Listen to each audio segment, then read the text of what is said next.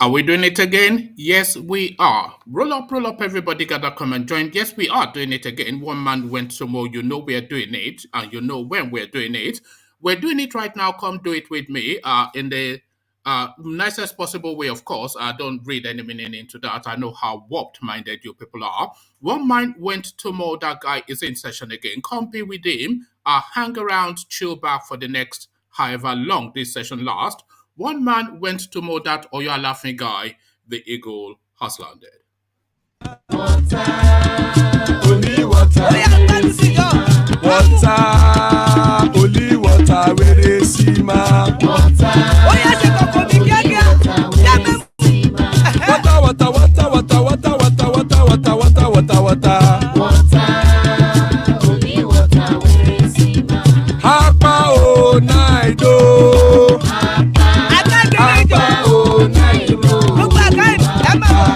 Hapa you don't come o.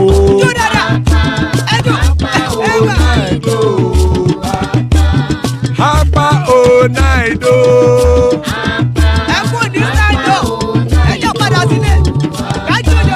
Oro kẹ̀kẹ́ ẹlẹ́mù yé o. Ilé ṣọ́ni kẹ̀kẹ́ ẹlẹ́mù rẹ o. Bobby master kẹ̀kẹ́ ẹlẹ́mù rẹ o. Chief Faila ti kẹ̀kẹ́ ẹlẹ́mù rẹ o. Erukulẹ̀ ẹlẹ́mù dé.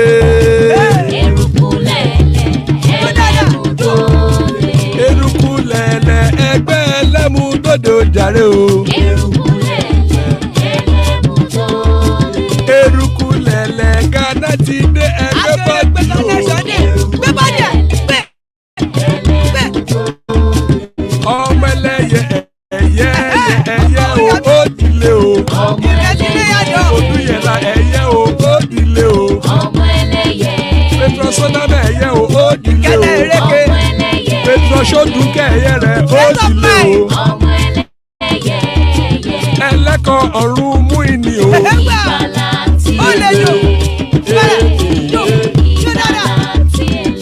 Àkùkọ ọ̀run mẹ́kọ̀.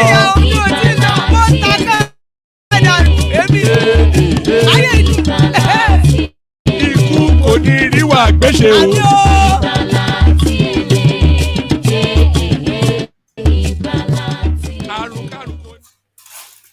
And there we are. Ikú kò ní ríwa gbéṣe àdúrà àwọn àgbà. Ikú kò ní ríwa gbéṣe, ask Isaiah, bring you this. Federal government digitalizes payment for Nigerian passports.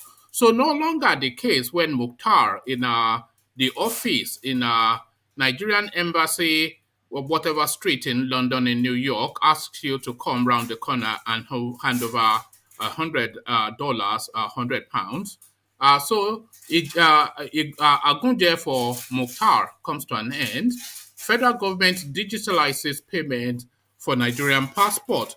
So what that means for the bribery and corruption space, we have to unpick that just in the fullness of. So in the fullness of, we'll unpick this one as well.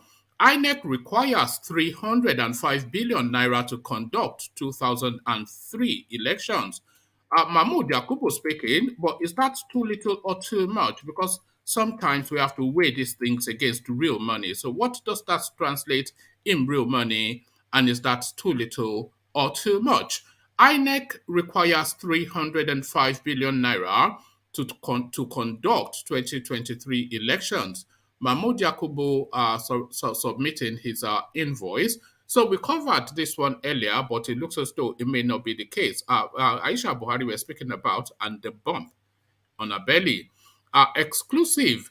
Nigeria's First Lady Aisha Buhari not pregnant, down with ailment suspected to be cancer. So there you are, is from hurrah to oh no, is really within the course of one day. So all cheers earlier on when we were suspecting that this lady was expecting that son that Buhari wanted to have as a substitute for the wayward Yusuf. But alas, that's not the case. The case is Nigeria's First Lady Aisha Buhari not pregnant, down with ailment suspected to be cancer. So, yay or nay, we'll find out just what is in play there. we'll find out what is in play here as well. APGA reacts as court orders INEC to delete and the UBA from records. So essentially nullifying his candidature for the Anambra election just recently passed. So what does that mean? And what would that have meant, by the way, if this guy had won that election? And would this have taken place? So many things to unpick, to unpack in this one. APGA reacts as court orders INEC to delete and the UBA from records. So quite what that means, we'll find out just shortly, or at least hopefully we will. Show more empathy.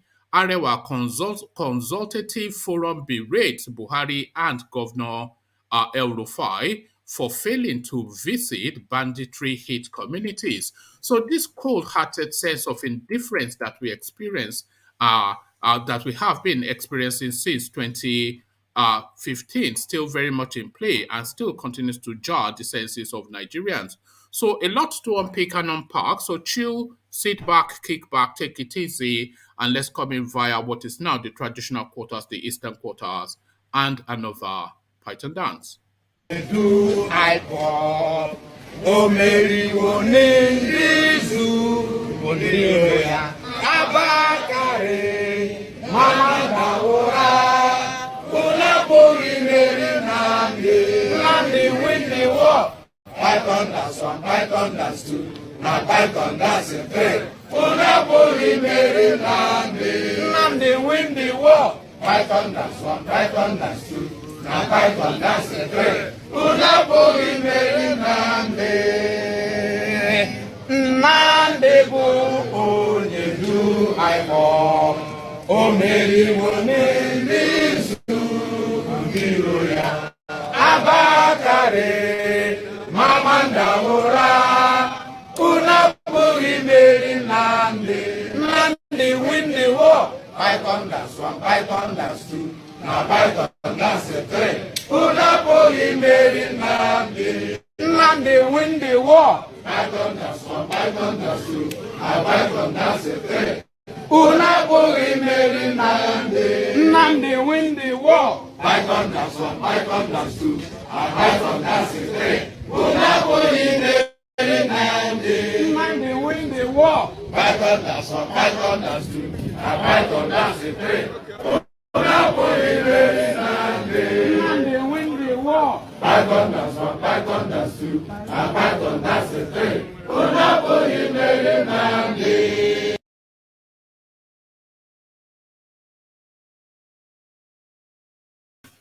And there we are. Python dance, Nnamdi has won the war. Python dance, Nnamdi has won the war. Nnamdi has won the war. As guys, I bring you this. Federal government digitalizes payment for Nigerian passports. So is this good news? Let's find out. The federal government has said it has digitalized payment for Nigerian passports and has advised Nigerians to avoid patronizing touts and unscrupulous officials when applying for the document.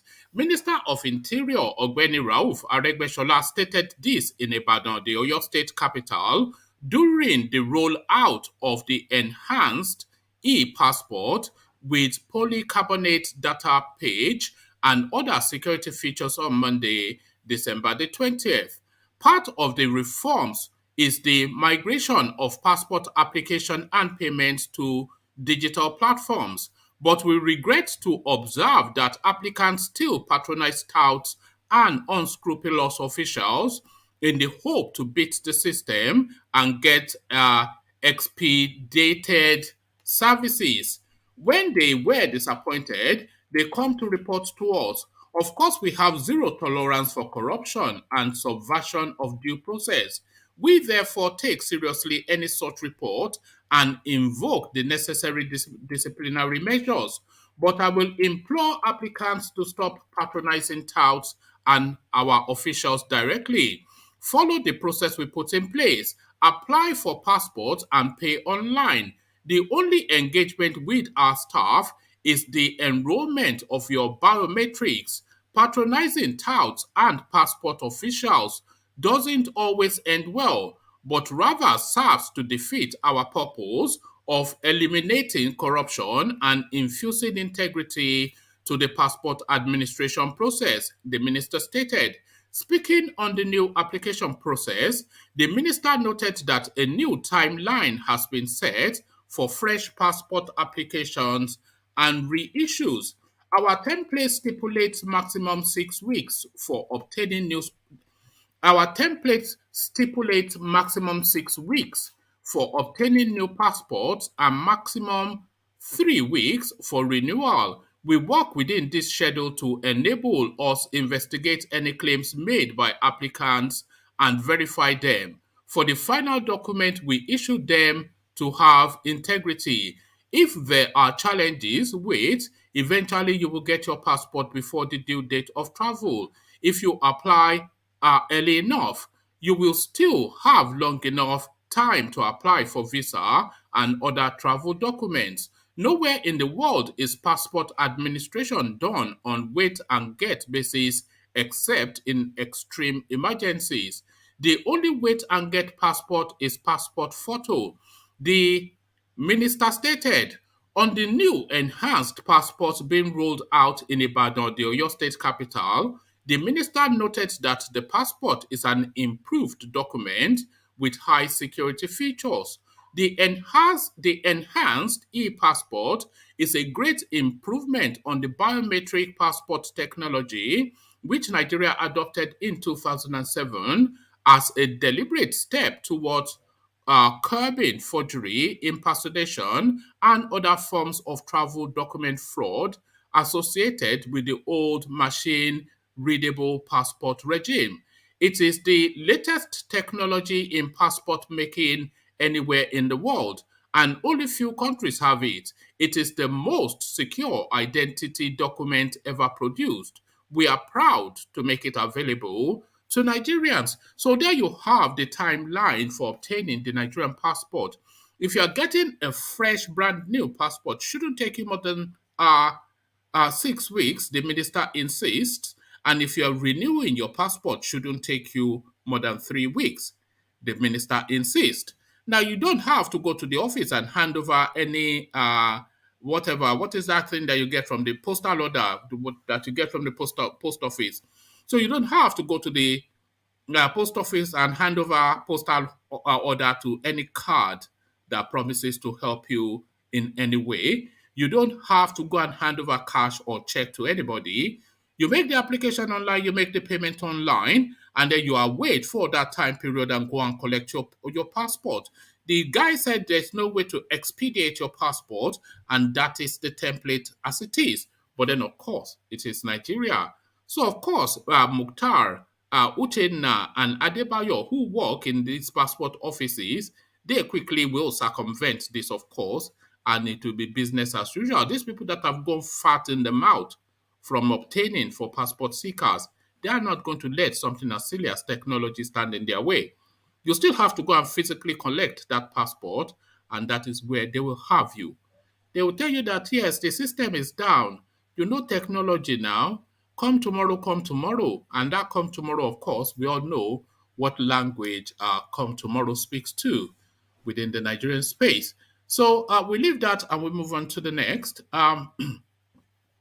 INEC requires 305 billion naira to conduct 2023 election. Mahmood Yakubu speaking. Mahmood Yakubu, chairman of the Independent National Electoral Commission INEC, says the electoral body requires 305 billion naira to conduct the 2023 general elections. Mr. Yakubu disclosed this during a meeting with the Senate Committee on Appropriation at the National Assembly on Monday. The Commission made a submission through the executive part of the executive body. We made a submission for 305 billion naira for the 2023 elections in a very comprehensive 22-page document with 260 budget lines, Mr. Yakubu said. He said the amount required would enable INEC prepare for the election and purchase all the election materials. He said the amount required would enable INEC prepare for the election and purchase all the election materials needed and also cover several by-elections across the country. In his address, Mr. Yakubu noted that so far the sum of 140 billion had been made available to the electoral body. So that then adds on to that. So they're not actually talking about 200, 350. So this is now 445 billion now. That is where we are now. In his address, Mr. Yakubu noted that so far the sum of 140 billion had been made available to the election body. The 140 billion naira was broken into two.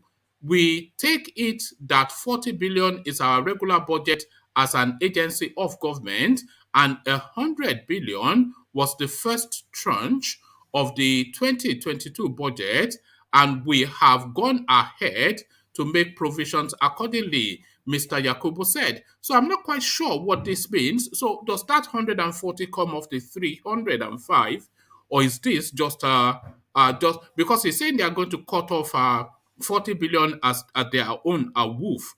So quite what they are running in that office that requires 40 billion is a question in itself.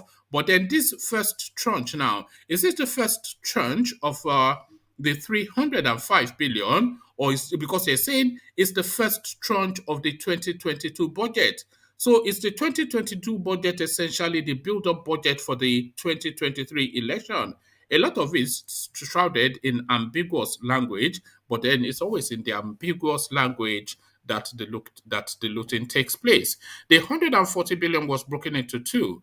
We take it that 40 billion is our regular budget as an agency of government, and 100 billion was the first tranche of the 2022 budget, and we have gone ahead to make provisions accordingly, Mr. Yakubu said. For the 40 billion annual budget included, for the 40 billion annual budget including in that are also elections that we are supposed to conduct, particularly off-season elections. It may interest the committee to know that we have 8 by-elections pending, 3 federal constituencies and 5 state constituencies. In fact, the last vacancy occurred only last Wednesday, following the death of a member representing Jiwa West in Kaduna, he added. In making a case for more release from the government, the INEC chairman highlighted the lawmakers' activities that must be carried out ahead of the 2023 general election. The chairman of the committee, Jibrin Barau, followed Mr. Yakubu's comments, saying the required appropriation would be made for the electoral body in the 2022 budget in the general interest of Nigerians. In 2018, the National Assembly approved the electoral body's request to expend the sum of 189 billion for the 2019 elections. The INEC had conducted the 2019 polls comprising the presidential and National Assembly elections on the 23rd of February 2019, and the governorship, state houses of assembly, and FCT area council elections on March the 9th, 2019. The electoral umpire's budget for the 2019 election had been increased by about 69 billion compared to the 2015 election budget. In 2015, the electoral body spent 108.8 billion naira conducting the general elections, which produced President Muhammadu Buhari, 31 governors, 109 senators, and 306 House of Representatives members, as well as thousands of state assembly members. The body said in its report that the breakdown of the amount per the 68 million 833,476 registered voters translated to 1,749 naira 38 kobo per Nigerian voter, or $8.33 at the exchange rate of 210 per dollar at the time. So 210 210 uh, 8.33 dollars.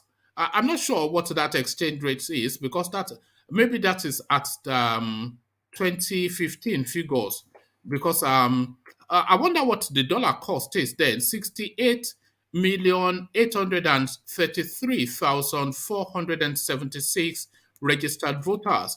That was the permutation then. What is the permutation now? So the game has begun, and the players should straddle their horses. So straddle your horses, but it looks as though Mrs. Buhari was not straddled, as we earlier mused. So Mrs. Buhari was not straddled, as guys are bringing this. Nigeria's First Lady, Aisha Buhari, not pregnant, down with ailment, suspected to be cancer.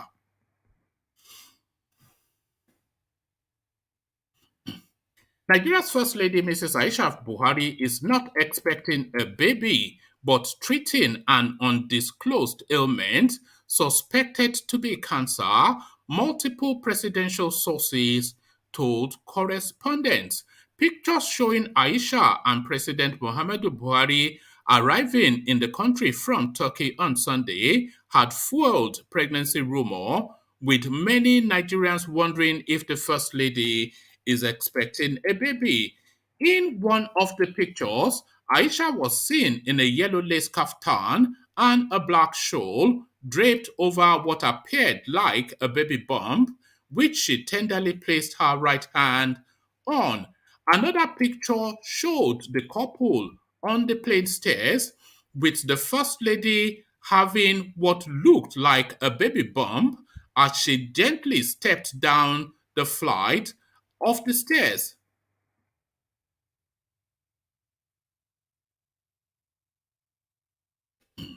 However, a presidential source on Monday told correspondents that Aisha isn't expecting a baby, but down with an ailment. He added that drugs being taken by the First Lady caused her to gain weight and also affected her shape. She is not pregnant. She is treating an undisclosed disease, which is believed to be cancer. The drugs she is taking has caused her to gain weight, the source said. In August 2020, Aisha was flown to Dubai, United Arab Emirates, for urgent medical treatment after complaining of neck pain. The neck pain was said to have started shortly after she returned to Abuja from a trip to Lagos in July, where she visited Florence, widow of former Oyo State Governor Abiola Ajimobi, who died of C-19 complications on June 25, 2020. In September 2020, the First Lady relocated to Dubai, United Arab Emirates, citing insecurity in the Aso Rock villa. Her decision was triggered by a shooting incident that occurred in June and caused some panic amongst occupants of the Aso Rock, a source had said. Correspondents had reported that there was a crisis in Aso Rock after security details of the president's wife removed Buhari's personal assistant, Sabiu Tunde Yusuf, from the place after he refused to embark on a 14-day isolation period upon returning from a trip to Lagos. Shortly afterwards, the First Lady's ADC Usman Shah Gabar, in an attempt to apprehend Yusuf, reportedly fired gunshots, but the presidential aide escaped to the residence of Mamandaura, where he spent the night. Yusuf soon ordered the arrest of Aisha's ADC and other security details in connivance with Buhari's chief of security officer. Buhari had ordered a probe into the alleged security breach inside the presidential villa. So there you have it, not a baby bump after all, according at least to this article. APGA reacts as but hopefully it's not as being speculated, but of course they are quoting reliable sources that she's gained weight as a result of a debilitating ailment. So this is the thing, and her body shape had changed. So she's not pregnant, is what they're saying. She's contending with something a bit more grievous. APGA reacts as court orders INEC to delete Andy Uba from records. The All Progressive Grand Alliance, APGA, has reacted to the court ruling which nullified the governorship primary of the All Progressive Congress APC in Anambra State. Correspondents earlier reported that the Federal High Court sitting in Abuja on Monday had ruled that Senator Andy Uba is not a valid candidate of the APC for the 2021 Anambra governorship election held on November the 6th. The court, in a ruling on Monday by the presiding judge, Justice Inyang Ekwo, said the APC did not conduct a valid primary election. Ekwo further instructed the Independent National Electoral Commission, INEC, to delete all records about UBA'S participation in the Anambra governorship polls from its record. And by the way, Andy Uba is one of the people challenging. so you see it now. You see karma, or you see politics. It's karma, politics, karma, the two meshed and intertwined. Andy Uba, one of the people challenging Soludo's victory, of course, but he now not even a candidate anymore. So he doesn't have locals anymore. Essentially, Nigeria is a den of iniquity, a den of iniquity. Ekwo further instructed the Independent National Electoral Commission to delete all records about Uba's participation in the Anambra governorship polls from its record. From its records, reacting to the judgment in an interview with correspondents, APGA National Chairman Victor Oye commended the court for nullifying Uba's emergence as APC governorship candidate. He lambasted Uba for failing to accept that APGA's Chukwuma Soludo won the Anambra governorship election and is the governor-elect. Oye also gave kudos to the judiciary for showing courage in the face of adversity and intimidation by APC members. He said, it was the right decision to reach by the court in the face of the absurdities that occurred during the APC governorship primary in Anambra State. The worst mistake Andy Uba made was not to have accepted defeat after the November the 6th, 2021 election adjudged by the whole world as free, fair, and credible. But this is a peculiarly, well, maybe not peculiarly Nigerian narrative, but it's certainly peculiar to politics. The winner of an election in Nigeria and most other countries describes the election as the best that has ever happened in that environment. The best that has ever happened in that environment, and the peculiar language that we use in Nigeria is free, fair, and credible. So the winner of an election would describe it always as that. The winner of an election, free, fair, and credible, and the loser of the election in Nigeria and most other climes would describe it as a travesty of justice, as the worst thing that has ever happened to mankind, and a retinue of our lawyers are lumped on both shoulders as this guy charges directly to court. So that is how politics plays out. The winner, free, fair, and credible. The loser, a bastardization of justice. The worst mistake Andy Uba made was not to accept defeat after the November the 6th, 2021 election, judged by the whole world as free, fair, and credible. So, we are glad that the Nigerian judiciary has continued to show courage and fairness in the face of adversity. So there you have it, a double smackdown for Andy Uba. I think he went to court, of course, looking to see a payout to recoup some of his expenses for that election, but it looks as though double whammy. he pays the cost for the elections, and he pays lawyers' fees as well. So the bankruptcy offer and the Uber loading. So this loading as well show more empathy. Arewa Consultative Forum berates President Buhari and Governor El Rufai for failing to visit bandit-hit communities. The Arewa Consultative Forum (ACF) has called on President Buhari and northern governors to show more empathy towards victims of banditry in the region. The group made the call in a statement released by Emmanuel Yahweh, its national publicity secretary today, December the 20th. The group in the statement condemned the recent killing of 38 persons in Kaduna State and stated that President Buhari, governors, and northern leaders to do better and show the people they care by paying them a sympathy visit. They said that the president and northern governors are, by their action, creating the impression that only their lives and those of their family members matter.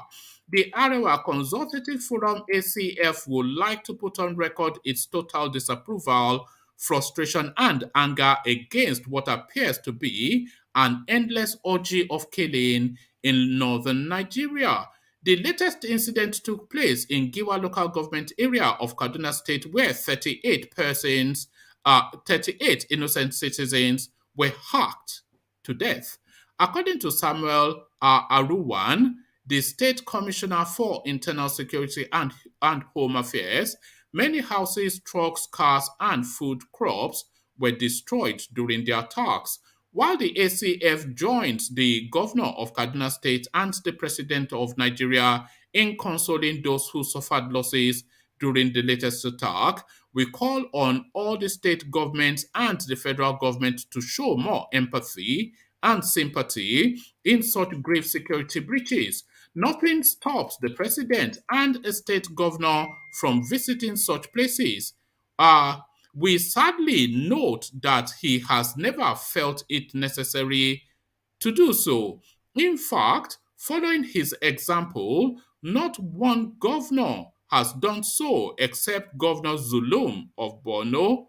Just a few days ago, also in UBA'S in Borno, where 10 persons were killed and uncountable numbers were taken away. The president and the northern governors are unwittingly creating the impression that only their lives matter, only their lives, those of their immediate family members, and the president and the northern governors are unwittingly creating the impression that only their lives, those of their immediate family members, and their officers matter. The ACF believes the president and the northern governors have the capacity to do better. So it's just that human touch that is just lacking within the Nigerian political space, within the Nigerian political discourse.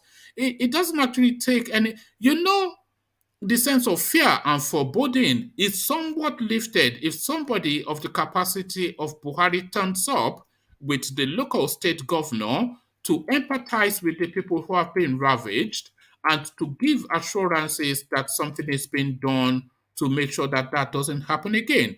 Whether it happens again or not, they know that the president is aware. He has come to detail what he's doing about it. He has held the hands of a weeping widow and comforted a little child. So all of that imagery sent a lot of signal to the population that they are being looked after and somebody is in charge. But then, of course, Mallam Buhari, the callousness and just the brutishness and the cluelessness of that Aboki from the J Republic of wherever it's from is like a God punishment to the Nigerian state. That Aboki, 100 people, 1,000 people, 50 there, 30 there, killed. And what does this guy do? He turns up at a wedding, he throws party for his children, he goes to book lunches of his paddy man in Lagos and flies off to take instructions from Oregon in Turkey. This is what he does, always on a plane, always joshing and living large at the expense of the Nigerian person as we continue to be savaged and brutalized and slaughtered by his clansmen. So that is the Nigerian narrative, and that is the Aboki from Daura. So let's round it off with this one. This one a bit of a funny one. Reactions pour as photos of a Catholic church in Abuja celebrating Mass using African culture items surface online. So this is more of a pictorial sort of narrative, and it doesn't quite have the impact unless you, of course, see the images. So I'll post a link of it in the comment section. Not much of a description on this. Pardon me.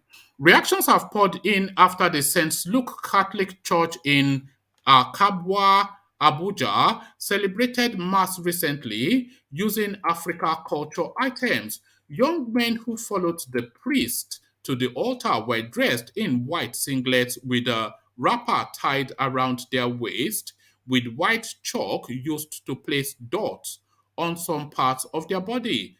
Some ladies who tied wrappers around their waist and chest and had some beads on their hands, legs, and necks also participated in the mass, whilst some Nigerians welcomed the move by the parishioners to celebrate African culture even in the Christian faith.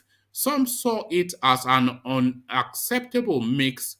Some saw it as unacceptable to mix Christianity with African culture. So it's really the images that tells the story in this particular thing. And I'm a bit conflicted as to exactly what to make of this, but hopefully you have a more defined thought on what it actually means. So, Thomas, I see you. Tony, I see you. Charlie Boy, I see you. And the mighty Ajanle Koko, I see you.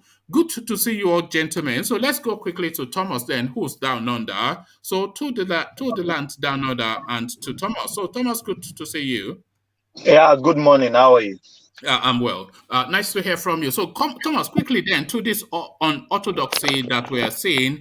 Let me put the link in the comment section. I'm not sure if you are able to see it, but the images actually tell the story. I'll urge everyone else to have a look as well, so you actually see what is going on. So there is just this unorthodoxy now that we're seeing in the Christian faith, the meshing of the Christian faith with the African culture.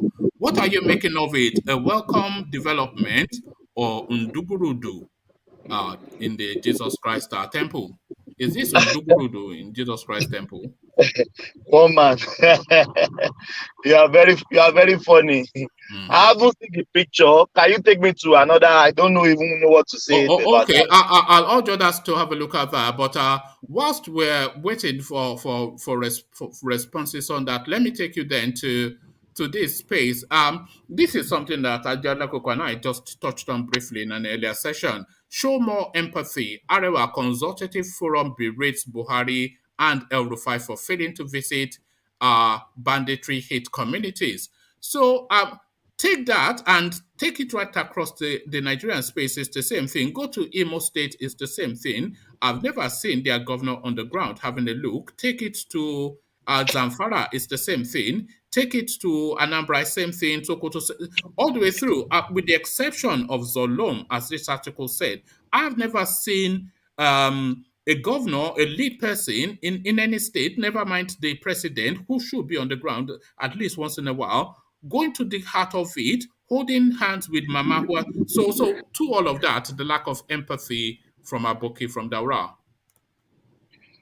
One man, we may be saying is lack of empathy, is lack of empathy and or sympathy or anything you want to any party you want to call it.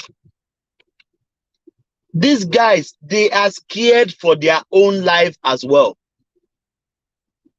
I want you to see it from that angle. They are also scared for their own lives. Maybe they may be attacked. Is Buhari not purporting to be a general?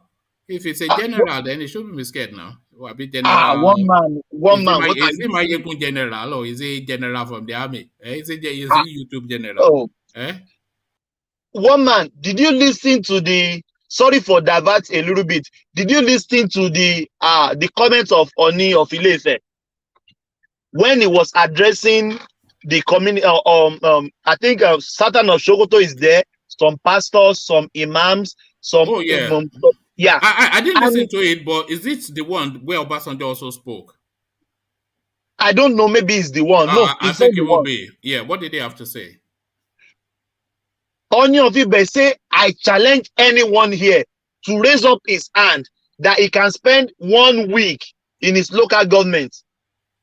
He said, even our security agent here, if one of you can stay 1 week in your local government, raise up your hand. And he challenged them. He said, senators, what are you Senate? What are you there for? If Nigeria cannot be protected.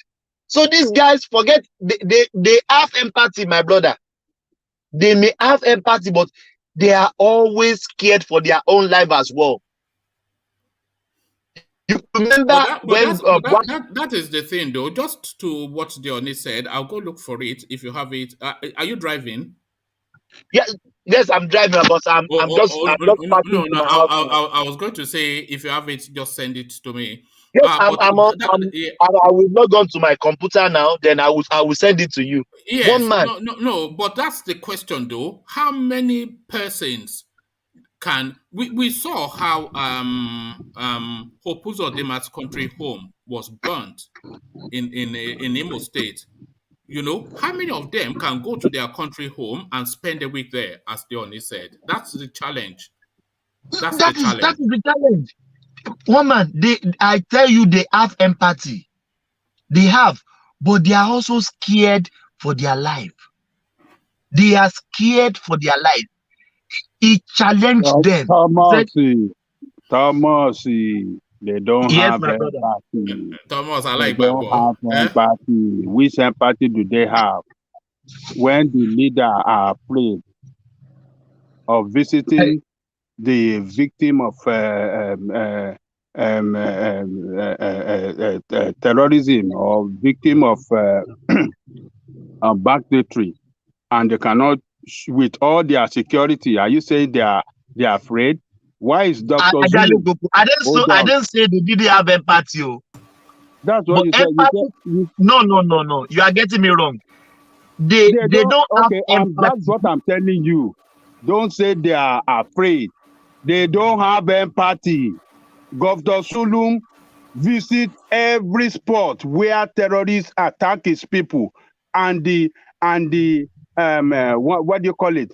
And the as well as Autumn. No, as well as when the doctor ever visit anything, he runs away too. No, Autumn visit too, but Zulum, because some of his people are I think Thomas may have a point that they are afraid, because they are not afraid. They don't. Let them resign. Let them resign. Let them go spend a week. We have to demand. This must be hashtagged. We must start this hashtag. That they should go. All of them, from the House of Rep last one to the presidency, they must. I know Buhari will be safe in Daura, but will the rest of them be safe in their local? They must all go and spend a week in their local government. You see, Arewa Consultative Forum, they accuse them of not showing empathy, of not, showing care, of not showing care, of not showing any, they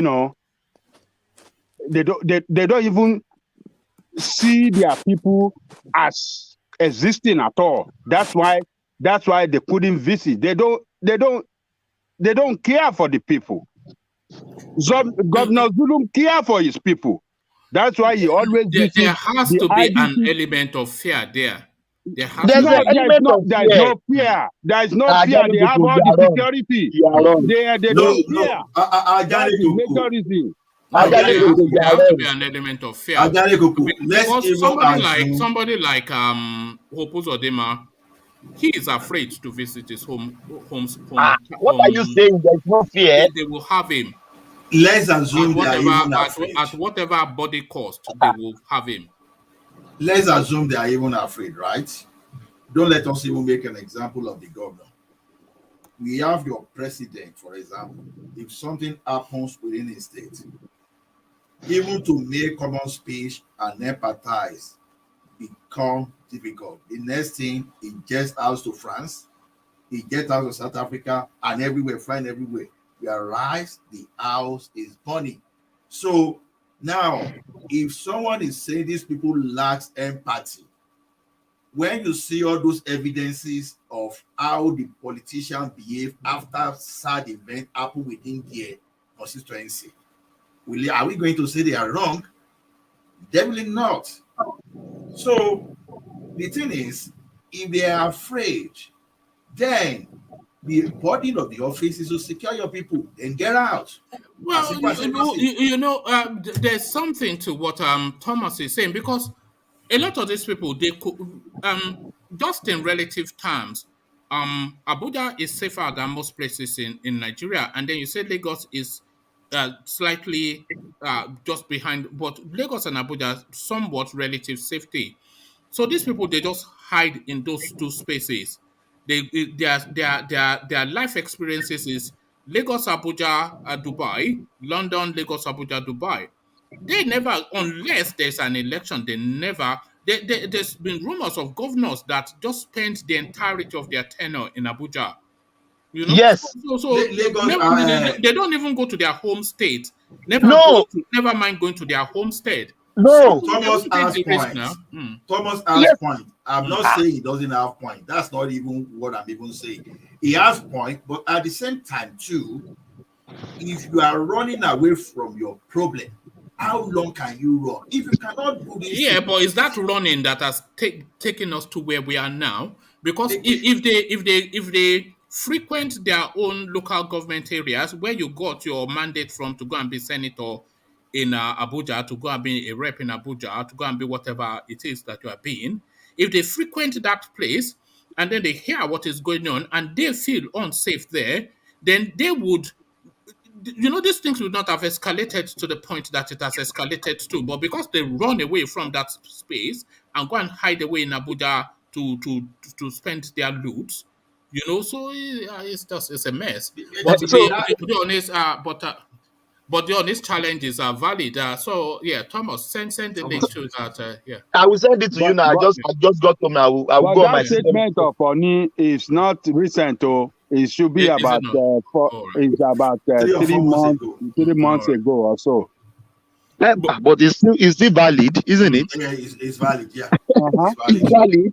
Is very valid. So I don't say they don't they lack empathy. They do lack empathy.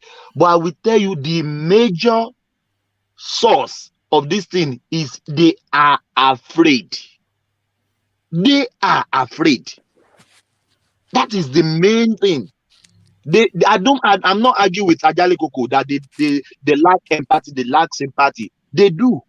But the major thing is they are afraid of their life. Can you imagine how many times they attacked this governor?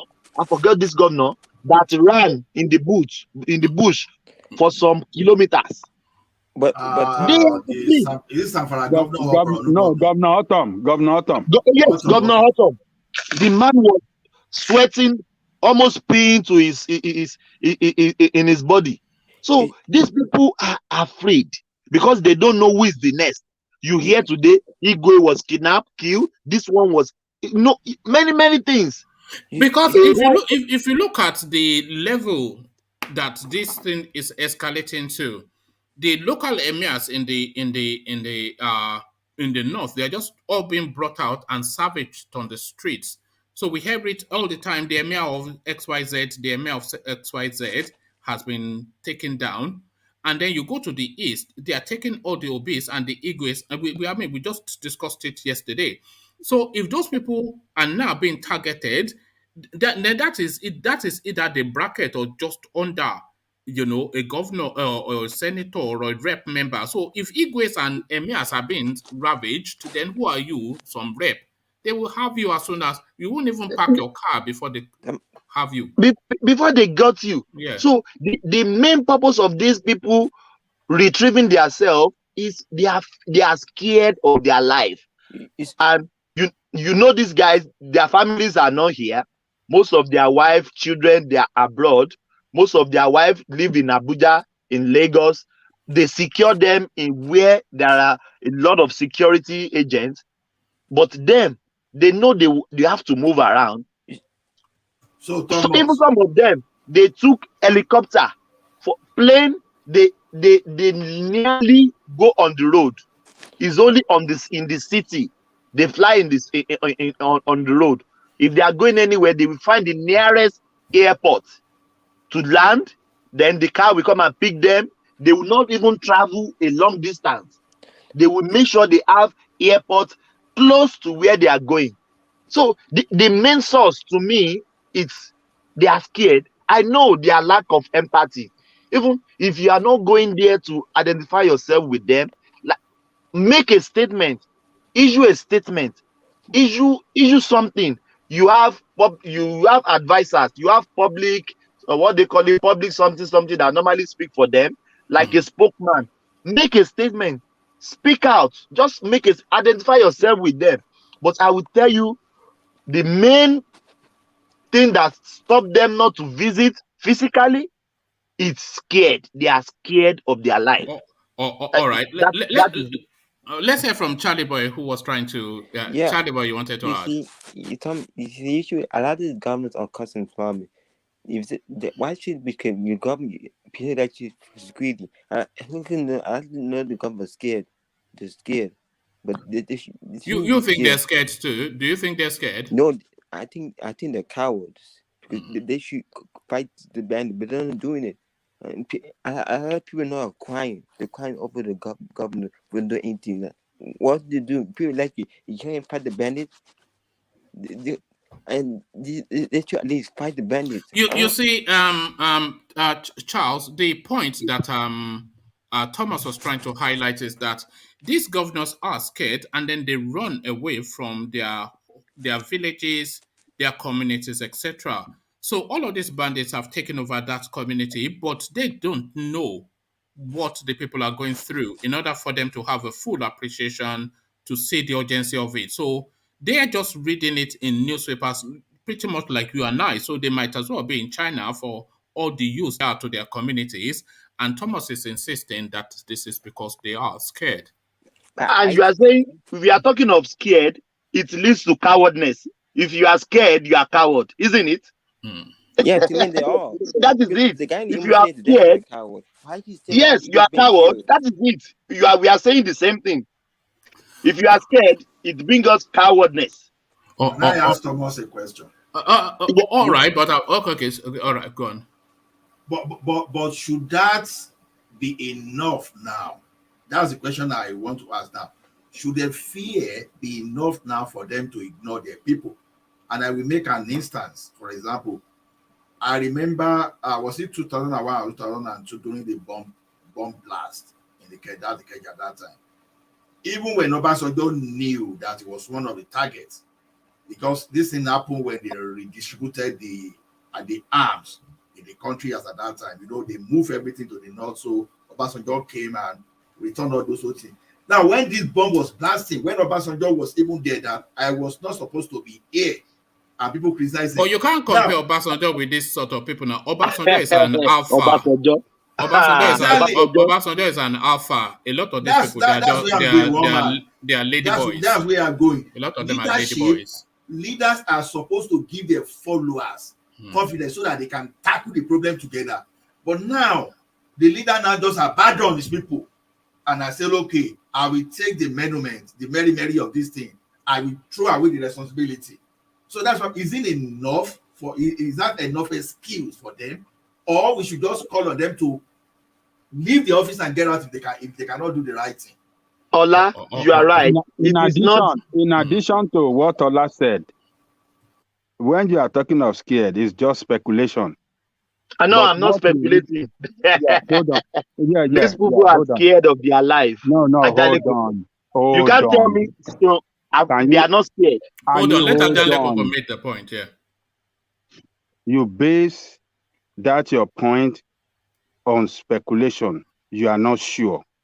But what we are very sure about is that lack of empathy that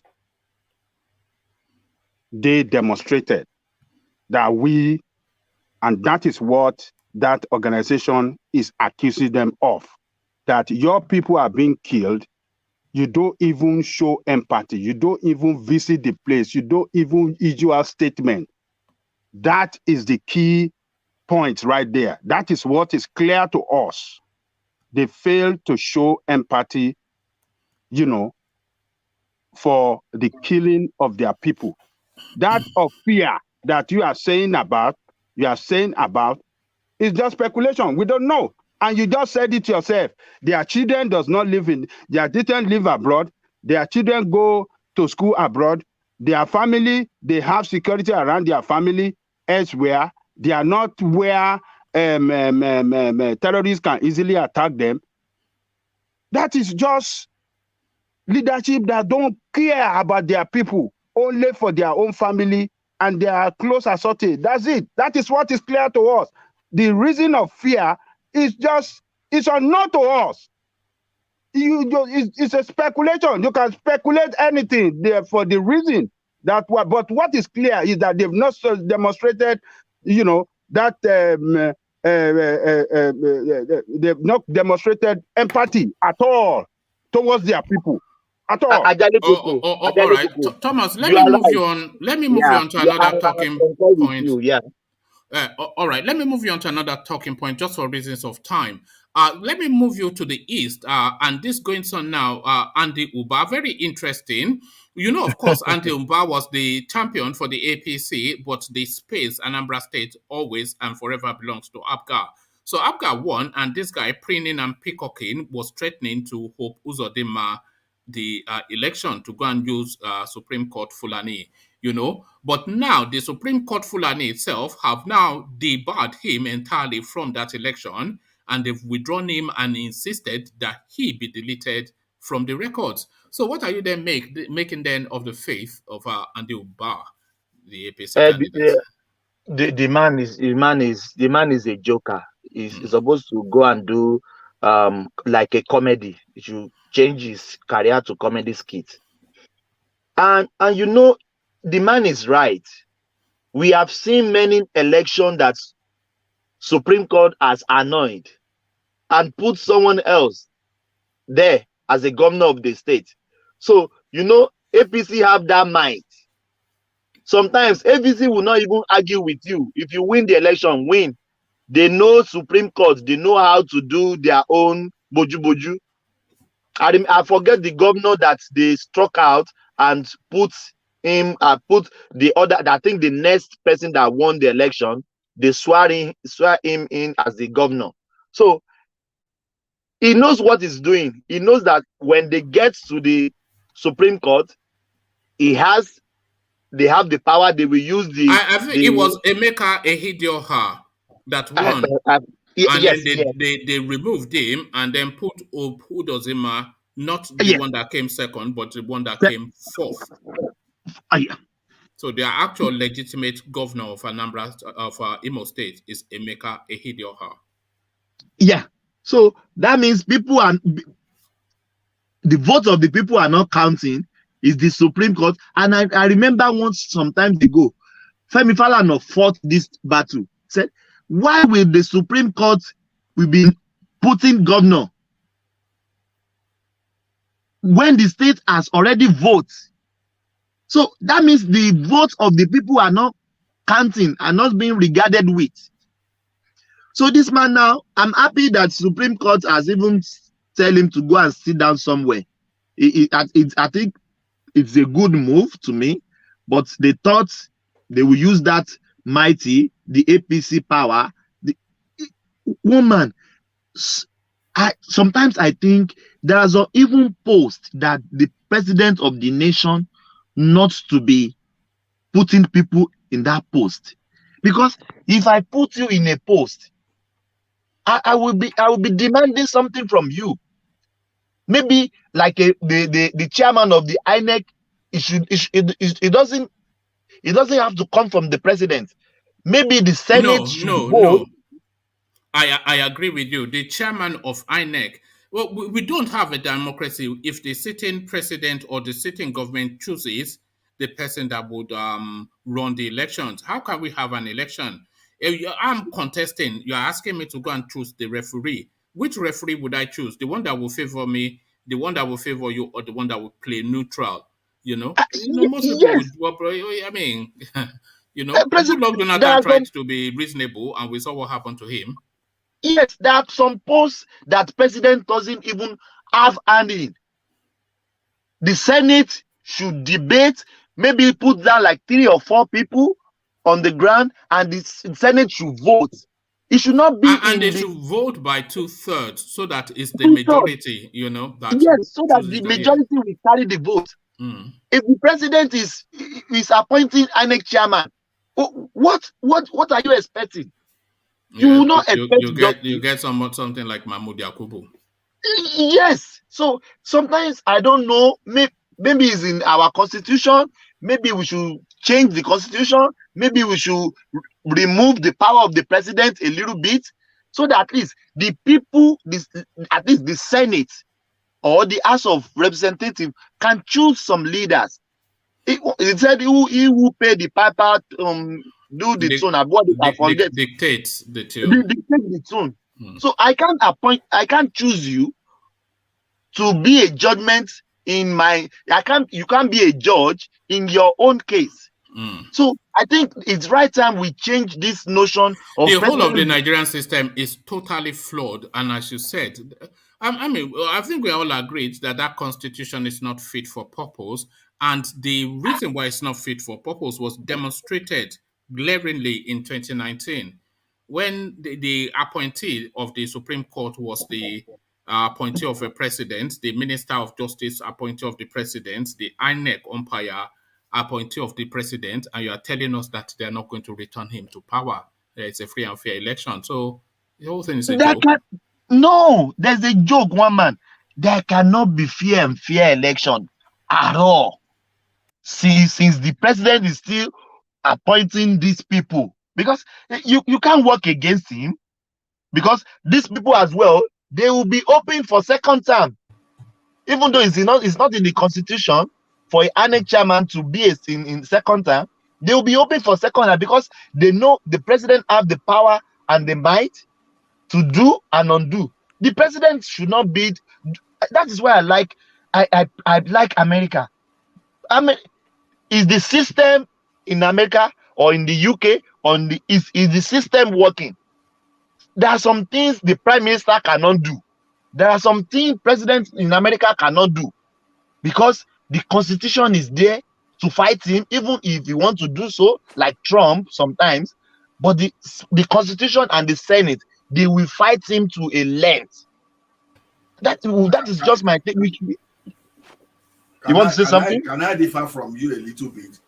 Yes, Ola. See, my fear about that country is this: even if you give this thing to the National Assembly to even select, to me, it doesn't stop the abuse. Those people that I think they are failing us, that we need to work on, is the Judiciary and the Office of the Public Prosecutor.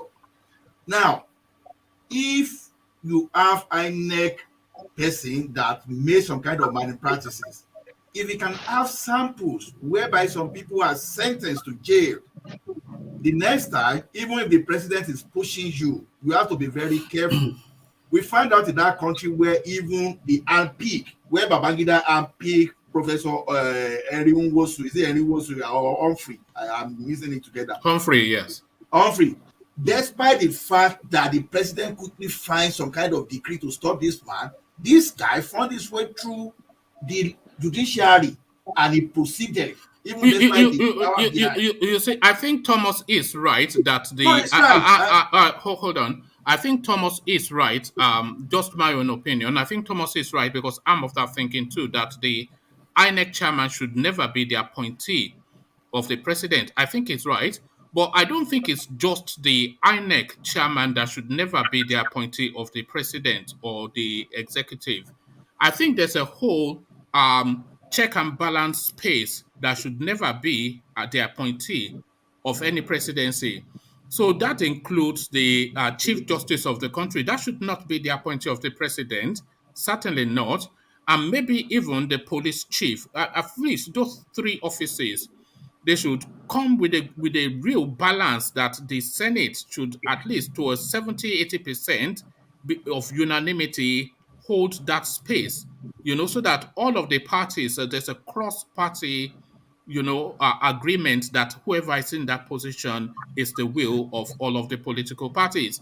But certainly the INEC chairman should not be the appointee, but by my reckoning, of the presidency. Even Anthony General. I agree with you, one man. I agree with you, one man.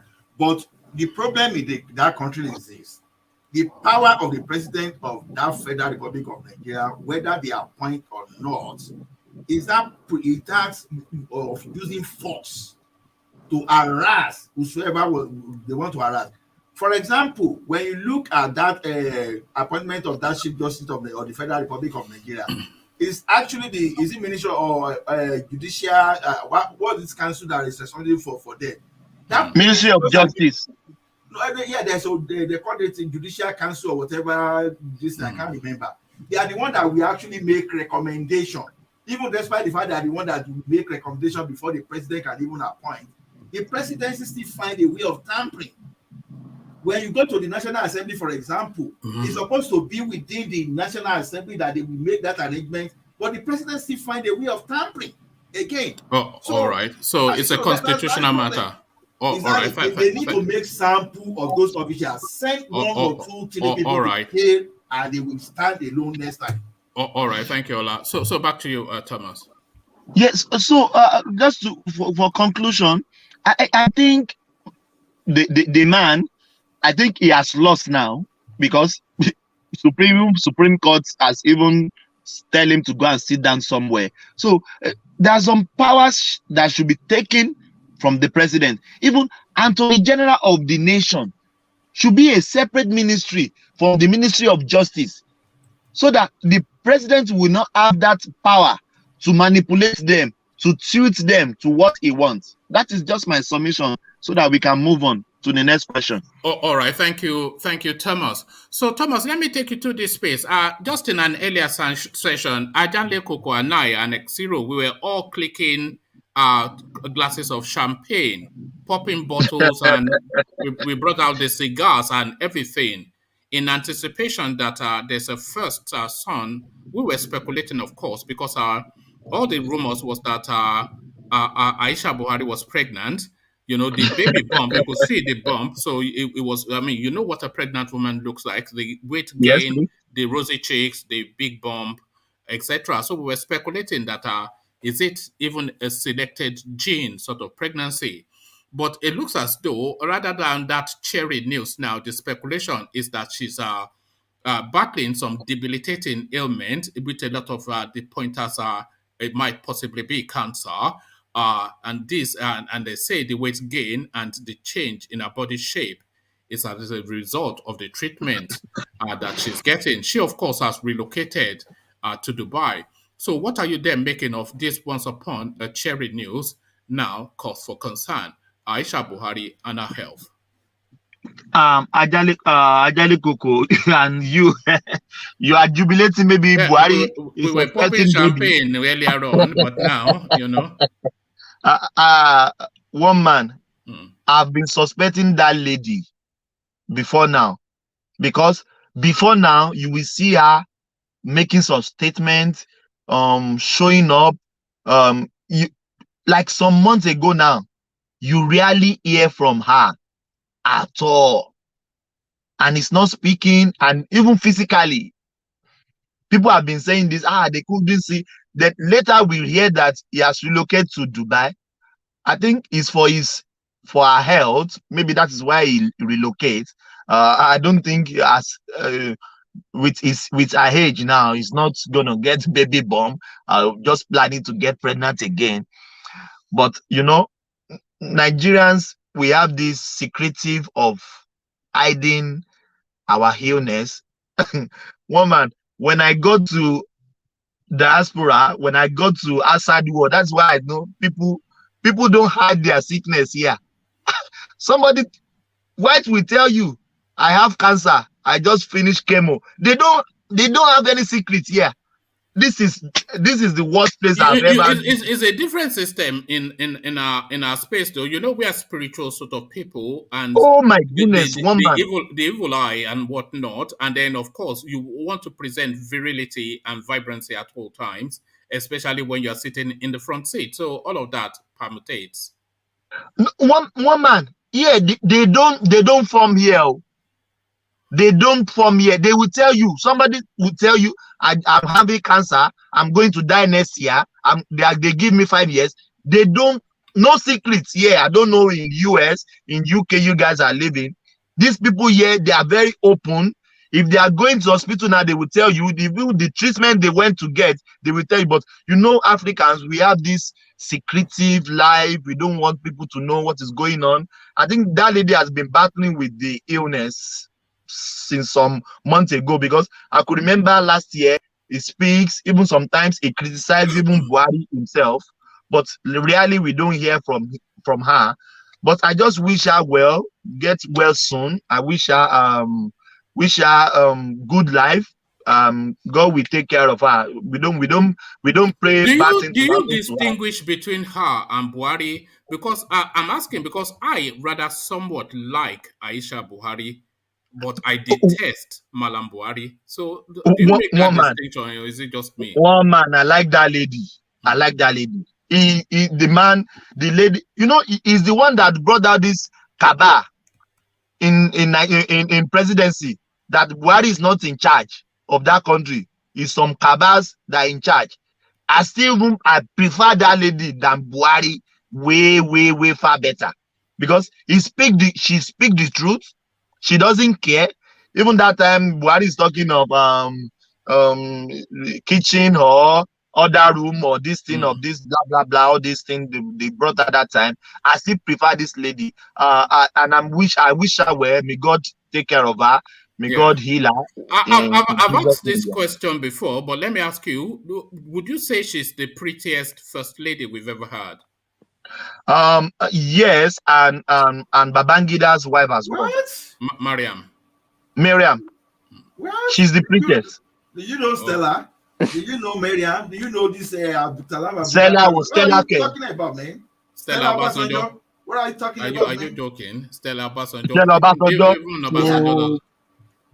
No. She's the prettiest. She's the prettiest. Come on.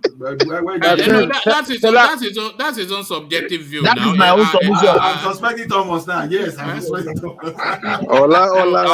I've just brought up a picture. I've just brought up a picture of Stella Obasanjo. No. What of Mariam? Mariam Abacha? Did you check Mariam Abacha? No. Well, no. Mariam Abacha is not a Nigerian, so thank you very much. She's an Arab. And Mariam Abacha is not pretty, by the way. I don't know if you're fooled by that Shua Arab something that she has, but like I said, it's a subjective view. That is what Thomas thinks. So a man we're talking of intelligence. She's intelligent. You can't compare good luck patient, good luck Jonathan to Aisha Buhari. Now only you come. Now only you come.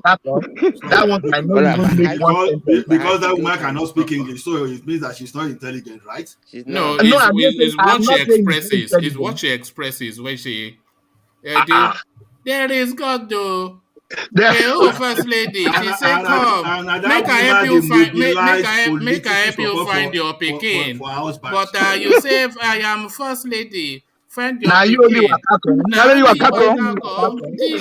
Tisha. Now look at that. We are suffered in that country. But there is God though. Let me take you on to the next talking point. Thomas, INEC requires 305 billion to conduct 2023 election. Mahmood Yakubu submits his invoice. Is it too little or too much? One man. Sometimes I will be laughing. They said this country we don't have money, no money, no money, no money. I don't know. Here in Australia, people volunteer for election. They don't pay them. One man, people volunteer to conduct elections. All those old people that they have retired, they volunteer so that they can help, so that the country will not spend too much money. People volunteer for election, free of charge. Even though this money you are talking about, last election, we watch copper crying, begging for their allowances for elections. Despite the fact they passed this budget for election, are they paying people the right money? No. They will come out tomorrow. There is no logistic. There is no vehicle to move election material from local government to the polling booth. So what? All this money, where is all this money going? They will say there is no logistic. They will say the car break down on the road. They couldn't take material of election to election till 4 o'clock in the evening. Where a part of me wants them not to quibble on that budget. A part of me wants them to give them whatever it is that they said they'll need, so that all of these excuses and all of these stories now that we hear every time that there is election, they remove that story that, is this your budget? Is it accounted and documented? Okay, we'll give you the money. And then they can audit them after the elections to see what they stole. But give them what they require so that they don't have that room to make excuses, that they don't have a server and all of this nonsense that we suffered in 2019. And I know this election will take more. Why I say that is, now we are talking of electronic transfer. That means maybe they have to get some new gadgets. You know what I mean? To transfer election. Yes. Yeah. So let's give them the benefit of doubt. But I trust my people, Nigerian people. After this budget has been passed, even if they give them more, 2023 election is coming. We will see hear excuses. There is no fuel. There is no. Is that electronic something? That is where the rigging will take place. They'll say something is not transmitting. The server was down on MTN. The collation something, it bounced off some server. The satellite. That is where they will go. This is the thing. It doesn't stop anything. Woman, and many times people have been disenfranchised. Even to carry their civic rule. They said the card reader will just spoil. And if the card reader is not there, they can accredit people. That election, that people, and in that world, almost 2,000, 3,000, they disenfranchise them from election totally. I think Nigerians should change the style of their voting. Here in Australia, the voting starts like 2 months earlier or 1 month earlier. You vote in your corridor of your house. You vote electronically. Sometimes they will send the polls to us at home. We feel who we want to vote in. We send it to them. In the day of election, there will be only few people that we went out. Even before the finishing of the election, they've already almost 70 or 80 cities of the citizen has already cast their vote. On the day of election, it's just few people who want to go physically. We go there and cast their ballot. And even before 2 days, 1 day, the election has been counted and the winner has been declared. I know we haven't grown to that stage, but at least let us move a little bit forward. Like, the world is moving forward. It's almost unfashionable to go to a booth now. Engineer, when was the last time you went to a booth to cast your vote? I can't remember, I must be honest with you. You just put it in the post, don't you? That's it. You put it in the post. Even sometimes, if you go to election polling booth, that day, you won't find anybody, because people have cast their votes 1 month, 3 weeks, 3 weeks, 2 weeks before even the day of election. And before the day runs out, they've collated the election, automatically they've declared the winner. So we know we are underdeveloped country. At least let us strive to move forward as the world is moving forward. Not that we'll be moving backward every time. Now they say, Uh, oh, the server is down, this is down, that is down. Thomas, Engineer will say something. can I interject, please? Yes, See, please. what we need to understand about that country, Nigeria, INEC chairman served for his term, which is first and second term, which is 5 years. And their laws and their rules and regulation is, if you serve for 5 years, you vacate the seat. Now, here comes the funny part of it. This guy served for first and second tenure. He's done. I think he appoints someone. They're preparing someone to be appointed. And there was a phone call from Abuja that the president said he should sit back on that seat. So if the president chooses him back, what does that tell you? That tells you that the president is above the law. The INEC chairman, he's not sincere. A genuine human being like him would have it's against our rules and regulation. He should have said it to the presidency and someone would take over. But what happened? He decided to sit on that seat. So he's going to serve as seven So and a he will half then be years. doing that illegally. Of course, There's a lot of even the APC chairman. He's in that position illegally. So here we go. Because during the second term for Muhammad Buhari, I think he did well for him. He delivered. We know it's a scam. We know what happened there, but he delivered. So the man was very impressed with him to tell him to come back to that seat again for 7.5 years. That has never happened in Nigerian constitution. So what is happening there? So, let's forget about these people. Even if you say governor, he was elected illegally. He shouldn't become the guy in Imo State. Elected illegal, and now he's facing the country. That's why people are angry at him in Imo State. Yes, no, everybody is illegal in the Nigerian system. But thank you, Thomas. Thomas, let me go on from you to let me go to Ego, who we never really get to hear fully from, but hopefully is with us now. Ego, are you there? This is the thing. System breakdown. That's Nigerian factor. Nigerian factor. That's Nigerian factor. So no, hold on, Charles. So you can't always go above. Okay, yeah, you go next then, Charles, since you insist. So to you then, Charles.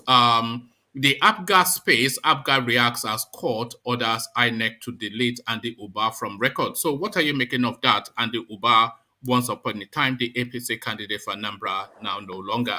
Yeah, I think Inec did a good job because Inec realized what they did in Imo State was a mistake. So now understand to save the image. Because things could happen in Amsterdam, happen in Imo State. When one guy was government, but the Nigerian government says they got to city what they got. I think what Inec is doing in Amsterdam is a good job. They realized what they said the Imo State is wrong, so they're fixing their image. And the Inec is an idiot. That guy's an idiot.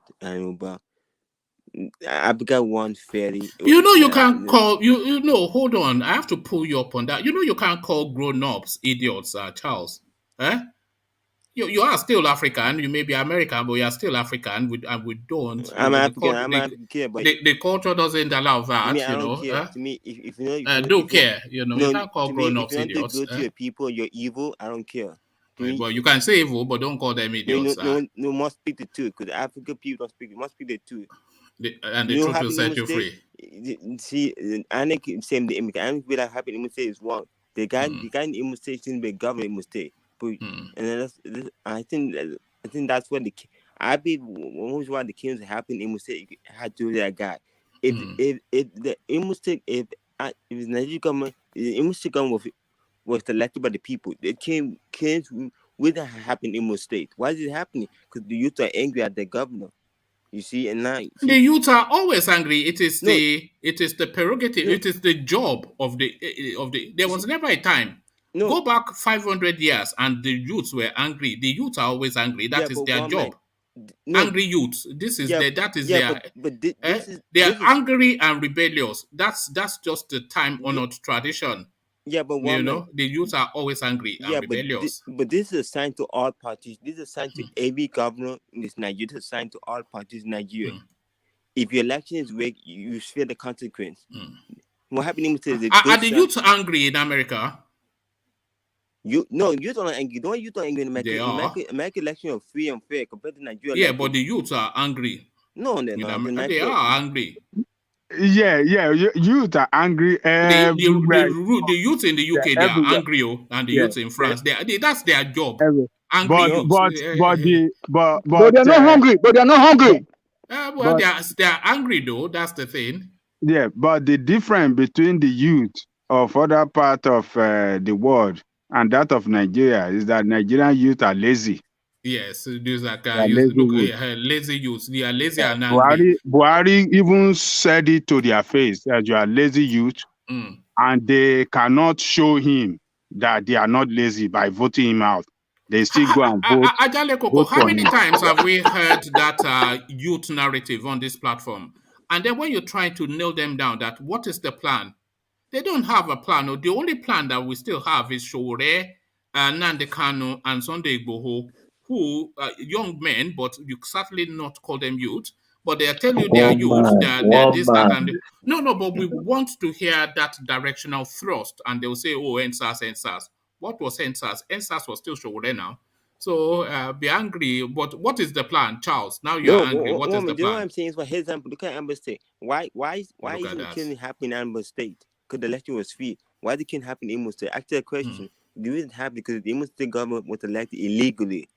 The case not happen in Amber State. Because election is fair.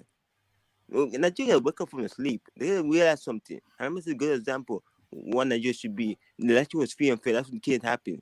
The reason can happen in Imo State. Imo State youth are angry, and Edo they should be State was angry. free and fair too. They should be angry. I Yeah, don't blame because them the youth were they got dangerous the for the police. The police couldn't come out. They No, should be that angry. it was international pressure that made Yeah. Sorry. Also, yeah. Edo State. But thank you, Charles. Let me take you to another talking point, Charles, and let me have you speak to The killings. what killings. Is it okay? Speak about killings Yeah. because that See, seems to I be. I see. I think these killings happen in Nigeria. I think politicians are the reason why the killings are happening. Because the politicians, what I call printed coward. If you're a government, let's say if you're a government, people elect you. Why can you come and defend your people for being killed? But you're scared. You go to Abuja and hide in your mansion and you're scared for people being killed. That's why I think the Imo government is a coward. He's a fully coward. Because if he was the governor of Imo State, he would stand there and be brave and stop all the Eagles from being killed. But he'll do nothing. People being killed. How stand there, stand in front of how will they stop that? No, Eh? to me, he's a coward. Because he don't do nothing. You're a coward. You say you're governor of a state, but you can't defend the people. And what's the point? People elect you there. Do they elect you there just because it's still money? No, they elect you to defend the people. But you can't. That's why most of the governors are cowards. You can't defend your people. Come on, man. This is But to be society. fair, Charles, they are not equipped to defend their people. They can only alarm, but they cannot function because they don't have the apparatus. Yes, they do. They don't. Yes. What do they have? The governors. Do I know this? People in North are crying. Mothers and children not are crying every day. No. What do the are not governors helping have? them. What do the governors have to defend the citizens? I watch video. I hear stories. I watch videos of people not crying every day. They're crying. Mother to be raped, crying for the government to Yeah, we know that, but what can the governor do? To me, this make me angry. Do you know the point I'm trying to drive you at, Charles? The governors, as we have said severally on this platform, they don't have control of either the police in their states. They don't have direct supervisory command of the police in their state, and they don't control any of the military forces. So they can and notify or try and direct their police commissioners. But that police commissioner, the final say still comes from Abuja. So how he moves is still dictated centrally. So they don't have command of the apparatus that they need in order to secure their state. So they can talk and try and influence, but they don't have the apparatus to secure their states. But they need to do it. Cause they need to keep. Cause here's the point. This issue. If they're saying on Nigeria, if they're saying Nigeria to be one, how do Nigeria be one? People being killed, people being raped, people not. Every day not. Families are crying to the government, to the body. That's sad. It is sad, yeah. People being raped, mothers and children being taken over by the parents. Imagine. Is this the Nigeria we want? This one Nigeria No. gets acting for? This is great.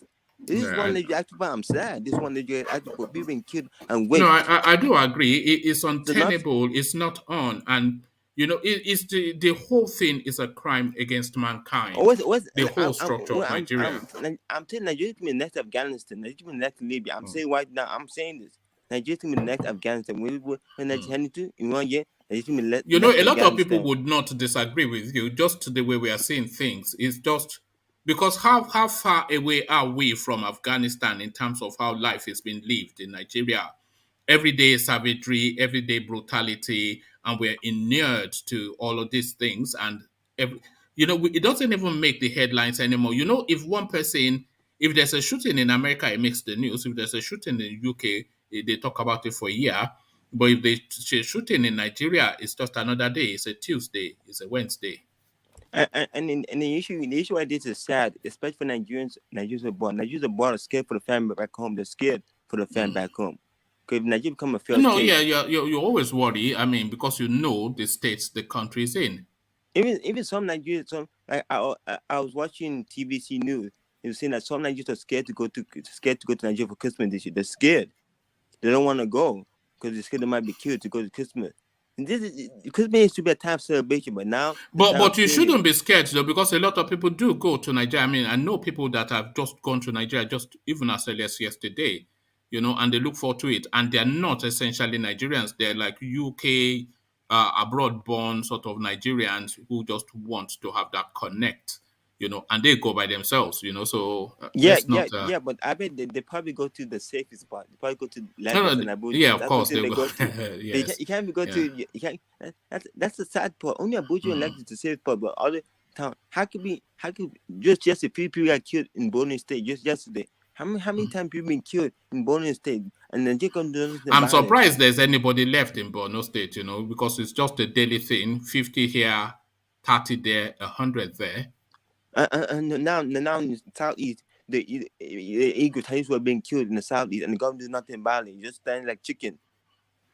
That is don't say chicken though, because we know what they do with the bodies in the east. So be careful when you say chicken. What? Well, I mean, see, Nigerians gotta wake up from sleep. I'm not. How can you gotta wake up? People being killed, and the government does nothing about it. And that's what I said. I also angry. People always say people support one Nigeria. I hate the type of people who say that. Because this is so why people want Nigeria. People were killed. One day my foot, one Nigeria, my foot. How people want people be killed? People be raped. Settle down, Charles. All right. All right. Nigeria, wake up from your sleep. One more. Can I interject for a second? Yeah. Come in, Nigeria. Yeah. Hello everyone. Hello one more. How you doing? I'm good. Good to hear from you. Just a quick one before I start. We've been missing your man. What's his name? What you call him? Superstar of the platform, Ovi. Where is he? Did he travel or something? Well, I wouldn't know. Engineer told us that he's traveled, but I couldn't tell you. It's an open mic platform. It's whoever clicks on the thing that. I know. No, I just felt I could ask, because I thought you were like always in contact with him, you know. No, Anyway. I have his details, but I've not heard from him in a good while. And the other guy that you were doing a rat race the other time, you pursued him away now. What's his name? What did you? His name wasn't Dikpa. You later renamed him Emeka. No, I didn't pursue him away. He's people come in to the platform with a certain sort of thing to say, okay, I'm going to let them have it. But then when they cannot let you have it in the way they would want you to have it, they scurry off in a scuff. So he's scurried off in a scuff, but I'm sure he'll be back again to have another go, and then he'll get another flogging. So this is how it goes. All right. That being said, just a quick one. Just a quick one. Charles, the governors, they are no more idiots. No, I thought you wanted to also say they are idiot as well. The governors that are scared to live in their states. You see what the governors are doing. I just want to talk a little bit on that aspect of killings you were talking about, Charles. What the governors are doing is a lot of excuses. They don't want to stay in their states because some of them want to give an excuse that they don't control the police, they don't control the military, so they cannot really do anything about the insecurity in their states. Excuses and empathy. The way it stands now, because most people are saying, some elites anyway, not all, they are saying they want restructuring. In this type of atmosphere in Nigeria, I don't think anything like restructuring can even stand. Nigeria cannot be restructured. That's why I keep telling one man, either way you look at it, that country, Nigeria, is not fit for purpose. The country needs to break up. That's the only way out. Because the Northerners, 90% of the Northerners don't want restructuring, and they don't want anything to touch that constitution. This is the two problems Nigeria is having. That constitution to start with is a fraud. Like I always say in this platform, it's a pressure cooker for injustice. Everything that Buhari and his cronies has done is through the help of that constitution. That constitution have really hit them to do what they are doing. So if you cannot amend that constitution and they don't want restructuring, we are going nowhere. So Nigeria, the way it stands, is a nowhere place to go. The earlier we break it up, the better for us. Yeah, thank you. All right. And just to expand a little bit on what we were asking earlier about Ove. Yes, I don't really know. I've not, but just to add on to that, he has been removed from the platform, for being too excessive. So yeah, so just be aware of that as well. So yeah, to you, Charles. Yeah, like I did. Okay. Yeah, like you use him with structure. I get what Joe is saying. You want to but they're not the one restructuring. That shit can never happen. We keep saying restructuring, but it's not gonna happen because no Taiwan restructuring. Okay, restructure, not the whole restructuring for them. It makes them to lose money. They don't restructuring. So what we do? The Nigerian must split. Don't they don't say not my at least one restructuring. They must at least want it, but they don't want restructuring because they don't care about the people. They care about the people. They people being killed like chickens in the north. Charles, can I say something? Charles, can I say something? Can I ask you something? It's not right. Charles, can I ask you something? Yes. Now, do you think if they take resource control away from the center and the issue of policing away from the center, do you think Nigeria is going to have a better situation than what it is now? For example? No, don't ask him complex. Yes, complex. This guy is so all right. Let him just address that. I think the capital should be in Lagos, not in Abuja. The capital should be in Lagos because the capital shouldn't be in Abuja. I think capital should be in Lagos because not the leader probably. Why should the capital be in Lagos? Because thank you. Yeah. The reason why they have to be in Lagos because Abuja is pointless. Do you know why? Do you know why the capital is in Abuja? Do you know why? Why is it in Abuja? Because Abuja is the epicenter of the country. It's at the very center of the country. For the north. No, please, Tony. The Abuja is at the epicenter of the country, and Lagos is on the coastline, which makes the country that much more vulnerable. But the capital being in Abuja, which is at the very heart of the country, makes it slightly more secure and makes it central more No, to it's not everybody secure. within the country. Do you know why I say that? Almost, I like to say that both Abuja are being killed because Benue State is near Abuja. Why are they being killed? Or other state near Abuja? It's pointless. They don't lead. That's what England knows. I'm angry at the lead. They're there and people being killed like chicken. There's nothing about it. No, Why? They don't care about their people. Shas, Abuja is not really pointless. I'm crying for their people. No, for administrative purpose, Abuja is not really pointless. It will be interesting to let you know that even the Southerner were even the strongest voices in advocating for Abuja, in shifting that thing from Lagos to Abuja. But the only thing that I want to disagree with one man here is that maybe retaining capital in Lagos will make it vulnerable. Well, I don't agree necessarily, because I even believe that it could even make even Nigeria build a stronger military. No, it doesn't, because Lagos is on a coastline, which makes it that. Anyway, I don't want to label that point. We're a difference of opinion, but thank you, Charles. Let me move on from you, Charles, to Ajanle Koko, who rejoins us. So Ajanle Koko, our federal government digitalizes payment for Nigerian passports. So this goes to address that space that is a burden on. This is a diasporic experience. This is something that virtually everybody here can give narrations on. Going through that process and having to go and speak to somebody in the dark corridors and part with money. So what they're saying now is a digitalized process, and you don't have to have any real interaction with any official until that point of collecting your passport. A brand new passport shouldn't take you more than 6 weeks, and a renewal shouldn't take you more than 3 weeks. So do I hear you chanting hurrah, Ajanle Koko? What is the meaning of digitalization they're talking about? Technology now. What is which technology? What process are we going to? What's the process we're going to go through to get it?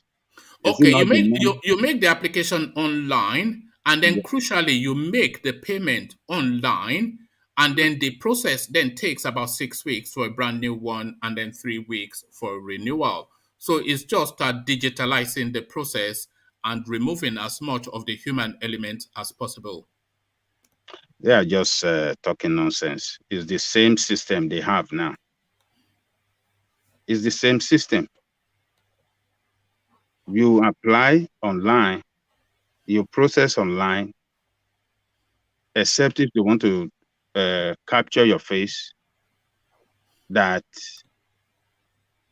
in some cases you have to go to their office, or if you mail your passport photograph, if they accept it, then they will process it, and it's the same. What is digitalization they're talking about? The fundamental issue is the availability of the passport itself. It's not the process. The process they are telling about now, that they are trying to bamboozle people. You have but that will help the availability as well, surely, Ajanle Koko, because then they have the numbers hitting their computer screens, and they can just automate it just so that it's just on time, ready to be picked up. No, if the passport is not available, and as they are claiming they digitalize, you apply online. If it's not available, how would you get the passport?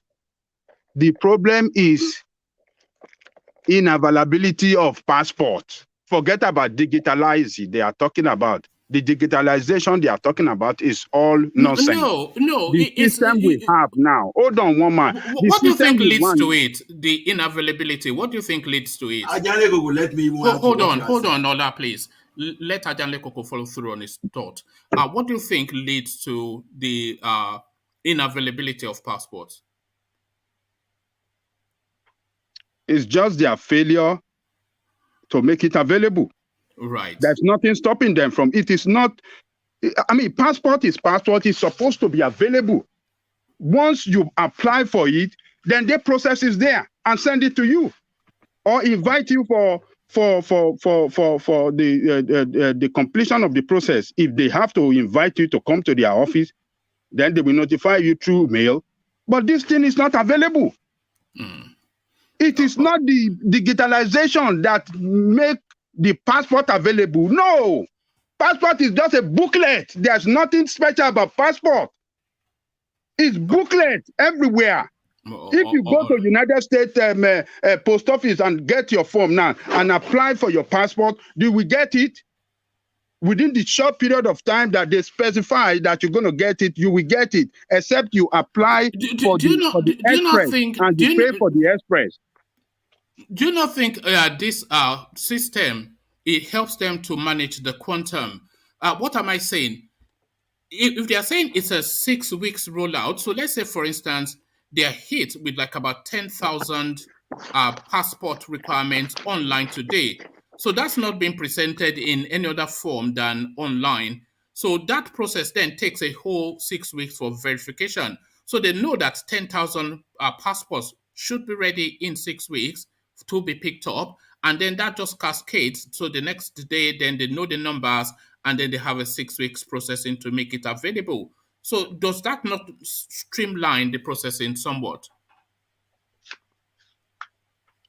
What I'm telling you, one man, there's nothing different between nonsense he's talking now that digitalized. There's no difference between the digitalization he's talking about and the present system. It's the same system. They've always urged us to apply for our passport online. That is the same system now. It's the same system on ground. So what Aregbesola is talking now is just trying to package something that he doesn't have or they doesn't have in the presence of the media to make it look like, oh, they're trying to change something. No, people that have applied, that are waiting for their passport. What is the cause for not making it available? What is the problem for not making it available? For not sending it to them? Because they don't have it. They don't have the booklet in stock. They don't have the booklet available. They don't have it. Or maybe they're hoarding it for some reason. Or that is known to them. Yeah. Could it be the migration from one system to the other? This is what they're saying. It says the enhanced e-passport is a great improvement on the biometric passport technology. So they are moving from the biometric passport technology to an enhanced e-passport technology, which they're saying is the highest technology in terms of secured document sort of thing. So could it be that migration from one system to another that is essentially holding up the passports, and with this now enhanced passport, which is done essentially wholly online, is this not now good news then that those passports will be rolling out smoothly? I don't believe that the digitalization they are talking about is what is going to make the passport available for us. The digitalization system is one thing. The availability of the passport is another thing. Let me break it down for you in a very simple manner. Let's say you place order. And what you place order for is available online. But in stock, it's not available. You have processed it, they've emailed you back, oh, payment successful. Expect your delivery in the next 3 days. You wait 3 days, 5 days, you didn't get it. And you call them, and they say, oh, we're sorry. we refund you your money. Why did they do that? Because the product is not physically available in stock. So what they are telling us is just improvement on the system is one thing. If they are improving on the present system as they claim, they are moving to a higher, digitalized system, fine. But that is completely different from having this passport available in stock to send it to people. Availability is one thing. Then the system, the way the system run, the way they run the system to process it is another thing. They are two different things. But if you have your system right and the availability is not right, you don't have the availability, the system is not going to achieve the purpose it's designed for, because they are claiming that, it's going to make it faster. No, it is not this digitalized system that will make passport available. It is the passport, is the availability of the passport that will support the the system that is put in place. So let's wait for Aregbesola. We got to know if he's lying or not. But I don't believe in what he's talking, that this is what is going to make it available. No, it's not going to. Can I interject?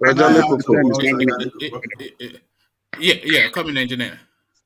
What you need to understand, Ajale Koko, if truly they said, let's say today they want to make it digital or whatever, if they said you can do your biometrics at home, if they said let's assume that they have a site that you click and you take the Photoshop by yourself and do the fingerprint, only God knows how. You understand? Let's assume that something like this is taking place. That's where I can say you give them a little bit credit. But apart from that, if they are saying still you have to come there and do the biometrics yourself, I think it's just they're just kind of trying to upgrade or trying to say way of stealing more money. That's just the fact. Can I add to that? Go on, my brother. You see, what Ajale Koko said is very correct. The issue of the digitalization is being more than 10 years. You pay money electronically, you do this thing. But the human being that want to circumvent the system, we always put their own process in place. If Aregbesola is saying now every passport application that is available, now we have a process there now that any officer that will not attend to that thing within 24 hours for this thing, we are going to sanction. That is believable. But saying you don't want to create, you are creating grammar. We already have digital passport in place. I don't know the jargon they are talking about. The want to upgrade security is another thing entirely. The digital passport has been existing, as far as I'm concerned, more than 15 years. Yes. So now, how do you deal with the human being that we hide the booklet? Okay, it happens sometimes when my wife or my children wanted to get a passport. They go to the passport office, they search the paper, the documents were not available. But if you can give a so amount, we can help you talk to someone and your guy and this thing. All of a sudden, you need bribe to bring something out. So those are the problems we are facing. So human being behind the process itself is what Aregbesola need to deal with. As long if you apply today, if you have application, if you have backlog like this, controller, we move you, we sanction you. Those are the things that I'm expecting him to say. But all this big grammar that is talking about all these things, it's just a political statement to create activities. Nothing. All right. I think because the way he describes the process is a lot more smooth running than it used to be. Because he's saying the only interaction you'd have is with the biometrics, and he's saying that all you need to do is apply online, make the payment online, the process runs itself, and then you just go pick up your passport, apart from popping in to do the biometrics. So you have no interaction with any official other than to do biometrics, and hopefully you're able to track that passport online. So I don't see how that is not One an man, can improvement. I ask you a question? Yeah. Do you carry Nigerian passport? I used to have. I think I have one. Yes. Yeah. When was the last time you applied for it? You already applied. I can't recall. Okay, so you don't know how the system runs. That's why you're Well, a talking. passport lasts 10 years, so it's not something. It's not by No, race. it last 10, Yeah. 5 just introduced 10 years. Yeah. So I renew my passport very often, and I'm telling you the way the system runs. The last one and the one before the last, I applied for it online, and I know what I went through. It's just the same thing. This guy is just putting that jargon's grammar there, digitalized. It is the same process. Yes, maybe they are improving on how the system will run, but like I'm saying, the system is one thing. The process is one thing, but to make it available is another thing. A backlog of requests for passport is on the ground now, and people are waiting for their passport for over 3-5 months. They haven't got it. So that's the problem. He has to make the passport available for the people, and that's the only way out. The availability of it is what really matters, and not the digitalization is one thing, but availability is another thing. There are two different aspects of, and the most important aspect is to make sure that this thing is available to satisfy applicant request all the time. That is what is most important. If it is not available, then the purpose of digitalization is useless. Ajale Koko, let's just say Aregbesola is just a narcissist that is trying to create activities that appear very creative without actually doing anything. All right. Yeah. Can I say something? You guys are not getting this right. Right.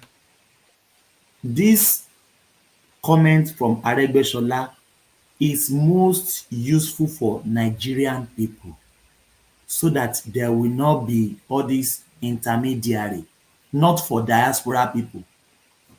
In Australia, for example, we pay through online, but people that go to passport office in Nigeria, they do take cash down there, and there will be a third party that sometimes they will put some 5,000. Thank you. That is what he's saying. He's saying he's eliminating the they are eliminating that in Nigeria. The touts and the unscrupulous officials. Yes, it doesn't apply to us in diaspora.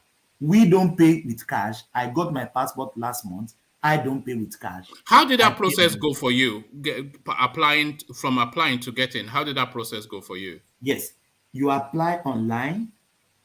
When you apply online, you have to travel to Canberra for capturing and biometrics, but they came down to Melbourne. So we went there, we do our biometrics, then before 2 months, the passport is on my doorstep. That is it. So it's a smooth process. Very smooth process. Roughly the 6 weeks that Aregbesola said. Let me ask Thomas a question. Yeah. Thomas, see, this is where you are getting this thing. In Nigeria, right? They pay online. Oh no, you are wrong. You are wrong. Okay, I hear you. But let me tell you, banks wait now. Banks do the collection for them. Wait now. Banks do the collection for them. Even when you go to the office, you are not paying to the immigration officer. You are paying to the banks that do the collection for them. That is where you are this thing. Now, those people that are collecting money, you are getting a mistake. You are getting a mistake. Now, the amount, yeah. Thomas, let Allah speak now. Those that are collecting money from you, they tell you, say, if they don't help you move the file, all those things, you will pay the money and they will drop your file somewhere. They won't attend to it. So you will pay the normal price. They will pay that on through electronic means normally. But those people that will process, it's just like when you are processing your school transcripts. How many times will you pay to the school and they will just drop your file somewhere? You have to follow one person that will be helping you. Pray that you don't have a very urgent admission to university or to want to do this thing there. You will know what it takes to spend 6 months, 8 months to even get your transcript even across to those people that will evaluate it. No, he's not talking about transcript. So sorry, Ola. He's just no. I know, hold on, Ola. Now, please, now. He's just described how the process worked smoothly for him. This is his own lived experience, and I'm pretty sure it's the lived experience of a lot of people. The process not working is an anomaly. It's not the norm. This is what Thomas is trying to highlight. Yes, and speaking to our human being, make sure the process do not work. That is exactly what I'm saying. All right. Nigerians are talking about they pay money online, but they will make sure that despite paying online, you will still come to that office to come and pay bribe. That is exactly what I'm telling you. All right. Okay. Let's hear from Ejiro. Yeah, sorry, let's hear from Ejiro. Yeah. Do you have an experience? I actually renewed my passport this year. Let me tell you the process. This is what I encountered. Yes. February there was lockdown, and the end of February they opened in Ireland, and I needed to travel because something urgent happened in the family, you know. So I applied online. Normally, you go through the payment, you print out your slip, you know, the slip you use in applying, the payment slip and all. And you have to book an appointment. This is what happened in Ireland. I'm saying you have to book an appointment with the Nigerian embassy so that they can give you a date to come. So I went there January, February, April. I went to the embassy April, I think mid-April. That was the day they gave to me. And I was meant to travel. I was meant to travel June, you know. So I went April. So when I got there, I was successful. They did the shooting and all. I was just doing a renewal anyway. So they told me there's a new one for 10 years. But they said to me, I cannot get the 10 years now because it's going to take a while. I said, how long is it going to take? They said a while. They were not specific. They said the one that is available now is 5 years. So I gave them everything. I was even thinking that day they will print it out for me. But lo and behold, the consulate said to me, there is no booklet. That's what he said, just the way Jacqueline Coco was saying. He said there's no booklet. He said even APGA is aware of this that he's telling me. But I said, but I have to travel. I'm going. There's an urgency in the family. I need to go. He now said to me, okay, the best he can do for me is he first asked me a question. He said, do you have a second passport? I said, yes, I do. He said, okay, your European passport, apply for a visa if you know you cannot wait. I said, I'm not going to go to visa with my country. He said, okay, the other alternative I can give to you is to go with TC. You know? What is TC? And I said, okay, emergency travel document. Right. You know, that one is just a document that allows you into the country. You know, and at the port of entering, the immigration will take it off you. That one doesn't allow you to come back. You know, so he now said to me, this is the way I'm going to do it. He said he's going to write a backing letter for me. And even that TC, I have to pay 100 euros after even applying for the passport. But just because I said I cannot go with a visa on top of my other second passport, he now gave me the option of a TC. So he now said, go with that TC and also hold out your expired passport. He said, when you get to Lagos, to Murtala Mohammed Airport, he said, first of all, do a photocopy of the TC. Hold that back. Keep that back to yourself. He said, when you get to Murtala Mohammed Airport, present the TC to them. Also present that your expired passport to them. And the receipt you use in applying for. So this time around, I'm even going with 3 documents. The expired passport, the emergency traveling document, and the receipt I use in applying, you know. So when I got to what's it called, to MM, the case reverse was the case, and I showed the immigration. I said, well, this is the letter from my consulate. in Ireland. They say you people are aware that there's a backlog in the passport. He said yes, they are aware. He now checked the TC, the emergency traveling document. He now said this is for us. He took that one off me. Then and I showed them the receipt. I said, okay, this is the receipt I used in applying, you know, for my passport. But they only told me I applied for that passport April, but they told me I'm going to get it September. So look at the duration of time. They who wrote the date. But I'm still trying to see. Let me land my point, Roman. So when I got to Lagos, they took everything off me. That my expired passport at the back, the minute on it. They just minute the day I came, the time I came, and they gave me my passport back. No, they didn't give my passport, but they had my passport. And they took their TC and all.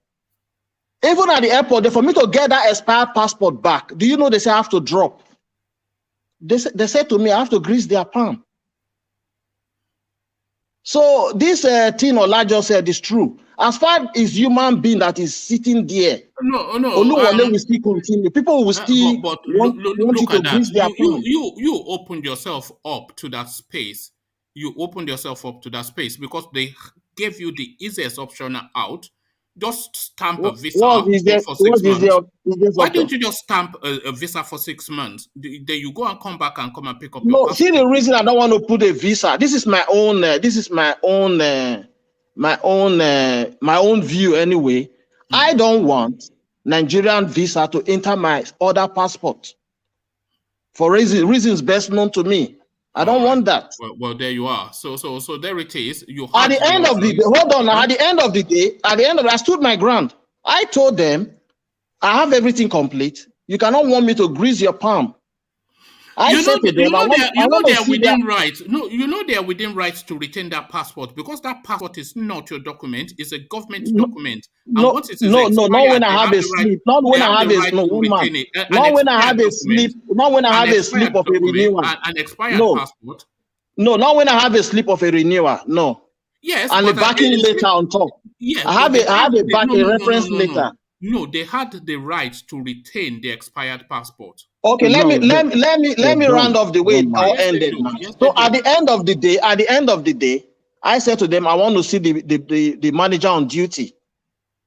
So the officer that was attending to me now said, well, it's a long journey you've been coming. Now you are giving us headache. Hence, you don't want to grease our pan. Here's your passport, you can go. That's how I was left off the hook. Because I stood my ground. I said, I'm not giving you that. Yeah, but that's the Nigerian experience, though. But that's completely separate and outside of what let me tell you what Thomas is telling you is a different case entirely. The embassy came to his city to conduct a special program for them. That is why it was easy for him. What he was saying. He didn't have to. So when I came back 1 month, it was September.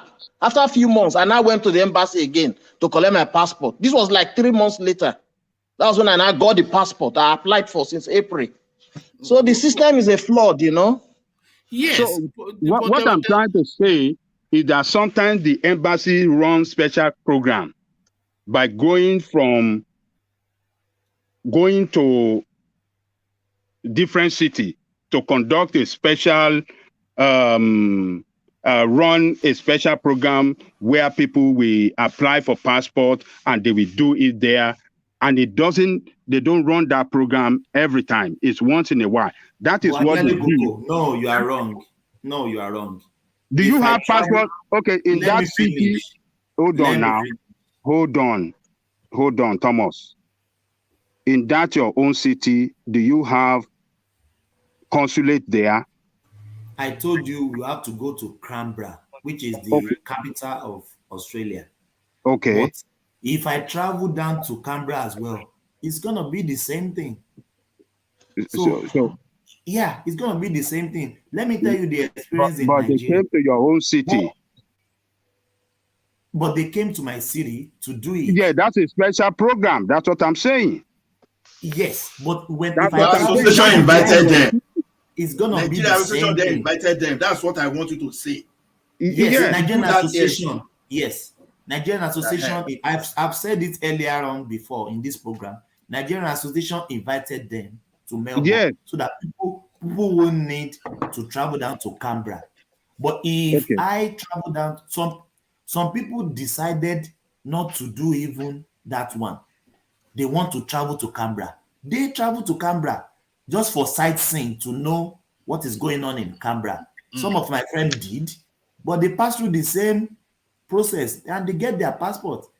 So the problem in Nigeria, let me explain the problem in Nigeria.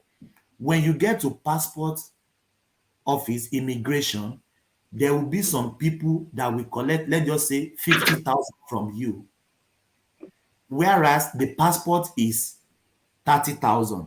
They will collect 50,000 from you. They will get your information. Then they will go and pay on your behalf 30,000. They will pocket 20,000. That is what they are trying to fight against in Nigeria. So I want you guys to get Thomas, what is the population of Nigerian in that your Australia? I'm not talking of Australia. I'm talking Nigeria now. No, forget about Nigeria. We are talking about your own case. What is the population of our people there? And also, do you know what our people? Do you know as big as United States? You know we have just only 2 centers, Atlanta and New York City. Do you know how far people have to travel to go but through you guys this? are not getting what I'm saying. I said this application digital, they want to stop the manipulation back in Nigeria. Forget that is not possible. That they can't stop anything. Also, when the government, their own government, gone, you see the way they are looting money. You are saying they want to stop this thing. It is not. Forget. You heard what Allah said. Now, is it not human beings that are in charge of it? Yes. No. What are you talking about? But this is what they are trying to block. He has said. He said. He said at the end, you will come to their office to. All right. What the minister said is that at the end, you will come to their office to collect it. You think you will collect it for free? Go to Nigeria and go and see what they will take your eyes see now. All right. And just to the narrative that Jiro gave us, he forgot to infuse the C19 element as well, because of course everything was interrupted by the pandemic. So the pandemic also was a factor in all of these things. But thank you for that, Jiro, especially for that narrative. Let me take you quickly then, Ajanle Koko, as I was saying just to Thomas, that you and I were just discussing what gender the Buhari child would be. When I was saying in an earlier session that this lady is pregnant, and you were trying to caution that, are we sure? But we are not sure. So you were right to caution. So they're now saying she has some real illness, very serious illness, that is making her taking some heavy duty medication that is changing the form of her body and swelling her up slightly. What are you making of this Aisha Buhari news? This new statement, where did it come out from? Is it released by the presidency or who? No, it's from the newspaper of your party man. Poser. Sahara Reporter. Yes. Sahara Reporter. Well, it might be true, or still. I know for sure that sometimes women go through some medical issues, sometimes maybe fibroid, maybe some kind of ailment that can result to, their stomach, to get swollen up for some reason. So maybe she's gaining weight and stuff like that. So, but no, her body shape has changed quite significantly, and has she's always been chubby anyway. But her stomach is protruding somewhat, that you see it almost to the size of a 7 month gone woman. So it's quite visible. So a lot of people were certainly, and they caught her from so many camera angles, that all of the speculation was that, she's pregnant. But at last they're saying, yeah. But I'm sure, yeah. We have to continue speculating. We are not sure. But it's just that we are in a country where everything is done in a secret. The health of the president in a normal country like where we live is regarded as national security of the, as one of the important national security of the nation, the health of the president and that of the wife. So it's never done in secret here. But in Nigeria, everything is done in secret. You don't know what is going on. President Buhari. Have you checked the picture? It looks like pregnant woman. I just checked it now. Did you see it? Wow. Yes. It's even covering it like a pregnant woman. Did you see when she rolled it? You know how pregnant women stroke their belly sometimes? Yes, you saw that, yes. So you saw, yeah. Well, that's what I'm saying. That's what I'm saying is that everything in that country is run in secrecy. We don't know. It's not supposed to be there. If she's pregnant, it shouldn't be a secret that we shouldn't know about, because our health is important to the nation. So the health of the president. But the president who have been sick for some time, he been to London for some time. They did not even come out clear the health condition that was challenging to our president. They didn't really reveal it to us. The cost of the treatment was not revealed to us as well. I mean, it shouldn't happen like that, because every kobo that is spent on the health being of the president is our money, taxpayers' money. It should be released to people. This is the problem with his health. This is what we saw President what do you call it? Trump, when they had COVID, they revealed it. They moved his office to the military base in Maryland. We saw it. When the wife had problem and she has to go to surgery, it was announced on the TV. When she was removed, when she was out of the hospital, it was announced. When she was moved home, we saw it.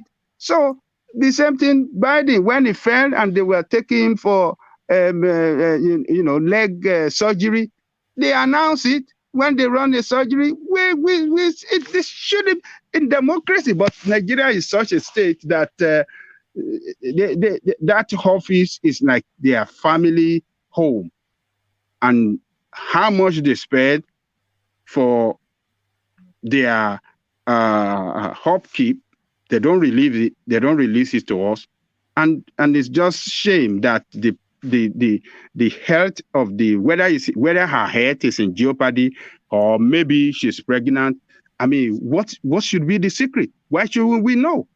So, but we have to keep speculating. We don't know what is actually happening. But no matter how long they hide it, it shall come open. The truth shall come open in not too long time. I believe we will know if it's sickness or if she's pregnant. We just have to be patient. It shall come to open, and we just have to be patient. But the speculation, we just have to keep speculating, and maybe tomorrow we're going to hear a different reason what is going on. This is the thing. Never a dull moment. She doesn't look sick to me. She looks pregnant. She looks pregnant to me too. As we were talking, I've got the photograph, especially the one on the Sahara Reporter Twitter. Something. She's even holding the bomb, like I mean, let me put it on this. I'm not able to show the. I'll put the link. It's just anyway. I don't know, but I mean, that looks like a pregnant woman to me. I will want to believe Sahara Reporter more, because this woman has been living outside Nigeria for quite a while now. And there has been speculation some month ago that she was sick, or she had some kind of maybe leg or headache or something like that. You remember they said he have some kind of consistent headache, and he has to travel to. But something is wrong somewhere. Something is not right. I would want to believe Sahara Reporter more, because it's a media house of repute, and they don't fake. All right.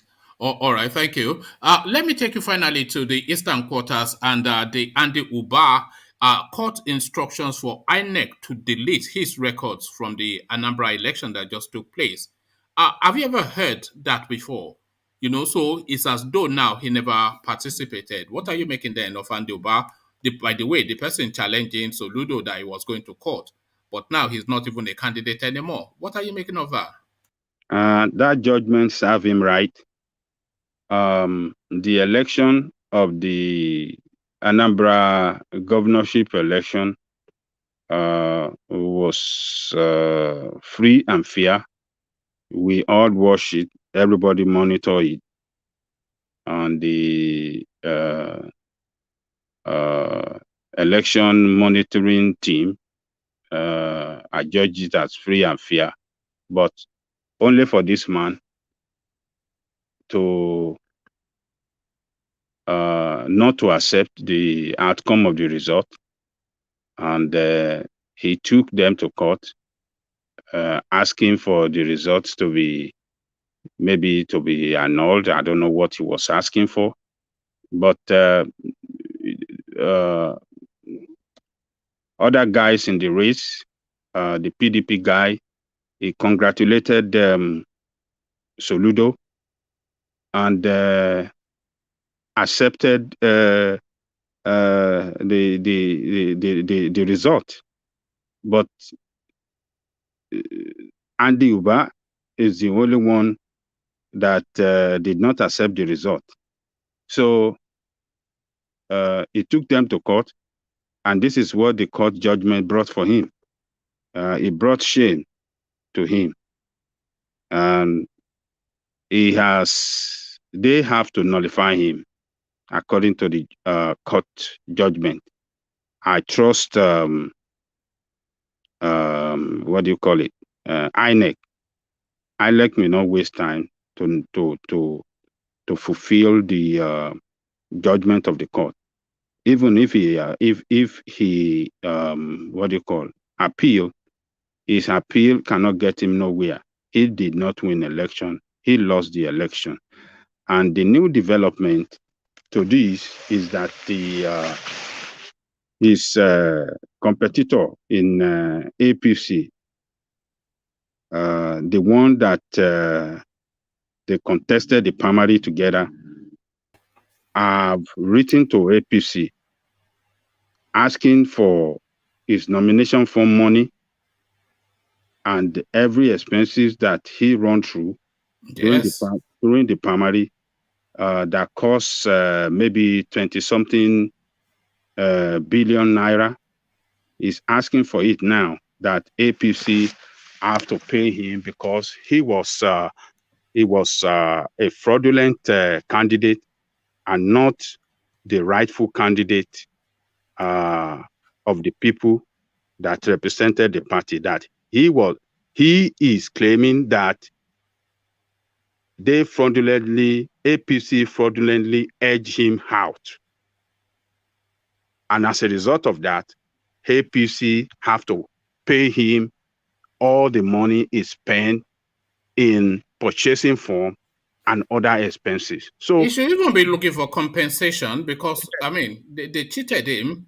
They cheated him. That's it what could well have been he could argue that it could have been the governor. The governor of the state. Yeah. Yes, that is what that guy is claiming now, that he won the authentic primary, the rightful primary, that he emerged, that the primary that Andrew Ingbe emerged through as the candidate was a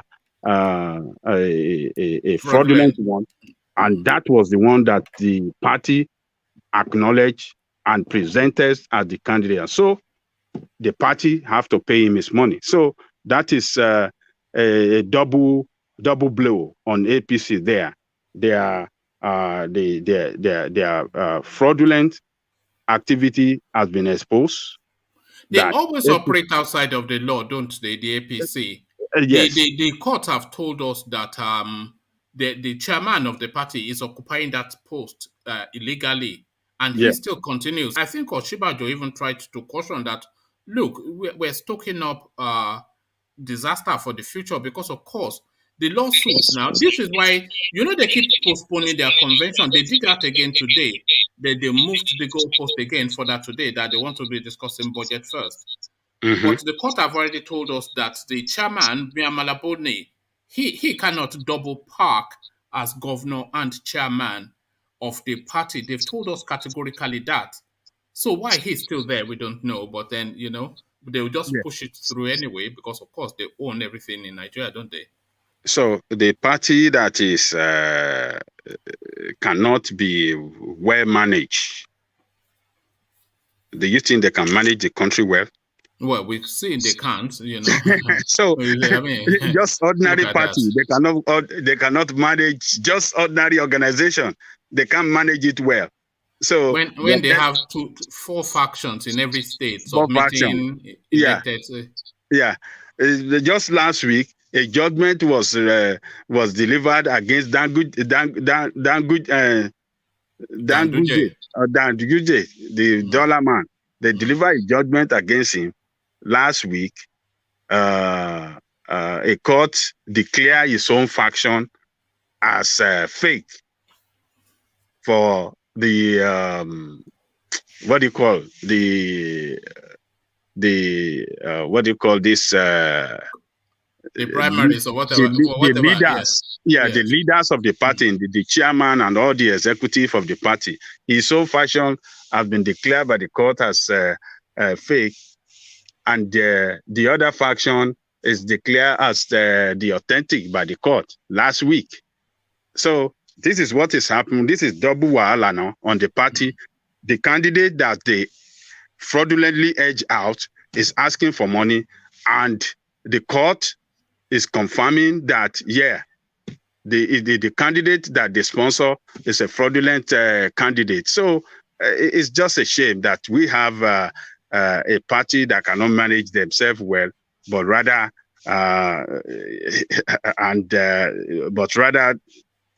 running the party with fraud by fraudulent practices. So it just tells us that these are not the people that can run the country well, because this is who they are.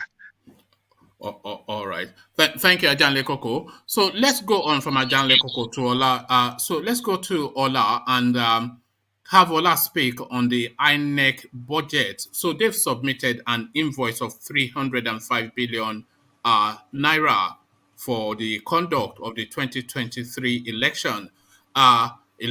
So first question is that sufficient or is that too much? And the second question is, should they just then let them have however much they require, so long as it's documented and itemized, so that they don't then have anywhere to run when they're now saying that they don't have a server and all of the nonsense we endured in 2019? Ola. Yeah. 305 billion looks very huge on the surface of it. So that's like we'll be talking about about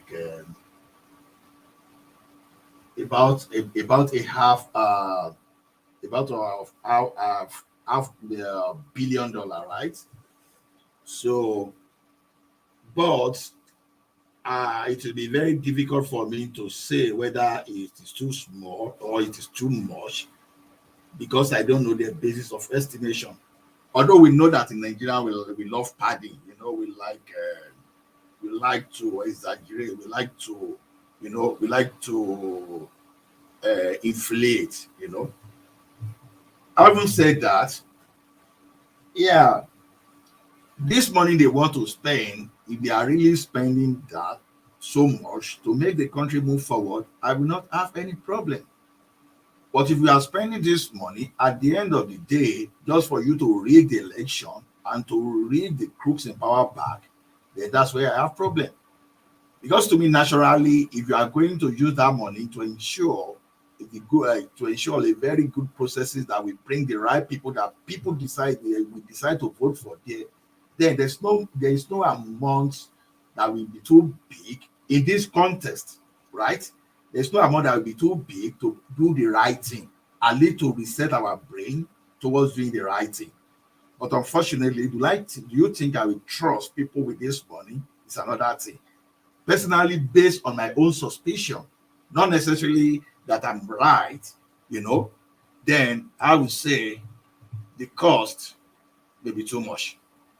That's what I would say. I don't have so much to say about it. So, to me, because I've always been of the opinion that if possible, the government should take, even the INEC should take the running of the political party directly away from the political party. You limit these people so that you want to regulate the type of cash flow within that political party, so that Sorry, individuals will not start. INEC should do what? I'll be an advocate that even if possible, INEC should be the one to even sponsor some critical processes within the political parties. You understand that, for example, they sponsor to the point that you can limit the cost of picking the presidential fund, for example, that okay, it should not be more than 5,000, for example, or less than 100,000. No, but that's not part of their budget. That's not. I know. I'm just saying. What I'm saying is this: there's no amount in this contest. I'm not saying we should go unnecessarily prodigious, but I'm just saying that this amount, to me, if you are going to put the right processes in place. No, I think the 305 billion is to process the 2023 election.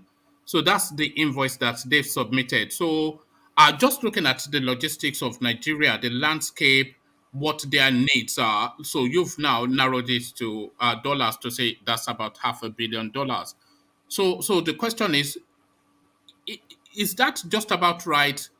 Is that somewhat too much, or is it even too little to run an election in Nigeria? 305 billion naira. It may not be too much, and it may be too much. Like I said, it depends on the basis of estimation. Like you rightly say now, for example, if you are going to get cost of server, maybe sometimes you may even look at alternative instead of even buying your server and putting it somewhere. You can even subscribe to some cloud service providers that even give you space to run whatever. Then, are you going to put like a telecommunication infrastructure in place, like VPN, that will ensure security of all those things? So I don't know what they're putting together to arrive at this cost. So if I say it's too much, then I may just be talking unprofessionally or talking out of what I don't have full information about. So it may actually be too small, it may be too much, it may just be about the right amount. So I don't know. All right. So have you seen that picture of Aisha Buhari that we're all speculating on? Have you seen the picture? I've looked at the picture, but then... Have you seen the one where she's cusping her belly? Yes. The one you circle with yellow, right? Hold on. There's one circle with yellow. No, there's one that I think she's in Turkey. Buhari is there, his ADC is there, and she's cusping her belly. Yes, I see that one with this. Is it orange cycle, right? I think orange cycle. So yeah, I've seen it, but where if Sarah, I don't know if Sarah reporter, they are involved in doing this. They know how to investigate, so they know how to get the information. So I think until someone will be able to prove them otherwise, I will not doubt what a Sarah reporter is reporting to us. Because there's certainly a change in our body. So I've put it up again, the particular picture that really captures the moment. So it's picture 4 So if you want to have a look at that, there's a certain change in her body, but why is that change in her body? So if you looked at that picture, it's almost without question a pregnant woman, but then this Shore outlet is telling us that she's suffering from some ailment. But I can't see, of course.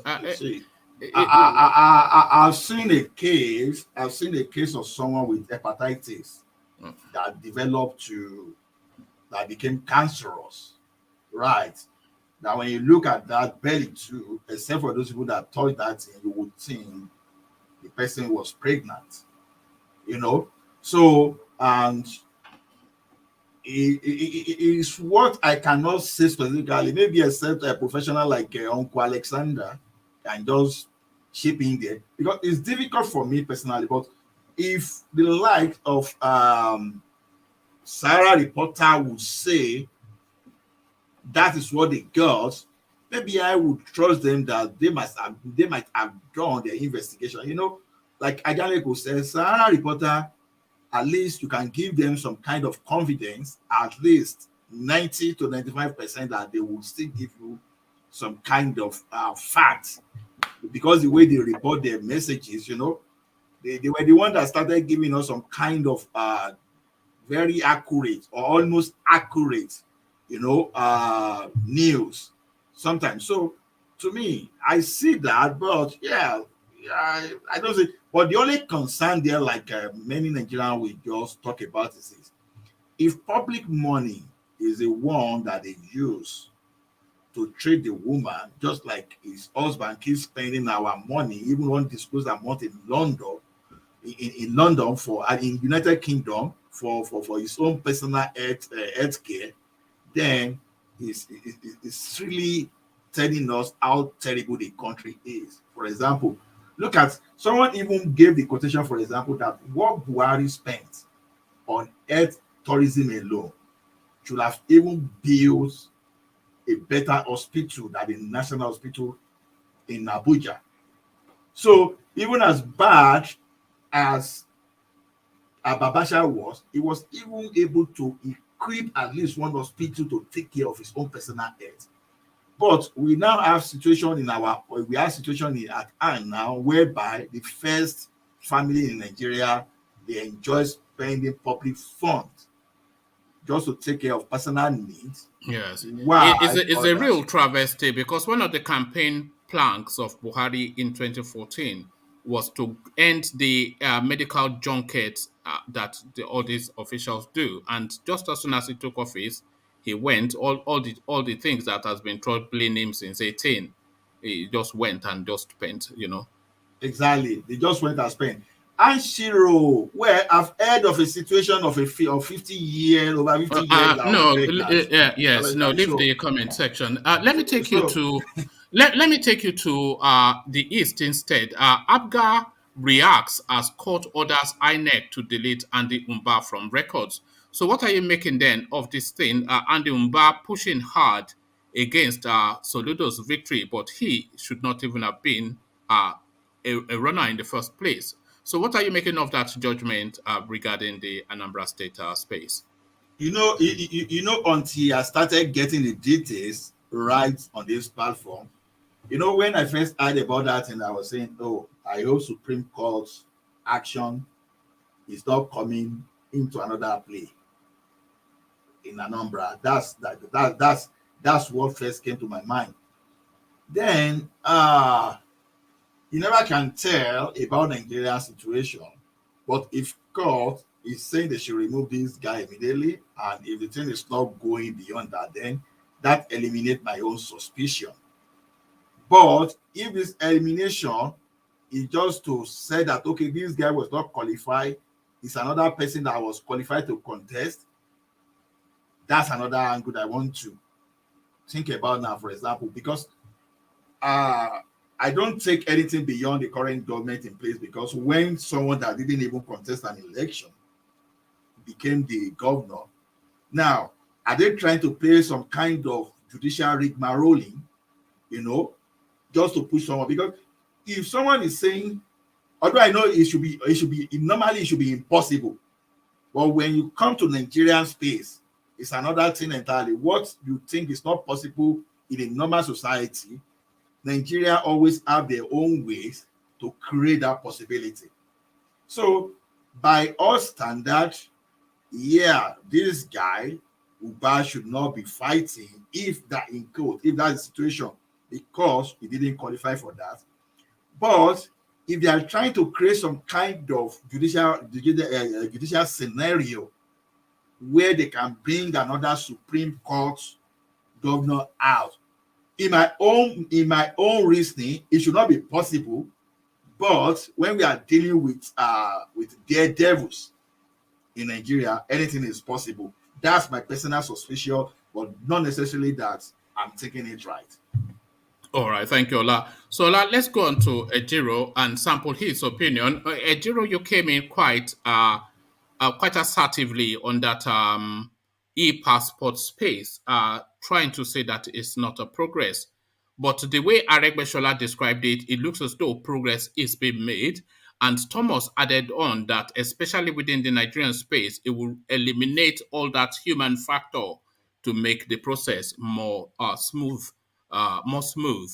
So is it not the case then that Nigeria is moving forward using technology to combat corruption and to smoothen process? One more, I don't know if I may ask you if you might have an idea of this question. Do you know where the booklet we use for the passport comes from? Do you know? I'm assuming he'll be printed by the Nigerian printing, whatever security process that they use. You know, Nigeria prints the currency for Gambia. So whatever, because it's not something, you don't send it to a printer, do you? So the secure printing process is what they would use, I imagine. Ejiro, they print it in Nigeria. They print it in Nigeria. Okay. Because there's this other school of thought that says, I don't know which part they say Malaysia play in that our booklet. No, I don't. So, why Malaysia of all places? That's why I asked you that question, you know. So many speculation about our Nigerian. Anyway, that aside, as long as no, the thing is what point did you want to make with that Malaysian something? No. I just want to get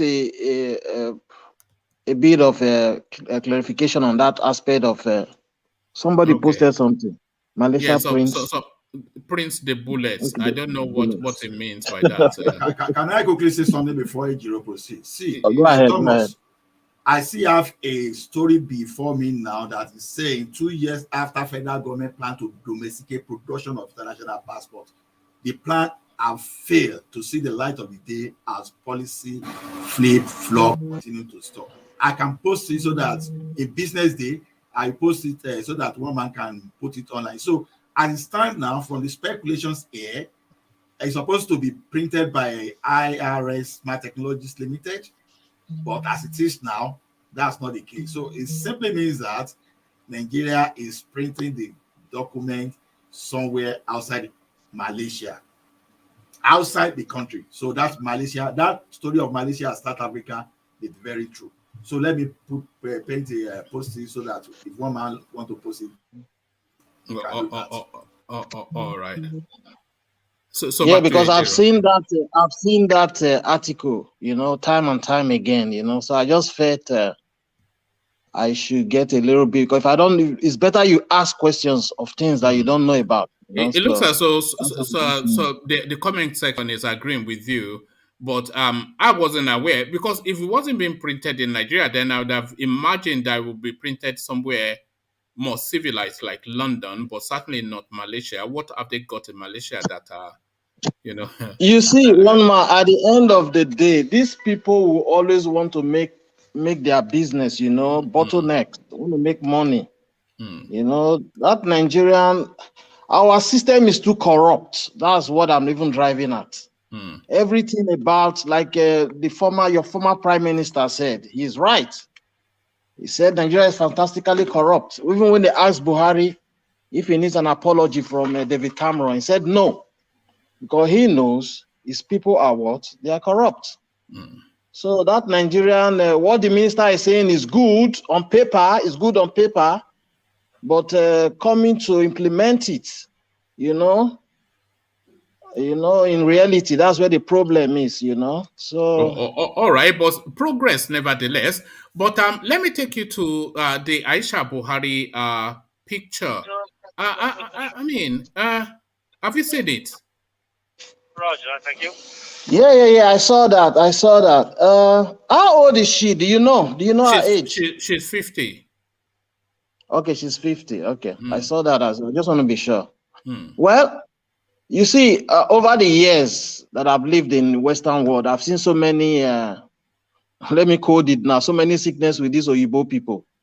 Sometimes you see them, young persons in their 30s or mid-30s, you see their stomach big somehow, I know some of them, they indulge in all these hard whatever that they take, and so many funny diseases, maybe she's not been lucky with health.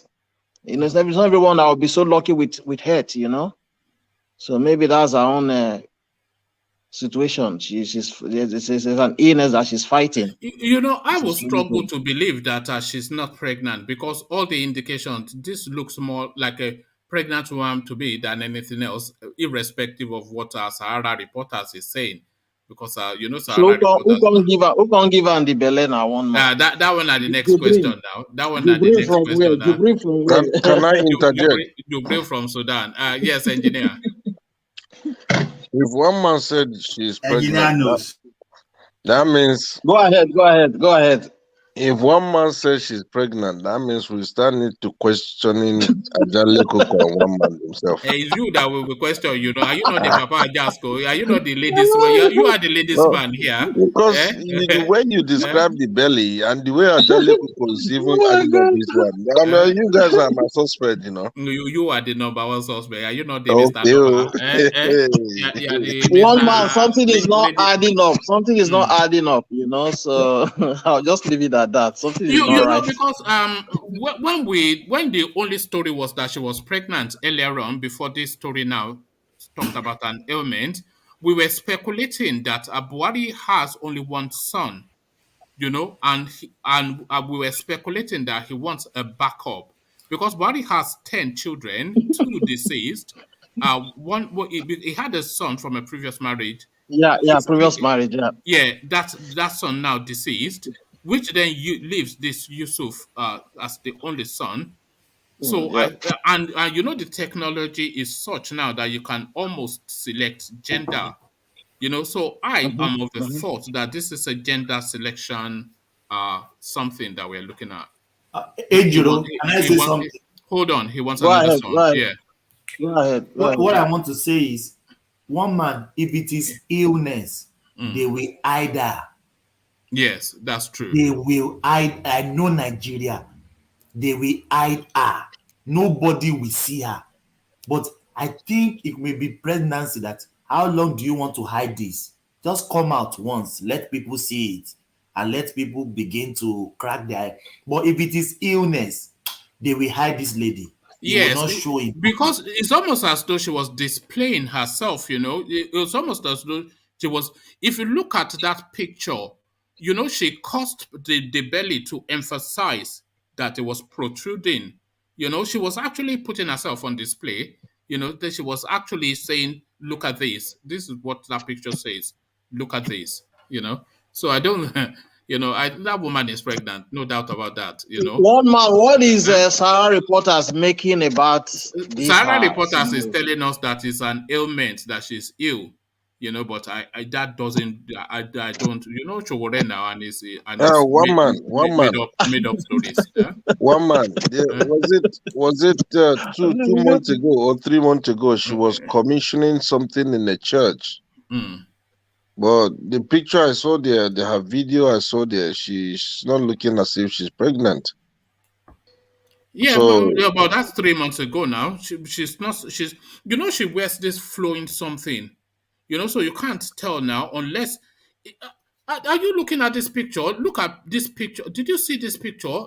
You can't see this picture and say this woman is not pregnant. Uh, look at this, engineer. This one that says picture 4. It should say picture 4 on your screen. So look at that. Look at that picture and tell me what you see. Okay. Are you seeing it? I'm just trying to log it on. Make sure it says picture 4. If you click on that link, make sure it says or photo 4. Oh, sorry, my other gadget. I put all right. restriction. So Ejiro, if you're on a laptop, look at it as well, and then you'll see what I'm saying. You know.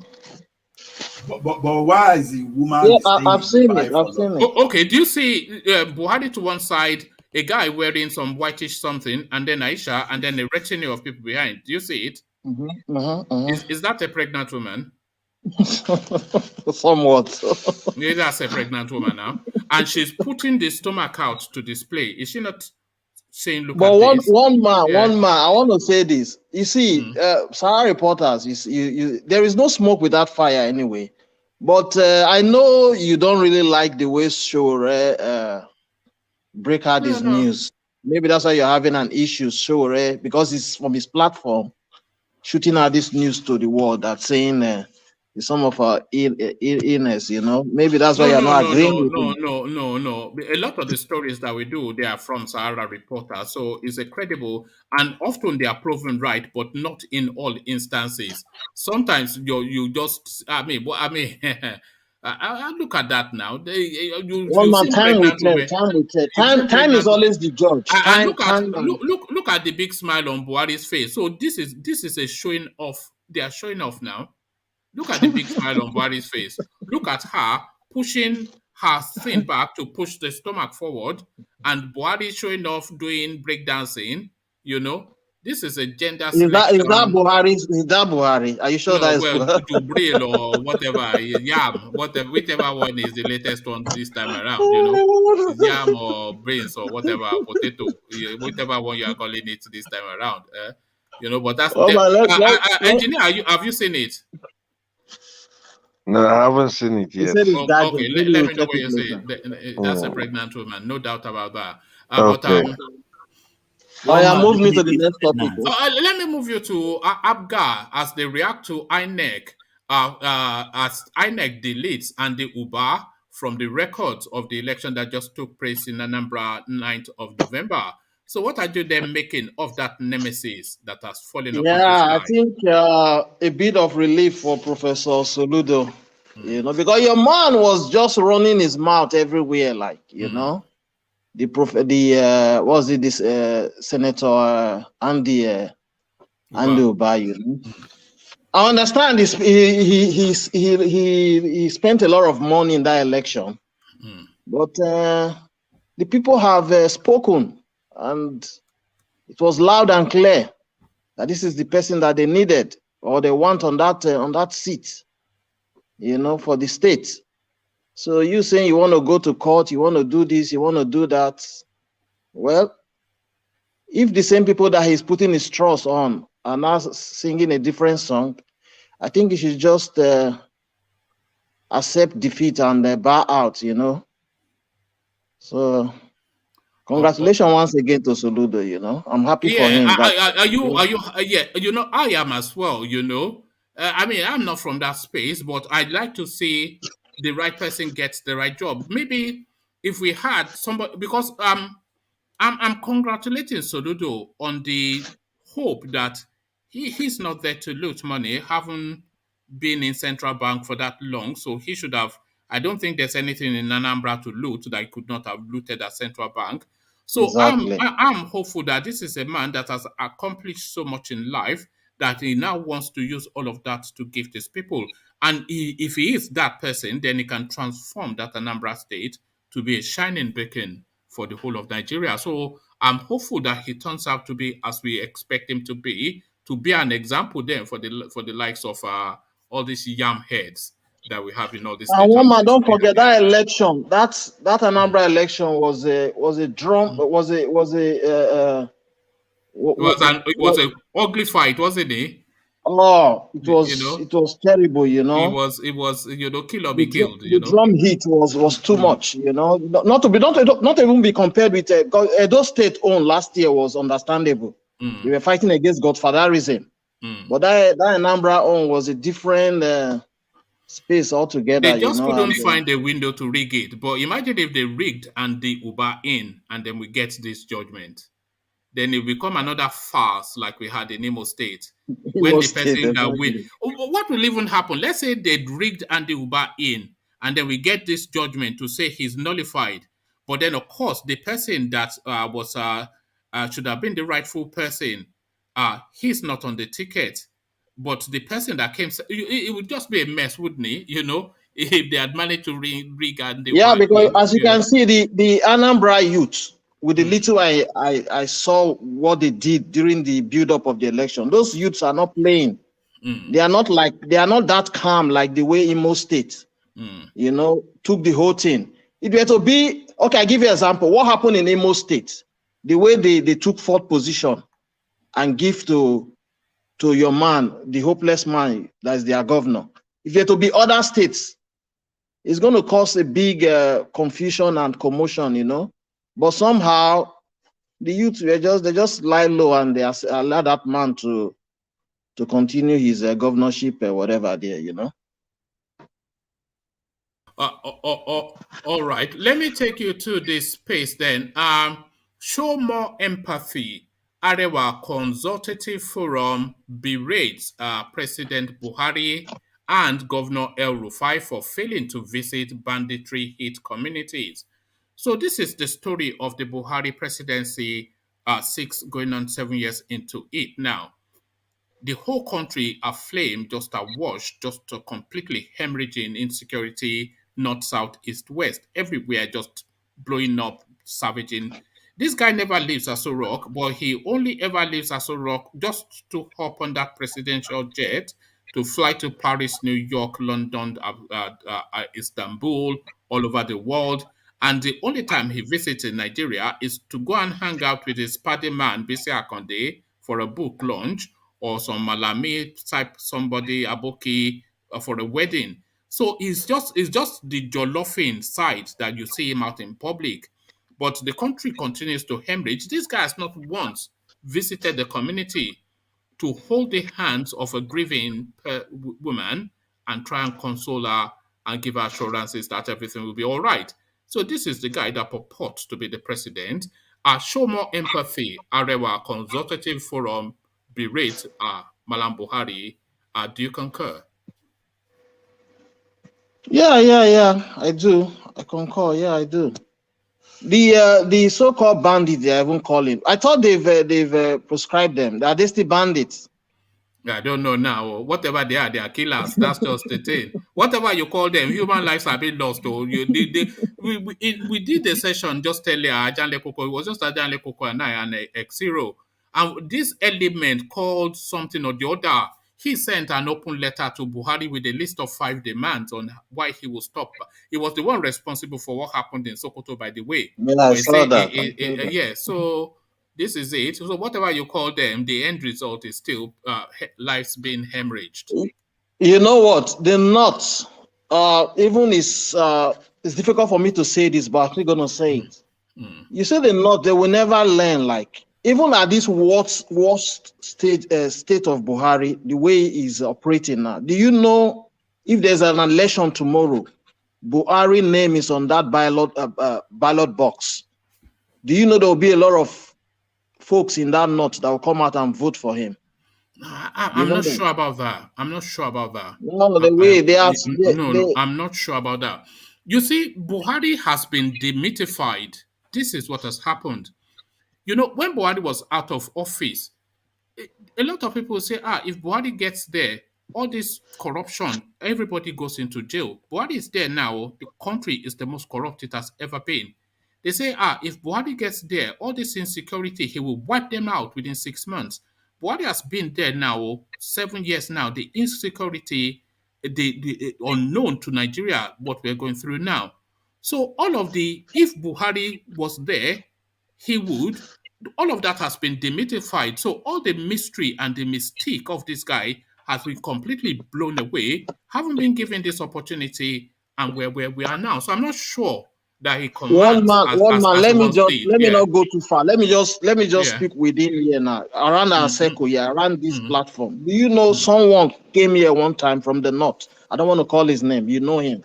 He said to you and I here that when the elders are making mistakes in the north, they don't talk against them.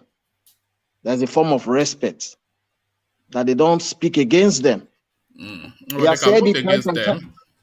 time and time again here on this platform. Mm. So these people, they know some of them know the right thing. They know the right thing to do, but they will just shy away and like say, well, No, you see, the name, the mystery, the allure, the mystique of Buhari is completely blown away. He's not the honest man they thought he was. They know that. He's not the strong man they thought he was. They know that.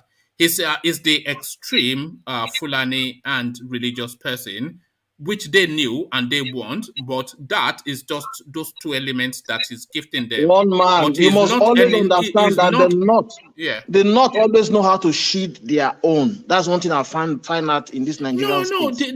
Look. The You see the North is. ABAC, hold on. Let me just Okay. expatiate a little bit. Okay, look at Yes. the Super Cup man that we are calling Super Cup, the Abakari kind of. Yes. Yeah. Look at the way they are doing the case now. They are shielding that man. That is why. Take for instance, I was Abakari. No. Hold on. Hold on. You are Let me wrong. expatiate. ICP submitted today. Hold on, one man. I wish Abakari was from the east or from the southwest. They could have handed that man over to US without for due that extradition. process. When has that been done? Without due process. When has that been done? What happened to Nnamdi Kanu? Was that due process? Nnamdi Kanu was a flea. Nnamdi Kanu was a flea. One might say double standard. That's the word I wanted you to say. Double standard. They treat one part from another part. No. It is. So, if they are doing that one, if they are doing that one to Abakari, why didn't they do the same with Nnamdi Kanu when he was in Kenya? Why didn't they extradite him to Nigeria through the court? Through the process. Hold on. No. Well, I don't know. But maybe you are right. They could have apprehended him and then gone through due process. So you are probably right. But it's not the same parallel with Abakari, because once upon a time, Nnamdi Kanu was subjected to due process and he never complied with the terms of his bail. What do you mean subjected to due process? In what way? Explain. He was charged, presented to court, and he was then the charges were levied against him. They applied for one man. Let's not go in circles. Nnamdi Kanu was in the UK. Yes. Right? He ran to the UK. No. When the Nigerian government wanted him, why didn't they follow that channel? That is what we would have been saying by now. Okay, do you want to go to the end or do you want to start from the beginning? Because if you tell me from the end, let me jump in. Let me jump in. Jump in. Hold on. Let him jump in. This is the character you are asking. You are not getting it. Let your man jump in. Emeka, go ahead. Let me just say something really quickly, right? So, I think what you're glossing over, one man, which is a shame that you're glossing over it. No, get to the point. Don't do what. One man, allow him talk, please. Allow him talk. Hold on, Nigel. He's a grown-up man. He can defend himself. So okay, so yeah, I mean, I want to have a just a normal conversation without interrupting. I think no, you can't have that because then you will sermonize and propagandize. You can't propagandize here, but I'll get to the point. All right. So look, there was bail that was granted. Do you agree or do you disagree? For Nnamdi Kanu? Yeah, was there bail or was there not bail? Yes, and bails, of course, with conditions attached, yes. Okay, so there was bails with conditions, and even if there was bails with conditions, is it a true, is it a statement of fact, or am I making things up? When I say that the military went to his house and killed 28 people. No, you fast forwarded though. Have you not fast forwarded? You said a bill was granted and then you fast forwarded to the military. Okay, so I mean, I don't, between those two times, whether he was. You said I'm glazing over. You said I'm glossing over. You've glossed over. So what meant there was bail granted, right? Yes, with conditions attached, of course, which is Now, there was bail granted, and with conditions attached, and he was granted bail with conditions, right? Right. And you're saying that, is it fiction to say that the military, even if they wanted to go and legally apprehend him, did they go and did they kill 28 people? What happened between the bail being granted and the military going to his house? What happened? He was out of prison, or he was out of custody. Right. He was amongst his people in his own environment. Right. That's what happened. Right. You see, you can't what's the condition? Can you hold on? Yes, let me make you understand. You see, you cannot do that here because this is not the space for it. Nnamdi Kanu was in the custody of the Nigerian authorities. They presented him to a court of law, and that court of law granted him bail. That's right. Which then sets him free with conditionalities. Okay. So then subsequently you are saying the military went to his house. The point is, why do you think he jumped bail? Why do you think he quote unquote jumped bail? Why do you think he ended up in the UK? Why did the military, why do you think the military went to his house? Why do I think the military went to his house? Yes. I think the military of Nigeria went to Nnamdi Kanu's house because the military of Nigeria is an incredibly corrupt organization. And they went to Emeka, can I say something? Let me have this conversation with this guy. I know, I just want to ask you the question. No, because I know he's trying to slime me through, but you're not going to slime me through. Why did the military go to his house? Why did the military of a country go to his house? You mean as opposed to the police?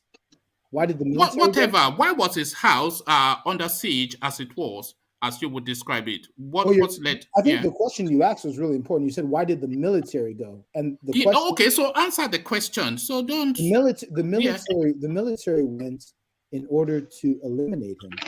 I mean, because to eliminate him. Oh, right. Okay, no, hold it there. You've answered the question. You've answered. No. You know, you said this. They would have made a public notice knowing that he was a wanted person. Right. You said, okay. No, you're rambling now because you've already answered. I don't think I'm rambling. I think I've asked you a question. You've answered the question, and then I want to follow on that narrative with you. So without the embellishments, so we're leading somewhere, and we want to land on what is feasible, what is viable, what is reasonable, and what is rational. So you said the military went to his house to eliminate him. That is what you said. That's basically what they did. That's correct. Right. Well, that wasn't what they did because they did not eliminate him, did they? So you're impugning intent. Thank God they couldn't extrajudicially kill someone. No, but that wasn't what that. No, but that wasn't what happened. So that's a factual. It didn't happen. Luckily, they did. Without due process. So you said the military. So you said the military went to his house to eliminate him. Why would they do that? I'm not saying to be categorical, but guess at it. Why would they do that? Why would the military go to his house to eliminate him? You know, I can't put myself in the mind of killers. The people who go and... But you can speculate to the politics of the space. You've just speculated now that... Let me try and answer your question. Why would the military try to go to his house and kill him? Maybe, why would they go to the NSARS protests and kill people and lie? Shall I paint you a different narrative? I don't know. I can't put myself in the mind of killers. I mean, I can't. Well, you just did, though, didn't you? Because you just speculated to their intent. You are not a military officer. You did not give the instructions, so you've just then speculated to the space that they went there to eliminate him. Because why do you think they went there? Well, this is it. You opened that space, and I'm asking you to speculate on intent. I've given you my opinion. I'm asking you why. Okay, do you want me to paint you a different narrative? Okay, so just to be very clear, before you paint your narrative, I've given you my perspective. No, you've not given a perspective because you are not able to follow through. I've asked you to follow through. Okay, I'm going to try to follow through in a very, very concise, very clear manner. I've characterized the Nigerian government, the Nigerian army, as a corrupt entity that carries out extrajudicial killings all of the time. So it's not it's not absurd to think that someone who presents a threat to the state would be somehow eliminated. So I think that we would right. So that is why they want to. You see, you could have just said that because it presents a threat to the state. So did he present a new threat at that point in time, or has he always been a threat to the state? I think anybody that wants to go against the status quo of corruption in Nigeria presents a threat to the state. No, I did say don't propagandize and don't sermonize. Just stick to it. You're an intelligent man. Just stick with it. And so yeah, but you did not though. But let me paint you a different narrative that coheres more with logic and sequencing. Nnamdi Kanu was charged with whatever he was charged with, presented in court, granted bail with conditionalities, but he did not abide by those conditionalities. Some of the conditionalities were the numbers of people. It's similar to some of the conditionalities that Jowere has as well, which he also flouts. Some of the conditionalities was the number of people that he can have around him at any point in time, the tonality of his presentation, and not agitating the space. So all of that wrapped up. But when they set these conditionalities and let him go, he immediately started to flout all of that conditionalities. He continued to agitate against the state. He continued to hold assemblies of more than 10 people, which I think was the stipulation at that time. And he continued to rebel rouse to the point of threatening the state with a militia type action. So he threatened the state with a militia type action. And of course, when he's threatening then, and there's this body of mass that surrounds him, and the state then needed to effect his apprehension, they had to go with caution. And that is why they went with the military. He agitated that space, he invited it, and the consequences, he has to share his own part of the burden. So if they were looking, hold on. If they were looking to eliminate him, they would have eliminated him. But they guided him through a due process. He had due process. He flouted law. He agitated the space. He threatened the nation, and the nation responded. Okay, so let me ask you a cool question, and I appreciate you going through that. It helps me understand, the way you're thinking about things. No, not the way I'm thinking about it. It's the way events unfold. Okay, sure. Like it's the way it's the perception you have. No, it's the way events unfold. Okay, so that's okay. Let's imagine. Is it not the way the events unfold? Okay, so let's say that was the way that events. No. Let's not say. Is it or is it not the way events unfold? I'm agreeing with you. That's the way events unfolded. So let me just say something now. You are I'm guessing that you are living in the UK. Is that right? No, I'm not. That's nothing to do with this conversation. Carry on. It's a part of it. Let's just for imagination's sake. I don't know where you're actually living, but let's just say you live in the UK, and I think you live in a civilized country. I think you live in the Western world somewhere.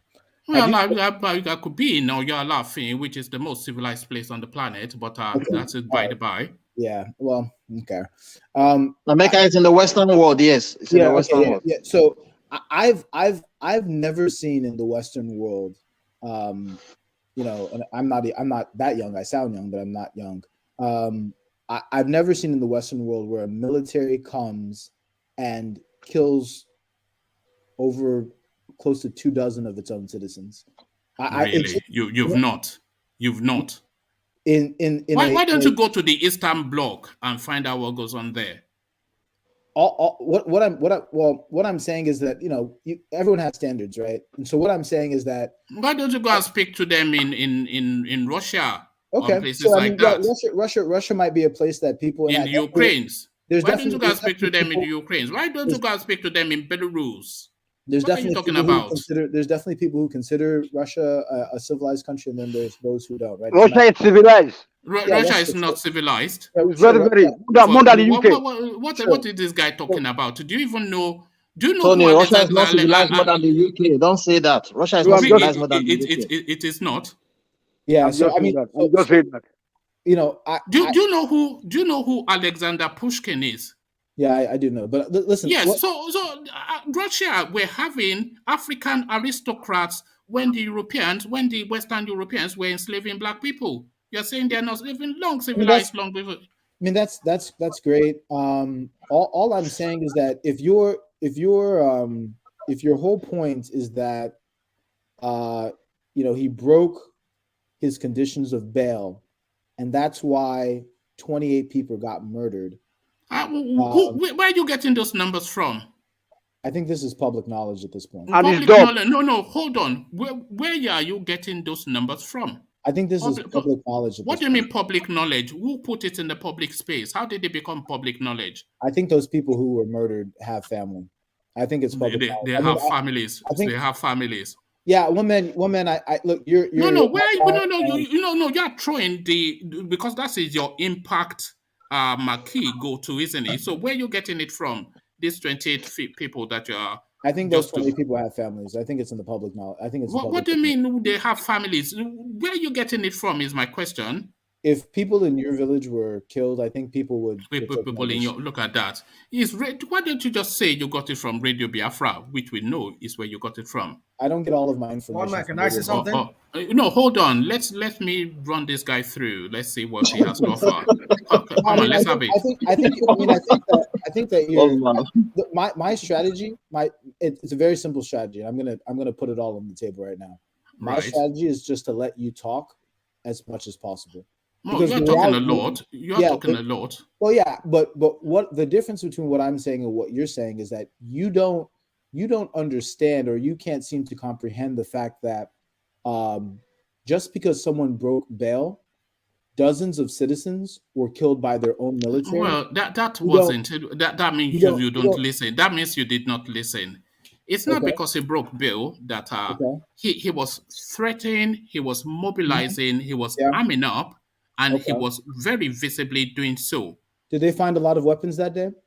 Well, he threatened. Do you want us to go back and start picking out his videos and his wordings from back then? We can do that. He just a lot of his words.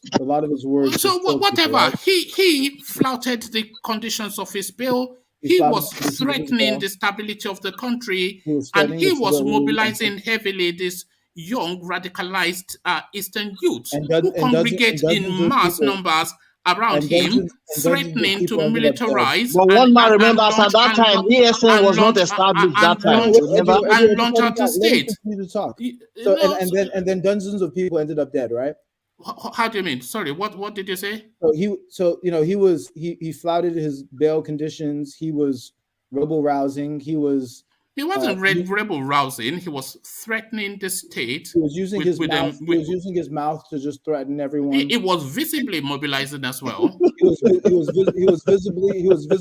People were gathering, chanting, "Nnamdi Kanu, you're our savior," and then they just killed dozens of people. Right. So what is the point that because you still not told us where you got this 28 number from? The number. One is too many. I mean, I think one man is 28 plus a dog. 28 people were killed, even more than 28. One man, the guy is right. Just the way you said Nnamdi Kanu was given a condition that more than 10 people. Was it more than 10 people you said? No, can you hold on? Where are you getting that 28 figure from? Let's just because everything you are saying is hinging on that, isn't it? So where are you getting that figure from? I'll change the number. I'll say one person was killed. Is it one person now? Where did you get that one person? What's his name? If you know it today, what's his name? Are you saying that look it up now? Are you saying that? Give us a name from that 28. We look it up now. I don't know why you are speaking for the North. I don't know. I don't know. Where are you getting the figures from? You're the one saying people died. So where are you getting that from? I think it's from their families in the villages. Abby, is this what you're saying? Well, listen, I'm from the East, and you can be from wherever. I'm still asking where you got the figure from. I think that I know I think that I have a better idea of what's happening in the Southeast than you do. And so how so? How have you arrived at that? I don't claim to know what's going on in Oyo State or wherever you're from. I don't know. Well, you can claim anything, but I'm not claiming. But I'm not claiming that. What I'm claiming to know is that. And yes, it's not wherever I am from Oyo State or you're laughing. So now you know that factually because it is the best place in the world. But carry on. Yeah. Wonderful. But they captured the Igboho also. They captured the Igboho. They tried to kill him. What I'm saying is one. Let's just say one person died.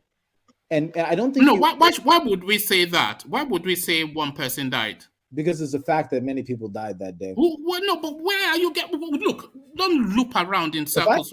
Where are you getting it from? Where are you getting it from? If I tell you that somebody died in my village, am I now going to have to come up with evidence and tell you? If you are looking to weaponize it as a political leverage to land the point, then I would query it. It's not a political. It's not a political leverage. Right. Okay, I mean, okay. Listen. Okay, so I guess in one man's world, the Nigerian. Don't do ad hominems. Don't do ad hominems. In your world, play the ball, not the player. World, play the ball. Died. No, forget my words. Forget. Don't do ad hominems. Play the ball. No, forget all that. Don't do ad hominems. To get play back the ball, to his not the player. Play the ball, not the player. Where are you getting the figures from? So in your world, look at that. What has my world got to do with anything? I just told you now. Don't do ad hominems. So to your reality. The reality is that to reality, where are you getting the figures from? The reality. Okay, so in your world, Radio Biafra. In NSARS, nobody died. All right, thank you. In NSARS, nobody died in NSARS as well. Well, right? we have names. We have names of the people who died in NSARS. Okay, so why do you think we're able to document that? Why do you think you have names with the NSARS victims? Because the atrocity actually happened. Oh, because it was video captured, everybody saw it, and we have names. So if video doesn't capture it, and we have names. Okay, so okay. I think that's look. No, you're just going to label. You're just going to spin around. You're not the top. You're not the top. All of the people that are in the north that are dying right now, that are not videos, that don't have names, that are unnamed. We see bodies. We see bodies. Oh, you see. So you're saying nobody saw bodies. All right. Nobody saw bodies. What are you trying? What are you doing, man? I'm going to ask you one more time. Then I would need to move on. Where are you getting those figures from? I just said it's public knowledge that dozens of people died. So you don't know. All right. Thank you. So if you mute yourself, Emeka, then I'll go back to Ejiro and have him land his point. So Ejiro, back to you. Let me just give you this final talking point. INEC requires 305 billion to conduct 2023 election, Mahmood Yakubu. So what is you? 305 billion naira, right? No. Yeah, billion, yeah. That's why I said billion naira, isn't it? Mm. That's a lot of money, one man. It's a lot of money. Meaning that is just an estimate, correct? No, that's the figure they submitted to the Senate Appropriation Committee to be approved for yeah. So how does it work? Let's run through now. How does it work? So now they will use that money for the election, for the 2023 election. Yeah, for the 2023 Mr. Woman, I can answer your question. Hey. What are you doing, man? So, Mr. Woman, I want to answer your question. What question? About where he got the information about the 28 people killed. In fact, it's more than 28. If he doesn't know, then you certainly would not know. Dog. You certainly would not know. Are you not born and bred? Are you not the born and bred guy? Mr. One Man, let me answer your question. Amnesty International, Nigeria, did the investigation after the killings. They said in their report it was 28. We all know it was much more than that. All right, okay. Put a link in the thing and let me see it myself. Okay, but thank don't you. worry. Once I get all right. So back to Ejiro, okay. But because I know that space, you guys, how you love embellishment. You just pluck something out of thin air and throw it up as fact. And you say it's public knowledge, and therefore it's public knowledge. What does that even mean? Public knowledge. But Ejiro, back to you. Oh my, you're such a gas. No, but I mean, I'm saying, where do you say, where are you getting the figures from? And he's telling me it's public knowledge. What does that? That has no meaning. So there's no such thing as public knowledge? Well, no, public knowledge is predicated upon fact. If you say something is public knowledge and they say cite your reference, and then you cite your reference, and then that person can check it to see if it's so Mazi Biafra is going to get you a link so that you realize. No, don't worry, Mazi. We know Mazi Biafra very well here. He doesn't even want a link, so don't even get him the link. But if you have the link, But that man doesn't even want to believe that people died. Which I mean, to be honest, maybe it's a joke. What do you mean? What do you mean want to believe? It's not a matter of want. It's not optional choice. It's either happened or it did not. So me believing it or not, I mean, we are talking facts now. Do you think what are you talking about? It's public knowledge. So do you think it didn't happen? If they've shown me facts to that effect, then I concede immediately. I'm not going to. In this one instance, when it has to do with Ndibo, you need facts, right? You need links, you need references. I've always needed. You are new to this space. If you ask anybody in this space, I always push for something to be substantiated. Anybody that has been more than a minute in this space will tell you that. But so when you okay, so okay, this is interesting because you're setting up an interesting precedence for yourself. No, it's not a precedence. It's always been the case. What do you mean it's a precedence? It's always been the case. What is a precedence? It's something that is consistently so. No, I don't think so. This is actually interesting. So you're saying, all right. Are you saying? Hold on. I'm telling you that in this space, anybody will tell you that I always push for people to be factual. Okay, so you're saying that you need evidence, though, because there's a difference between factual and needing evidence. No. Factual does not mean it is in public knowledge. That would not suffice as fact. I'm sorry. Okay, so who decides whether it's fact or not? Who decides? For the fact, decides. Say, look. Let me tell you something. If you go out into the rain, into a pouring rain, without any protection from that rain, you will get wet. That's a fact. That's self-evident. That's self-evident. Yes. Yeah. What I'm saying. Man, I don't want to do this today because you did this the last time. It's a fact that people died on that day, but you're saying. You need evidence. You need evidence, right? Oh, okay. So sorry. What subsists as fact for you? Is my say-so fact of anything for you?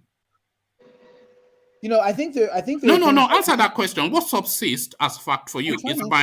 Is my say-so as sufficient as fact for you? I'm trying to answer the question. I think that there are certain things that if you say it, I'm going to take your word for it, and I'm going to think that indeed you've done the research, you've done your homework. All right. Well, unfortunately, I cannot vest that much confidence in you, not for any reason, but because I don't know you. So I cannot, because I'm just like that. I'm a know your man. You say, but slowly. You can see then in future, when you make future statements, we're going to need facts from you.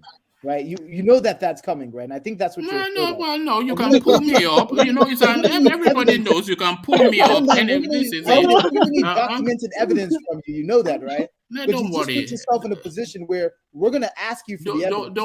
Don't worry. We are not doing Radio Biafra here. You can't just casually throw things up and then bat it off as fact. I think the audience now expects for you to be challenged. Don't worry. Don't leave the expectation of my audience to me. So don't worry. We know what we're doing here. But thank you, Emeka. So thank you, Emeka. But do you want to just speak on that so I can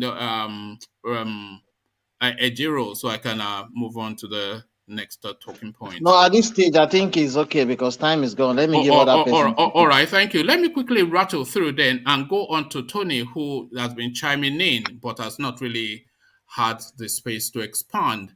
So expand on this, the APGA situation. APGA reacts as court orders INEC to delete Andy Umba from record. So just quickly on that, and then I'll start to rattle through. Tony.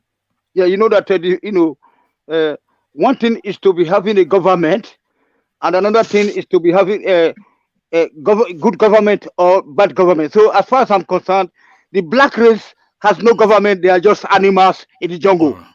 So no discussion on the politics. All right, thank you, Tony. Go to Aisha Buhari for me. Are you going to? No, let me just move on because I'm not sure that I can contend with whatever it is you have to say. No. Okay, so to the Aisha Buhari space, speculations as to if she's suffering from some debilitating illness or if she's pregnant. Your thoughts? She's pregnant because the guy that is rocking her, has pumped her belly. She's pregnant. So well, that's what usually happens for when people get pregnant. It's usually, I mean, is there any other form? Something happens because she'll be from from this course, she'll be having going around with different type of all those how do you know that? Yeah, how can you lose your man? How can you say that you have a husband in Nigeria? And then but you just leveled now quite a serious allegation against her. So how do you know that? No, but you can see the way she's taking our money and going to Dubai and. What do you mean the way? Come on, Tony, man! You just heard the conversation that I had with the maker. She is the de facto president of Nigeria. Because because she's the brain behind all the so-called cabal, whatever situation we find ourselves today. She's because that they said that behind every successful man there's always a woman. You know what I'm saying? This woman is a devil. You know what I'm saying? She's devil. All right. All right. Thank you, Tony. You see now why I didn't want to ask you an additional question, but thank you, Tony. But you can ask me questions. No problem. No, but we already know your answers. No. Wama, please. I'm sorry. I'll be waiting for. Okay. To this space, but please don't jibber jabber.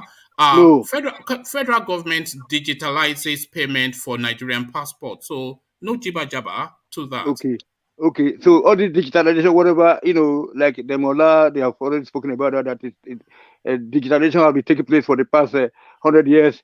So, but if you want to get a passport in Europe, go to the Nigerian embassy, give them $500, they will give you, they'll give your passport the same day. It's just like 6 hours to 8 hours. So, and the Buhari lack of empathy for the Nigerian victim, which there are plentiful of. So what are you making of just this indifference, almost callousness that we see from the person that purports to be the number one citizen of the country? Yeah, not just this guy, because this guy that is, that is standing in for him, but all the governors, the same thing, you know what I'm saying? I think Ajani Kuku already spoken about that, only that I want to talk to Thomas that you should try not, and you too, one man, don't speak for the North. So this platform should be a unifying platform for the Southern Nigeria. Let us come together. You see that most of the time, I'll be doing my best in try to bring Southern Nigeria together, especially the Yoruba race. The Duduwa, because we produce our son. Our son was missing and went to become the king of Ife. And then one of the grandchildren or whatever he came back and they formed the Benin Kingdom before forming your kingdom. So we must try to find a unifying, not fighting against Igbo, Igbo fighting against Yoruba. You know what I'm saying? And the Igbos right now, let me tell you, the Igbos are now moving closer to Benin. They now say that they are from Idu, they are from Igodomigodo. So let us see how we can go to come together. Not to talk of me and Ejiro here. Because this Ejiro, one day when I have time, I want to discuss with you because Igbos have nothing in common with Ido people. No, just take it easy, my friend. We have to come together. You know what I'm saying? Don't just drop all those. We have to come together. The Southern Nigeria. I told something. So, Tony, what I do you first? No, because that day they were asking you something. They were asking. They said that. Oh yeah. That day and today is it the same thing? Talk the topic of today. Is it Mudia. So that day you said that. Talk the topic of today, Tony. Forget that day. That day is long gone. I know. Oh, let me speak something now. It's about unifying us together. I beg you, my brother. Tell something. So you must not see somebody from Yoruba, somebody from Benin as different from you. If you're an Urobo or a Shekiri or a Tony, let me say something to Ejirio. I've got a bone to pick with you before we unite. Yes. Oh yeah. I mean, like Ejirio says that Delta's got nothing to do with Biafra. We should not include them into Biafra. Why not? No, you cannot include them because that is that's a different kettle of fish, man. If you want to go that route, I'm ready. One man is ready. That's a Duduwa. That's a Duduwa. That's a Western. You said that a half of people are more than the Igbo. All right, gentlemen. Your people came from the east to come and wait with us. I'm sorry, Tony. When I say gentlemen, believe it or not, okay, that includes you too. Yes, sorry, sir. So when I say gentlemen. Yes, sir. One thing, Tony. So just and that includes you too, rational mind. So let's just settle it down. We've already flogged to death the Igbo penchant for land grabbing. So We Can know I that answer you some want of your to. questions, one man? The ones you're My asking. people don't land grab, Mr. One Man. Come on. One man, can I answer some of the questions My you're people asking? don't land grab. Okay, you know that you travel to us and you come and trade back in the days, and then you start to born children. You know, One man, so and then now can I answer now some of you the have. questions that Tony was asking? You know, Please? it's not a bunch. Now the people from Hausa, they cannot go to Niger and claim their own Mali.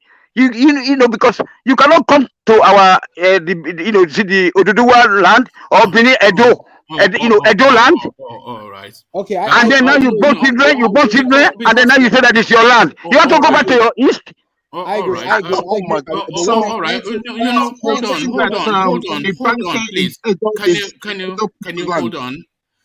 We talk almost all the time about this Igbo expansionism thing. Exactly. And you've already some of the questions that Tony. No, Tony hold on. About Aisha and the INEC and stuff. Can I answer some of those questions, please? Yes. Yes. So if you allow me to moderate the space, then I'll try to do my best to impress you. But in the time being, if you just mute yourself. But Tony, just round off your thoughts. Yeah. Okay, sir. So, like I was saying, so we should come together. You see that most of the time, when you see that Yoruba people, they are very, very good people. They don't try to be land grabbing.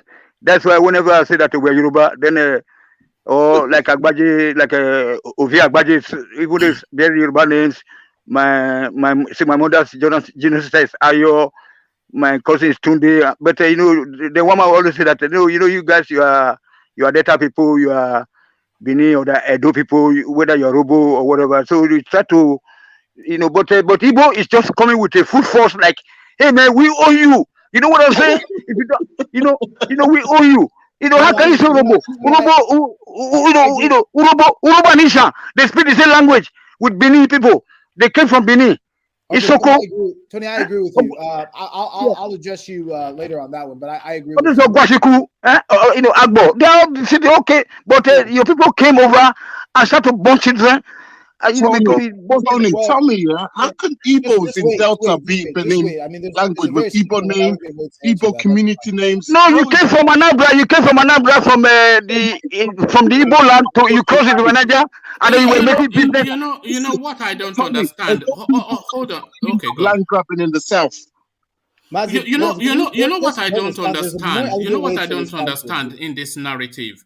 The people that are indigenous to a lot of these communities in the south, in that Delta region, just months and months and months and months, and the people who come here regularly, they'll tell you exactly the same thing. We can reel through the name James, Deseno, now Tony, all of them. Yes, because they are mischievous, Mr. Woman. They are being mischievous. They are being mischievous. They are being mischievous. These people are telling you that they are not Igbo people, and you are telling them that they are. How is that even? They are saying they are not Igbo people. They are not Igbo. The people you just mentioned, James and Desono, are not Igbo people. Yeah, but they are from the region, so of course and they're saying they're not Igbo. They're not getting the point. You're not actually getting the point. No. You are not getting the point. You cannot land grab. I'm saying what you're saying, one man. I'm saying what you're saying. I'm saying the same thing you're saying. So you can't fight me when I'm on your side.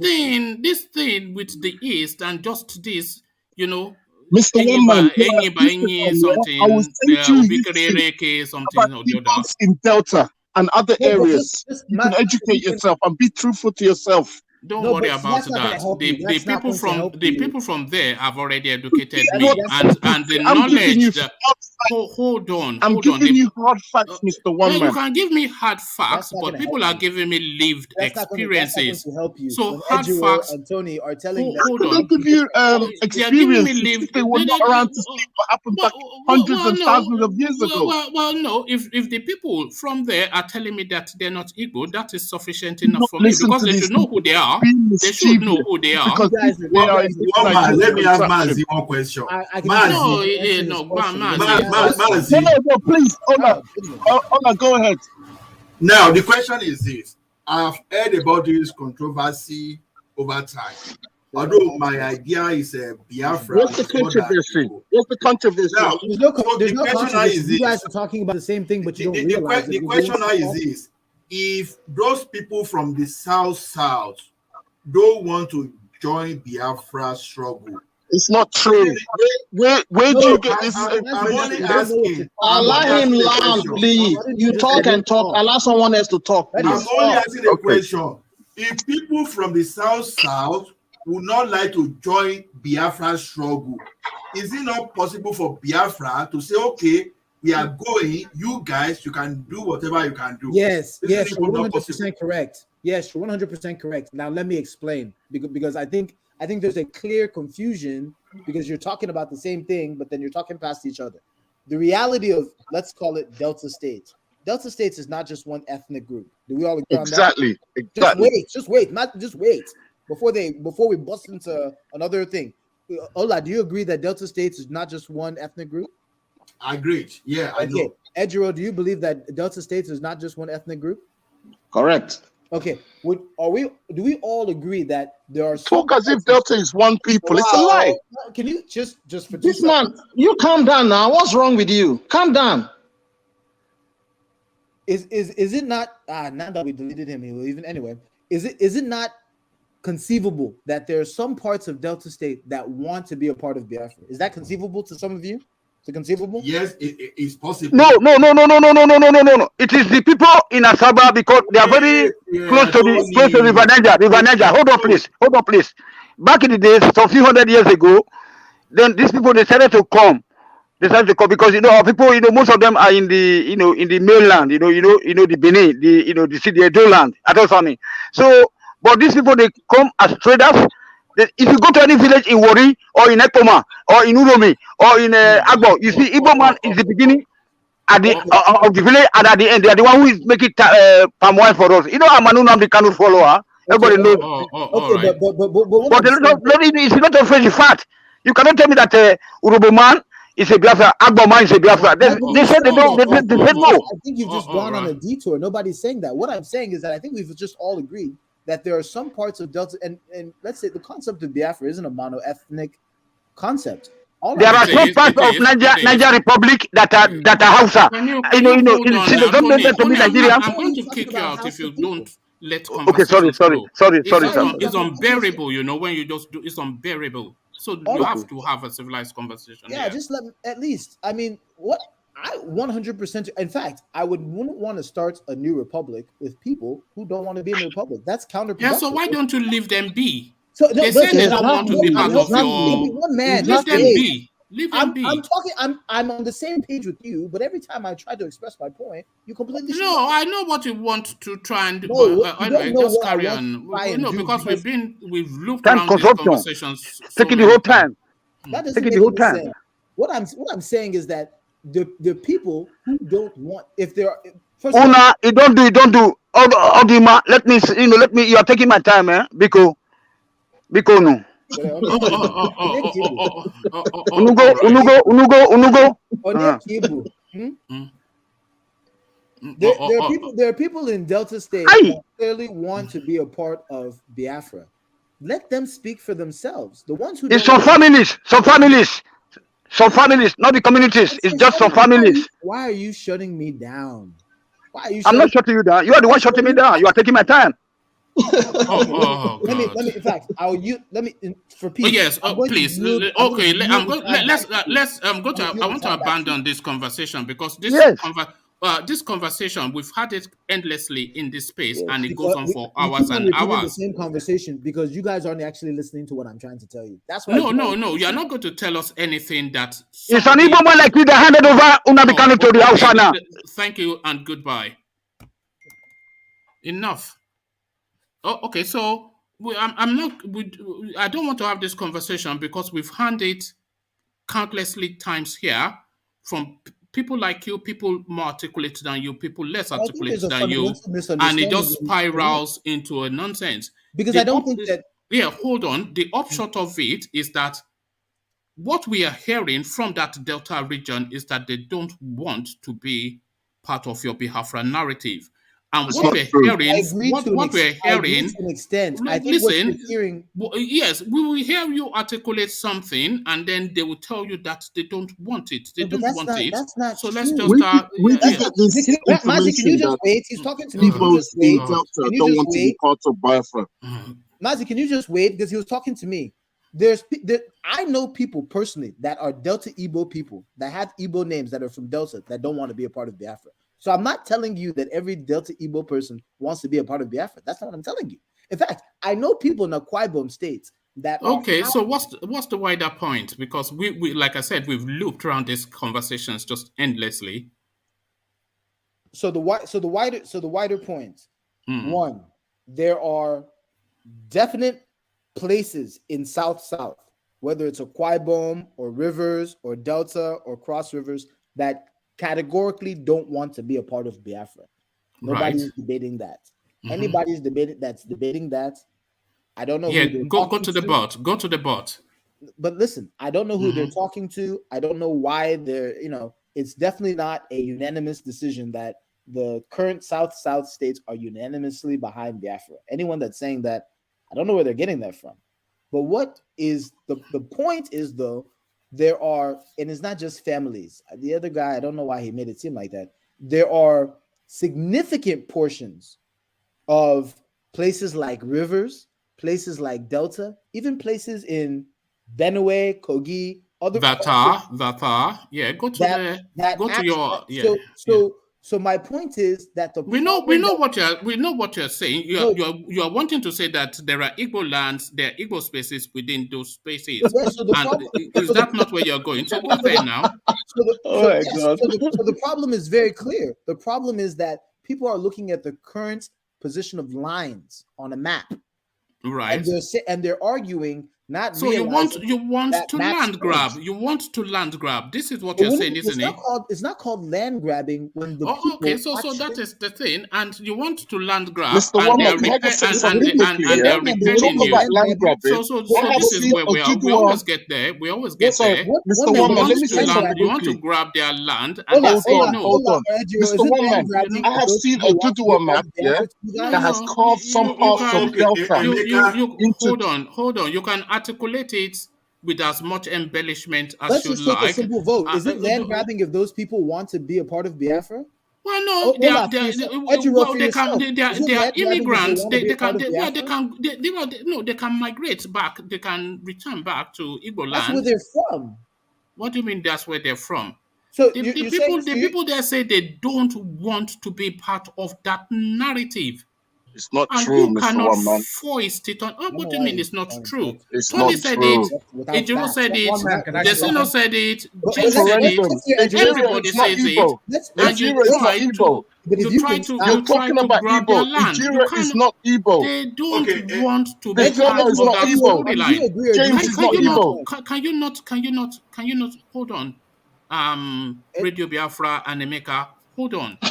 The Creek region. We've done this endlessly. Hold on. When I say hold on, that includes you as well, Emeka. Okay. We've done this. Anybody can attest to this. This is almost like a daily topic that we have, and it loops and it loops and it loops and it loops and it loops.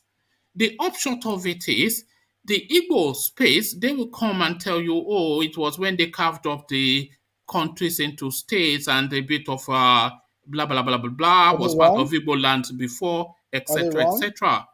But the upshot of it is the indigenous people of these spaces, they are saying they don't want to be a part of your Biafra narrative. But the so why don't you hold on? Why don't you then condense your Biafra narrative to an Igbo land agitation, which is essentially what it is? So just go with your. They don't want to be part of your storyline. This is what they say. No, I think you cannot. Well, how are you different from a Fulani headsman if you are going to take people's land by force? No, but how are you different from a Fulani headsman? I'm having a rational discussion. I'm not trying to take anybody's land. The people that we're talking about, they're indigenous to those spaces, and they just happen to be in Delta states or rivers or cross rivers. They are indigenous to those places. Am I wrong? Am I wrong? I don't know. Let's hear from rational mind. Sorry, let's hear from rational. Speaking now, but you'll come and say that Delta is. What do you say? What do you say, Mecca? Sorry. What do you say? Sorry. What do you say? It says you're an Igbo man. No, I'm not. That's not. No, not an Igbo man. I'm a full-blooded Urobo man. Okay, great. I'm not an Igbo man. Can you let's hold on, Emeka. Can you hold on, please, Emeka? Let's hear from rational mind. for a different perspective. Rational I'm glad mind. it was cut. I was glad it was captured though. I think we've, like one man said, we've overflogged this topic every time, but I don't think there's any harm if we revisit it. If we do revisit it from time to time. But you see, like Emeka is making a point, which I concur with him, is you see this whole mapping of Nigeria by the colonial masters and Europeans and the rest of them has really brought some kind of confusion. I know there are Igbos, much as there are Yorubas, even in Niger State, some part of Niger State, and in Kogi State. And would we say that is that land grabbing if they decide to want to go with Oduduwa Nation? I don't think so. So if those people that, what's his name, Emeka is saying that in Kogi, Akwa Ibom, Benue, these are where they've lived for many years, no doubt, perhaps even centuries, maybe even their ancestral land. And if they decide to want to join the new Igbo nation, I think, well, that's up to them to decide. But I think the bone of contention is the Ijos, the Ishekiris, the Urobos do not want to be part of that. I think these are the people that are contesting. Exactly. That's the cut. That's the cut. You got it right. Jiro, you cannot speak for your own group, man. You cannot speak for your own group. I'm speaking for my people. I'm from Urobo. I'm a Urobo man. I can. Just the way you can't speak for the Jiro. You can speak for the people. I can speak for my people. I can speak for Urobo man. Yes, I can. Just the way you hold the right to speak for the Eastern. The way you hold the right to speak for the Eastern, and that's how I hold my right to speak for my people. Emeka.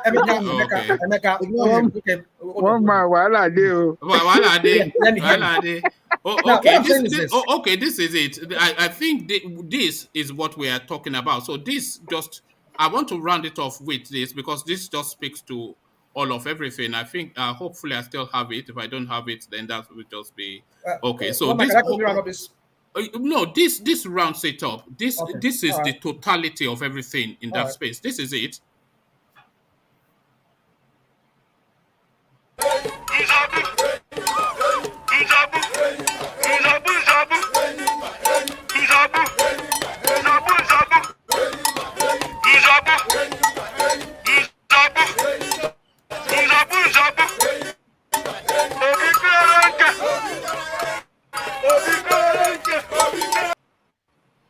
Okay. So that's the totality of all of it. So basically, so it's just don't land grab, don't land grab, or nobody's land grabbing. Yeah? Rational mind, please go ahead and say what you're going to say because I think you agree with me, and I think before Mazi Biafra came on, I think it's very clear what I'm saying and why I'm saying it. And there's clear. No, your land grabbing is what you're doing. No, Rational mind, do you think I'm land grabbing? The only land grabbing I see is if they are trying to force the Ijos, which is not going to happen. Which is not.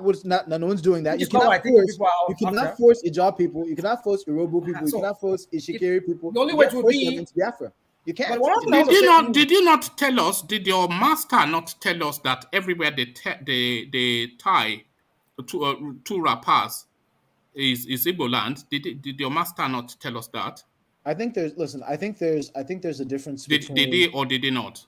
Because we all heard it. One, he's not my master. I think your champion, your Alpha One. Okay. Look, did your Alpha One not say wherever they tie your supreme leader? Did they not tell us wherever they tie to rappers? It's Biafra land. This is all. And Biafra land, by the way, Narnia. Nothing exists in history known as that, but we leave that to one side for another day. But did your Alpha One not tell us that? I'll be leaving pretty soon. I have to exit very soon. Let me just say this, but I just want to.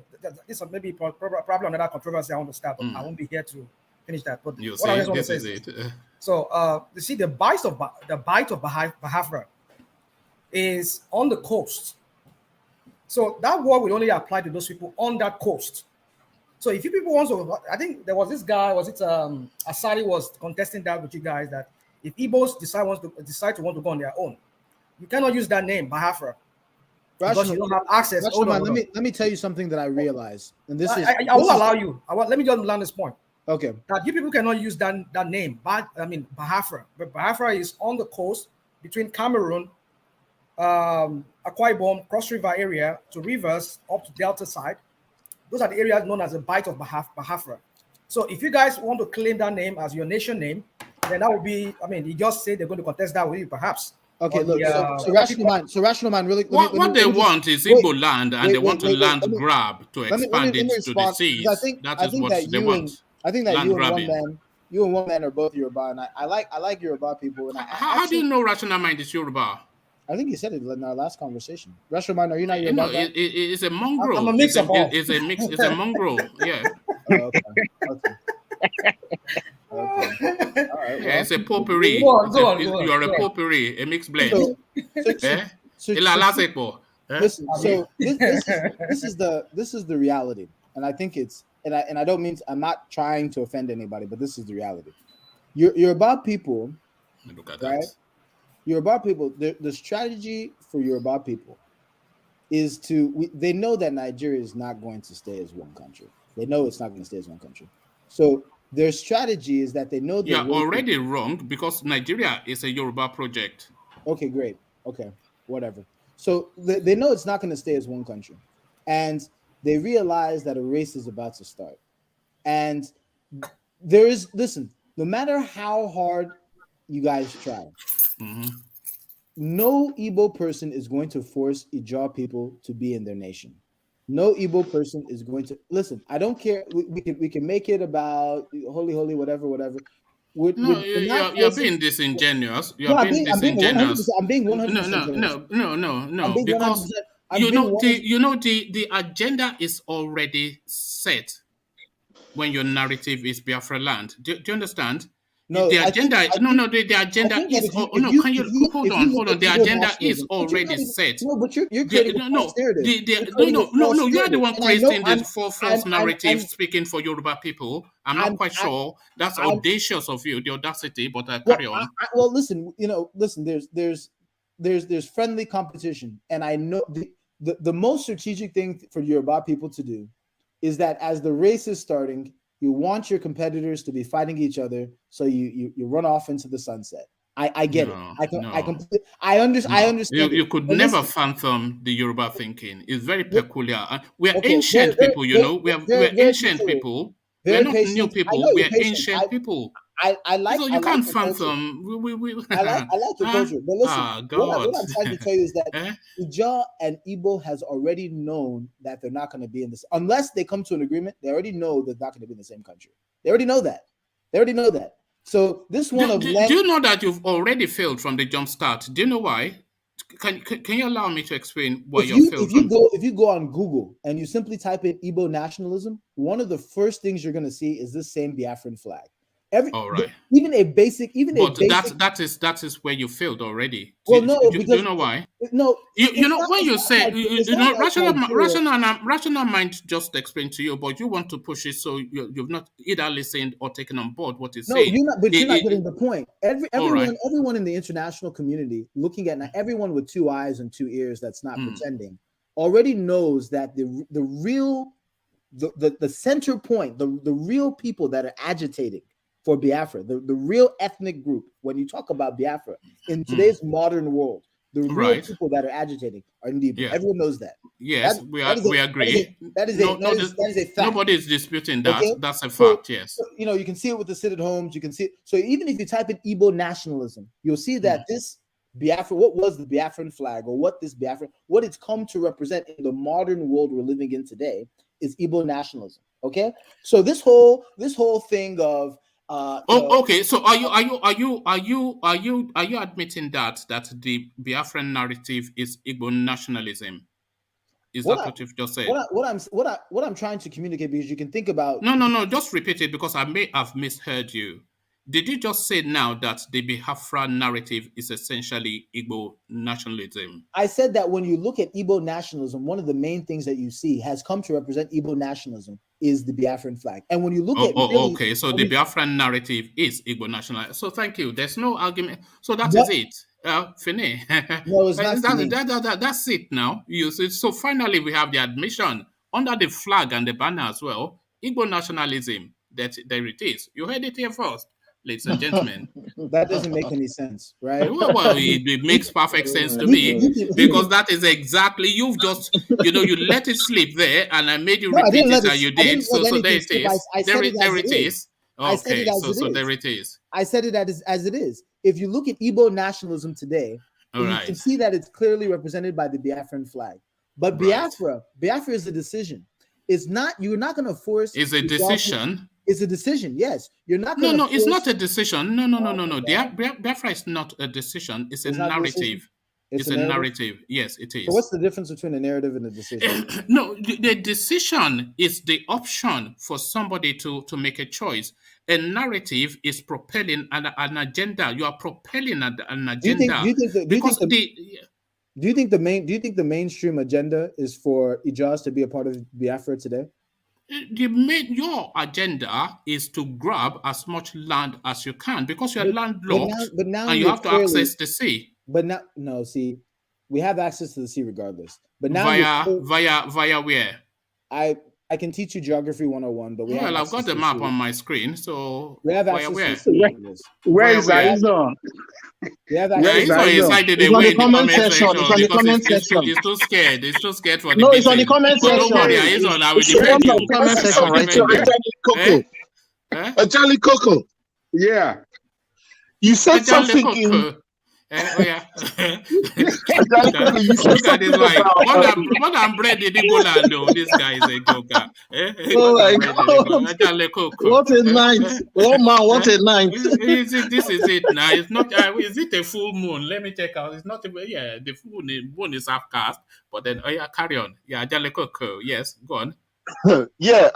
I think in a previous broadcast, he said that the Yorubas and Dudu have never tried to claim land anywhere. They've let them be and all this thing. That's not true. I saw a Dudu map, and some parts of Delta, like past Warri side of Delta, has been carved into the Yorubas Dudu map. But Tony himself is here telling you that he's a Yoruba man. Tony, he's from Edo State. Look at that. Yoruba strategy is very simple. It's an obvious one. All right. It's a very obvious one. Okay. And break it down for us. It's not that. It's just it's so obvious. Okay.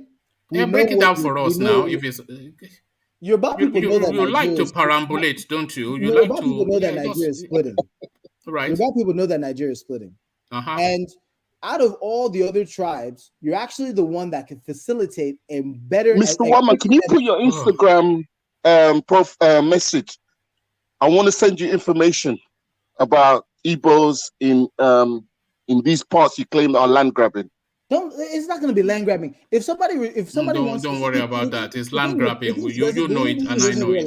If somebody says, I thought you want facts. You said you always want facts. I can establish to you that it is land grabbing only if you and Emeka would allow me just the 2 minutes to do that.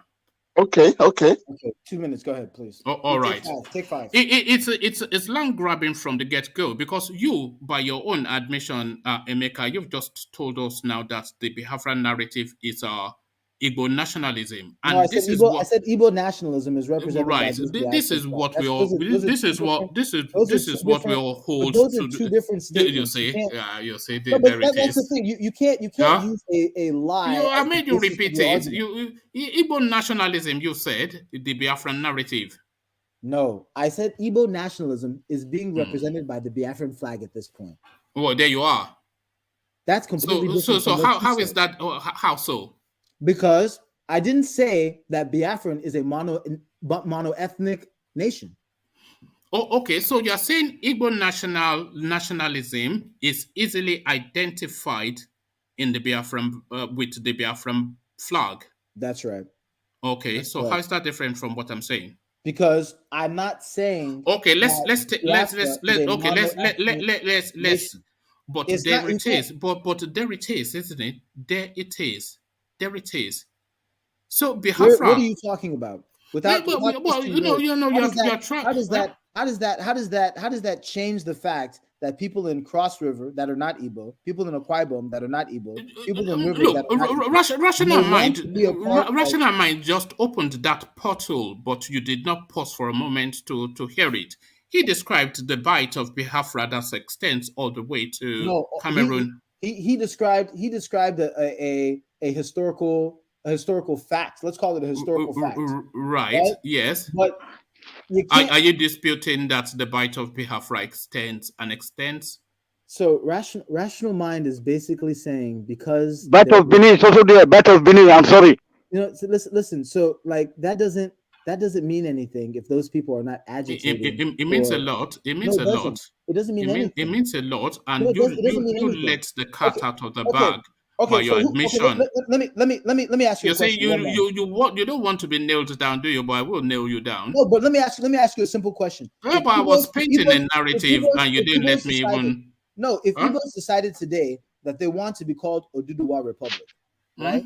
If Igbos decided today that's very fine, but they have to learn how to eat amala first because no, don't make it a joke. This is don't laugh. This is serious, right? Let's have this discussion because you're making a comment that doesn't matter. No, that is a prerequisite. You have to. A Yoruba man must eat amala, and if Igbos decided they want to be called Oduduwa, and you have to abandon yellow gari because we don't eat yellow gari in Yoruba land. Okay, perfect. If Igbos decided they want to be called Oduduwa Republic, and Yoruba people are content staying in Nigeria, being called Nigerians, and they abandon the Oduduwa Republic, and we choose Oduduwa Republic for our name, what can you do to stop that? I wasn't even listening to because what I'm about to say lands all of the point. If you let me say it, you see, Biafra that you are claiming is predicated upon Igbo nationalism and Igbo nationalism an association with the flag. That already defeats the whole narrative because that then tells us of an expansionist agenda. So that's expansionism right there. Biafra, you are saying is Igbo nationalism, but what constitutes I didn't say that. You said that. You said that severally. I said that Igbo nationalism has become associated with the one man. It's not true. What IPOB has done is tried to break this down, divide and rule created by the British and Nigerian government. Many people have been misled by the so-called elders for political or whatever reason to deny their Igbo heritage. Nnamdi Kanu has come into the scene to awaken our people a true heritage, because there's a lot of deception, lies has gone on about us by the Nigerian and the British government. So I don't know why would the British government lie against you? Of what importance? Why would they lie? What potency do you have to anything of importance? Let me ask you. Why did the British government side with the Nigerian state and other countries in order to try and destroy a small group that was fighting for self-defense? Okay, let me do that? Let me prove it to you, one man. Why did the British government, before they left, they had the sense, something report, only in the east and left the northern part where there are thousands of or hundreds of different tribes. That's the long run. Let me prove it to him in 1 minute. I'll prove it to you in 1 minute. One man, do you know of the Ika people? Do you know of the Ika people? No. You don't know? Okay, you don't know of Ika people. So just go on Google and type in Ika people. Right. Type in Ika people. Right. When you go to these Ika people, this is an example of what Mazi Biafra is talking about. Ika people, right? These Ika people, they are not called Igbo people. Mm-hmm. They're called Ika people, right? And they're in Delta State, right? You see, it's these peppy little stories that you people tell yourself to just follow. No, just follow. Ika people in Delta State, right? How do you in Ika language, which is another which let's say they're not Look Igbo, at right? that. In Ika language, how do you count from 1 to 10? Look at that. Are we back there again? Do you know anything about Ika language? Do you know? Let me tell you this. Do you know that somebody came to tell us that Igbo language is in the Bible, and then they started to do this? So don't talk around. This talk around. Is this the talk around? Is this black Jews? Jews. This is it. This is the Jew. Come on, man. I told you we've been to all of these spaces before. We know all your storylines. Are you saying the Jiba Jabas, don't worry about the Iko people or the Oko people. We know the storyline. Are they Igbo or are they not Igbo? I don't know who they are, but you will tell us that, they say the word "u" and we say "u." Is it not "u"? It's just this nonsense that you do, isn't it? Not you personally, but your space. I think it's a nonsensical space. I think linguistics is an actual topic of study, and when you look at the Ika language, yes, and I studied it, but carry on. Okay, but when you look at the actual Ika language, and you're Igbo and you speak Igbo and you understand Igbo, and you're Ika and you understand Ika and you speak Ika, it's very, very clear to both of those people that you're the same people. It's very clear. It's very clear. There are languages that are mutually intelligible, and so you can't go to the Ika people and tell them they're not Igbo. It's not possible. Do you know what Dundu and Dodo means? No, I don't. Dundu, and that is what you're talking now. You're talking Dundu and Dodo. It's just a jibba jabba. No. You know, don't worry. They don't want to be. Leave them alone. Don't land grab. Nobody is land grabbing. But if they say that they want to be a part of Biafra, there's nothing you can do to stop them. But if they say they don't, then let them be. Exactly. So then we are agreed. Exactly. And if they want to be part of Biafra, then they can. Well, there's no such thing as Biafra, by the way, which is the point that I was looking to make, but you stifled me. There's no such thing as a Duduwa Republic. Is there such thing as a Duduwa? I think you'll find. I think you'll find that there is. No, Duduwa is a human being. It's a human being. Excuse me. There's no such thing as a Duduwa Republic. No, you are constrained by knowledge. But I'm telling you now. Let me liberate you. You are constrained by knowledge, so let me liberate you. There's no such thing as Duduwa. Look at this guy. Your boss plan is very simple. Look at that. It's to make sure when that Nigeria breaks up, that they get a head start. Nigeria must break up. No, Nigeria will break up. This is a known at this point. Nigeria is breaking up. But to try and trip your competitor, to have them Igbos will be fighting. Competitor? Who are they? Who are the competitors of the Yorubas? Yoruba people out of all. No. Hold on. Who are the competitors of the Yorubas? I'm going to tell you in very simple terms. Out of all the other ethnic groups in Nigeria, Yoruba people are the most afraid of Igbos leaving. You must be a joker. No, I'm dead serious. Let me tell you something. And if I've ever told you anything that you can take as sacrosanct, I'm dead serious. No, hold on, please. Just allow me the space. What? If I look at that, okay, we're back to primary school. All right, okay. Look at that. If I ever tell you anything, hold on, just hold on. You know I have all the buttons now, so just hold on. If I ever tell you anything that you can hold as sacrosanct, hold this. The Yorubas have no. The Yorubas are global people. We are not. We're also global people. No, you are tribesmen. You are tribesmen. Again, you're trying to tribesmen. Okay, Mr. One Man, if the Yorubas have no competitors, why is it that you guys competitors? The Yorubas for self-determination? The Yorubas have never. I can tell. Look, I'm putting my hand on my heart now. The Yorubas have never, for one moment, have any consideration of the Igbos. They're just people who happen to be in what. We don't think about you. We think, come on, man. We don't even see you. What are you talking about? Look at this guy. The Yorubas are competitors. You must be eating upside. Emeka, just a minute. So, one man, you are finally a Yoruba or Odua agitator. No. I balk at the idea of somebody suggesting that the Yorubas see the Yorubas want Igbos and Ija to be confused about the name Biafra. Yorubas want Igbos and Ika to be telling them. One man, can I comment?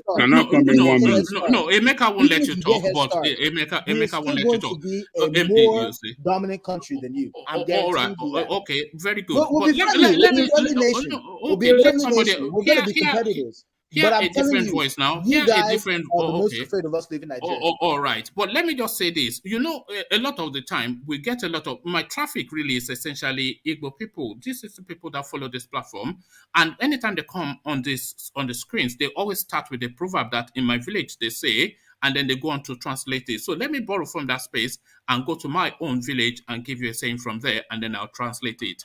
Where I come from, Oyo Alafin, we have a saying. We say, Aji shebi Oyo la nri, Oyo shebi baba eni kankan. This is what they say. Aji shebi Oyo la nri, Oyo shebi baba eni kankan. So I will not translate it. I'll yield the floor to Ajan Lekoko, and he can translate that for you. Ajan Lekoko, are you hearing this guy? Yeah. And it's true. And it's okay So to what be did you afraid. say? Translate for him first, you know. Oyo does not imitate others, but others imitate Oyos. That's beautiful. So that's beautiful. What that tells you, hold on. Mm. You are saying you are competitor. I mean, Yoruba are afraid of Igbo's competitors. That's a fact. Okay, hold on. If you are a competitor, why are you coming to Yoruba in thousands every day? That's for livelihood, to earn livelihood. It's very simple. I think we That's all very know. simple, Hold on. Mr. Woman. I'm just asking you. I ask you a question. Igbo comes to Yoruba. Mr. Woman, Mr. Ajalikoko, you know that's very simple. I can hold my own. Yeah. I can hold my own. Let him Only answer the question. I'll answer it. Yoruba land has an airport that's open, seaport that's open, and Igbos are supposed to be traders. So what do you expect us to do all these trading? No, he wants. What stop you from developing your own place, build your own airport, build everything, situate your own business there, and grow from there? Excuse me. Yeah. Why do you come to Yoruba? Hold on. Why do you come to Yoruba land? Who controls the federal roads? No. Excuse me. But let me tell you something. Let me tell you something. You've been talking. I've never talked since. Just hold on. Let me tell you something. You see, that narrative we are playing. You said that. Who built a Can you let me speak? Can you let me speak, please? Can you let me speak? You've been talking for about 30 or 45 minutes now. Let me speak for just 5 minutes, okay? Please go ahead. All right. That narrative you are trying to play is completely wrong and is unfactual.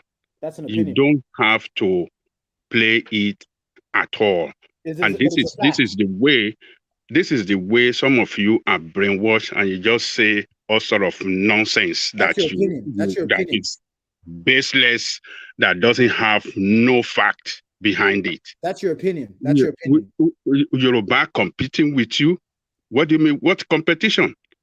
And like one man told you earlier, we just Yoruba told you there's no competition because everything is only allowed to operate in Yoruba land. Nigeria, I mean, what are you talking about? Let him finish speaking. Can you let me speak? Please go ahead. Please go ahead. Yoruba, we are global people. Yoruba are bigger than Nigeria. Okay? If you go to Cuba today, people have never demanded self-determination.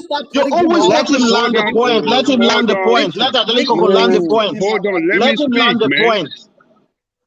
Can you let me speak? Please go ahead. Sorry for Yoruba, we are global people. Yorubas, we are bigger than Nigeria. Yoruba, outside West Africa. If you go to Cuba, the population of Yoruba in Cuba are 80 million. If you go to, Brazil. If you go to Cuba, we are like 1/3 of the population. If you go to Caribbean, all right? So if you go to Puerto Rico, in America here, we have indigenous people there that came from Yoruba that I know. I have met them before. And that is number one. The most developing or the fastest growing religion in the world now is Yoruba religion. Ifa is a religion that is practiced all over the world. If you don't know, Yoruba is bigger than Nigeria. Are you finished? Can I respond now? Just hold on. Can't you be patient, please? Can you be patient? I'm just waiting for a signal. When your monologue is done, I'd like to. What is the religion of Igbo that is worldwide accepted? That you want to that Yoruba that you want to compete with that of Yoruba? That is Ifa. Where are the Igbo origin in other parts of the world that you want to say you are competing with Yoruba people? And by the way, computing is based on Ifa computers. This internet you're using is Ifa.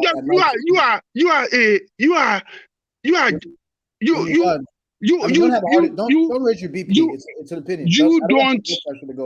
Can you just hold on, please? But I'm concerned about your blood pressure. I just want you to don't sarcasm, please. What is wrong with this? What is wrong with these guys that are brainwashed that don't know what they are talking about? It's Radio Biafra, isn't it? Have they ever even lived in Nigeria before? Have you ever seen Nigeria before? Have you lived in Nigeria? Have you lived in Nigeria when Nigeria was a country that was running good? When Nigeria was in Nigeria? When were you born? Just like when you're done. When were you born? When Igbo people were coming after the war. It is Yoruba people that are accepting Igbo people back to Yoruba land. Okay, when you're done, just let me know. You just stop that nonsense that Yoruba are afraid of competing with Igbo. Look, I don't hate. We Yoruba don't hate Igbo. We don't hate anybody. But some of you that are brainwashed, you play this hate. I didn't say anything about hate. Just hold on, man. Why can't you be patient? What is wrong with you? I don't want you to put a false narrative of hate. I never said the word hate. Just make sure when you're responding to my comments, you use the appropriate tonality. I never said hate. I said that you're afraid of the competition. Now afraid of what competition? What do you have that you want to compete with Yoruba? Are you done? Are you done? When Yoruba, look, when we talk of industrialization in Nigeria, go and ask for the history of industrialization. It's Yoruba that started. When Yorubas were industrialists, Igbos were traders. What are you talking about? Are you done? Please pardon, Emeka. Let me get Emeka right. Emeka, see. What I when we were building television stations, universities. Hold on. You're all responding, but when we were building television, when we were building television stations, universities, and the pretty press in Ibadan and all over Yoruba land, you people were still running around in grass skirts. What are you talking about? Are you done? Don't do that. Are you done? Oh, okay. Have your window, and then we shut down that conversation. Hold on. Hold on. Because enough people have put it. So let him put it back. No. We got. You have the floor. So you just put your point, and then I'll round off. I will state it categorically again, without any confusion. Right. Out of all the ethnicities in Nigeria, Yoruba people are the most afraid of Igbos leaving. Right. And I make no. Because no. Are you interrupt me? No, hold on. Yeah. Am I going to allow to make my points? Yeah, no. I think that's a part of the fear. You can't even let me talk. You don't even want me to talk. You do. Go ahead. That's how afraid you are. You don't even want me to open my mouth. I said you have the floor. I've said that. Emeka, go ahead. We are listening. Go ahead. He just wants to do jibba jabba, but you don't even want me to talk. I said you have the. What is wrong with you? Are you all right? Have you been drinking? I said you have the floor. What does that mean? So speak. Okay, can I speak now? No, look at this guy. Oh Lord! Now that I can go ahead, Emeka. Go ahead. Now that I can speak without interruption. You will be interrupted if you say rubbish. But carry on. Come on. Who defines rubbish? That's what I'm saying. You're afraid. Rubbish defines itself. But carry on. Because everything that Ajay Koko, I don't know how to say your name, bro. I'm sorry. Ajay Koko. Ajay Koko. I mean, I don't have the power to change your name, but I can master your language because it's not even that difficult. Ajay Koko. I can master it. Your boss easy. Look at that. Your boss is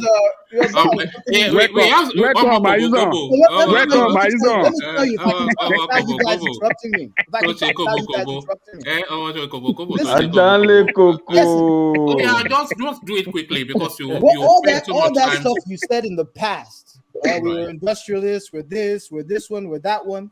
I'm not talking about then. I'm talking about now. Yoruba people are the most afraid for Igbo to leave Nigeria. They know that's why. If you can see it in every move that Yoruba make, and I respect the Yoruba people, but I'm telling you the truth. Yoruba will have immense competition from Igbo when this is all said and done. It's not a bad thing. It's not hate. We love you guys. You guys love us. So I'm sure we'll do trade. But I'm telling you, if you think that Yoruba will be the star of West Africa, you say that's very poor. What you're saying is very poor. You know why what you're saying is very poor. Well, when you hold on. Here, when you originally at least I got said 2 sentences out without you guys being afraid. No, you did not get a sentence out, and I'm rather disappointed in what you said, because when I came at you with facts and figures. When Ajalekoko came at you, he came at you with facts and figures. You pushed for the right to reply that was ceded to you, and you just jibber-jabbered. So come with facts and figures, not jibber-jabber. To you, Emeka. So I think it's really simple. When you talk about what's going on internationally, I think it's pretty clear that Igbos are doing more nationally than Yoruba people outside of Nigeria. Right. One man, do you think it's worth it to listen to this guy? Does it worth it at all? You as well, Lolana, and Alajan Lokoko, please. I want you to land on something of substance. Let me give you substances. I'll raise your Chino Achebe. I'll take your Chino Achebe and I'll raise you a Wole Soyinka. I will raise your culture and I will give you Ifa. I will give you Onumila. I will give you Cocoa House. I will give you the first television station in Nigeria. I will give you the first university in Black Africa. I will give you the first printing press in Black Africa. And I will give you your personal doctor, who I'm pretty sure is a Yoruba man. So I'll give you all of that, then you give me something back. Not jibba jabba. I'm not talking about, television station that you borrow the equipment to make. You could not do that, could you? Because we were still running around in grass skirts. Listen, I'm telling you, I'm not talking about yesterday. I'm talking about today. Yes. So let's talk about today. What have you done? If you look outside of Nigeria, right? Igbos are. I mean, you guys are not even. I mean. It's not even competition. Go to it. Don't jibba jabba. I told you not to jibba jabba. It's not competition. So is it to be working in the ports of Germany as a carton package? Can I ask you a question? No, don't. Let your man have the space. Let your man have the space. And I want you need to land on. There's too many time on one guy, man. Please. Hold on. I want to land on substance. So land on substance. Yeah, go on. The basis of it all, the fact of the matter. Yes. The undeniable point. Go to it now. When they say go. Oh, look at that. When they say go. Look at that. You're not going to be competition for us. I'm just letting you know. Jibba jabba. All right, thank you. So it's jibba jabba. No, sorry, Ola. I want to round it off because he's just going to jibba. You see, we've given him ample opportunity. It's not hate. It's not hate. Don't take it as hate. It is not hate. It is not hate. Okay. Woman. You see why. You know what I think, and this is an honest opinion. I think you should venerate and reverence the Yorubas as they were gods. This is how the Igbos should look at us. Okay. Because to all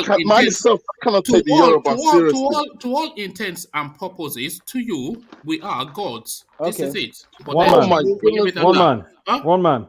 Yes. Let me just, please, you run a fantastic show with class, with people that come on and say until Emeka came in, Abi. You run a show where people come on and make facts. Ajale Koko gives us historical perspective. We have sensible, meaningful debates about things that are true. These guys have come in and have been unable to defend their claim that Biafra should be larger than those states that are predominantly Igbo states. They've been unable to defend that. We all know that for a fact. So instead of sticking to their main point of the argument that they were trying to make initially, what they've now done is they now decided to drag Yoruba people into this to make it an ethnic fight. No, it's not an ethnic fight. So no, yes, is what you have done. I listened to you carefully, my friend. Let me finish what I'm saying.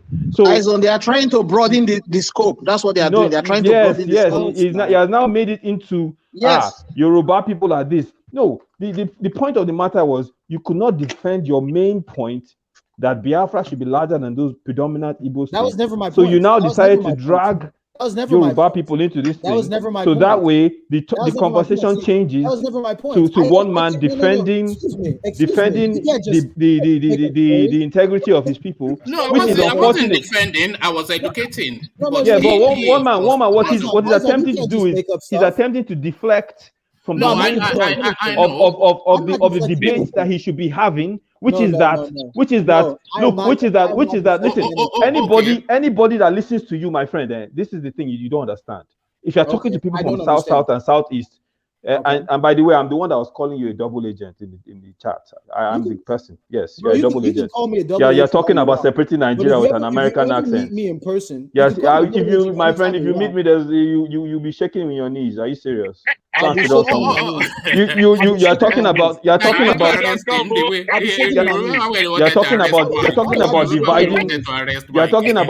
Nigeria. You're talking about dividing Nigeria with an American accent. Go and sit down somewhere. One man, this guy cannot. Please, one man. Let me beg you, please, do not go to his level anymore. No. Okay, we know the contributions of Yoruba people. Just leave this guy where he is. Okay, leave him where he is. So can you give me? Can you give? Hold on. No. You don't know me. So let me make this very clear. Aizan, if you ever open your mouth and just try and threaten me ever again, you'll realize. Don't worry, no. My brother, I didn't threaten you. No. If I threaten you, you don't have to look for it. If I threaten you, you will know. You will know. I didn't threaten you. If I threaten you, you will know. I'm glad you You're a double agent. You're talking about breaking up Nigeria with American accent. Hold on. When I say gentlemen, no. So sorry. So yeah, no, don't worry about your American accent.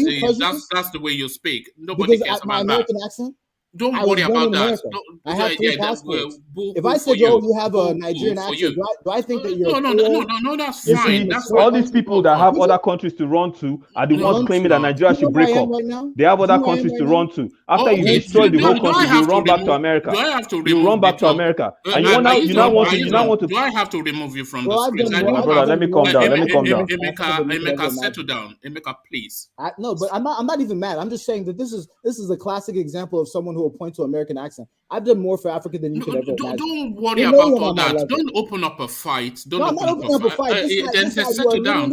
Then settle down. I'm settled down, but listen. Hold on. You can just point to someone's American accent and say you have a country to run to. Hold on. Can you hold on? In person, you'll realize look at this guy. Okay, I'm just going to have to. When I say hold on, then please just, if not for me, just for the platform.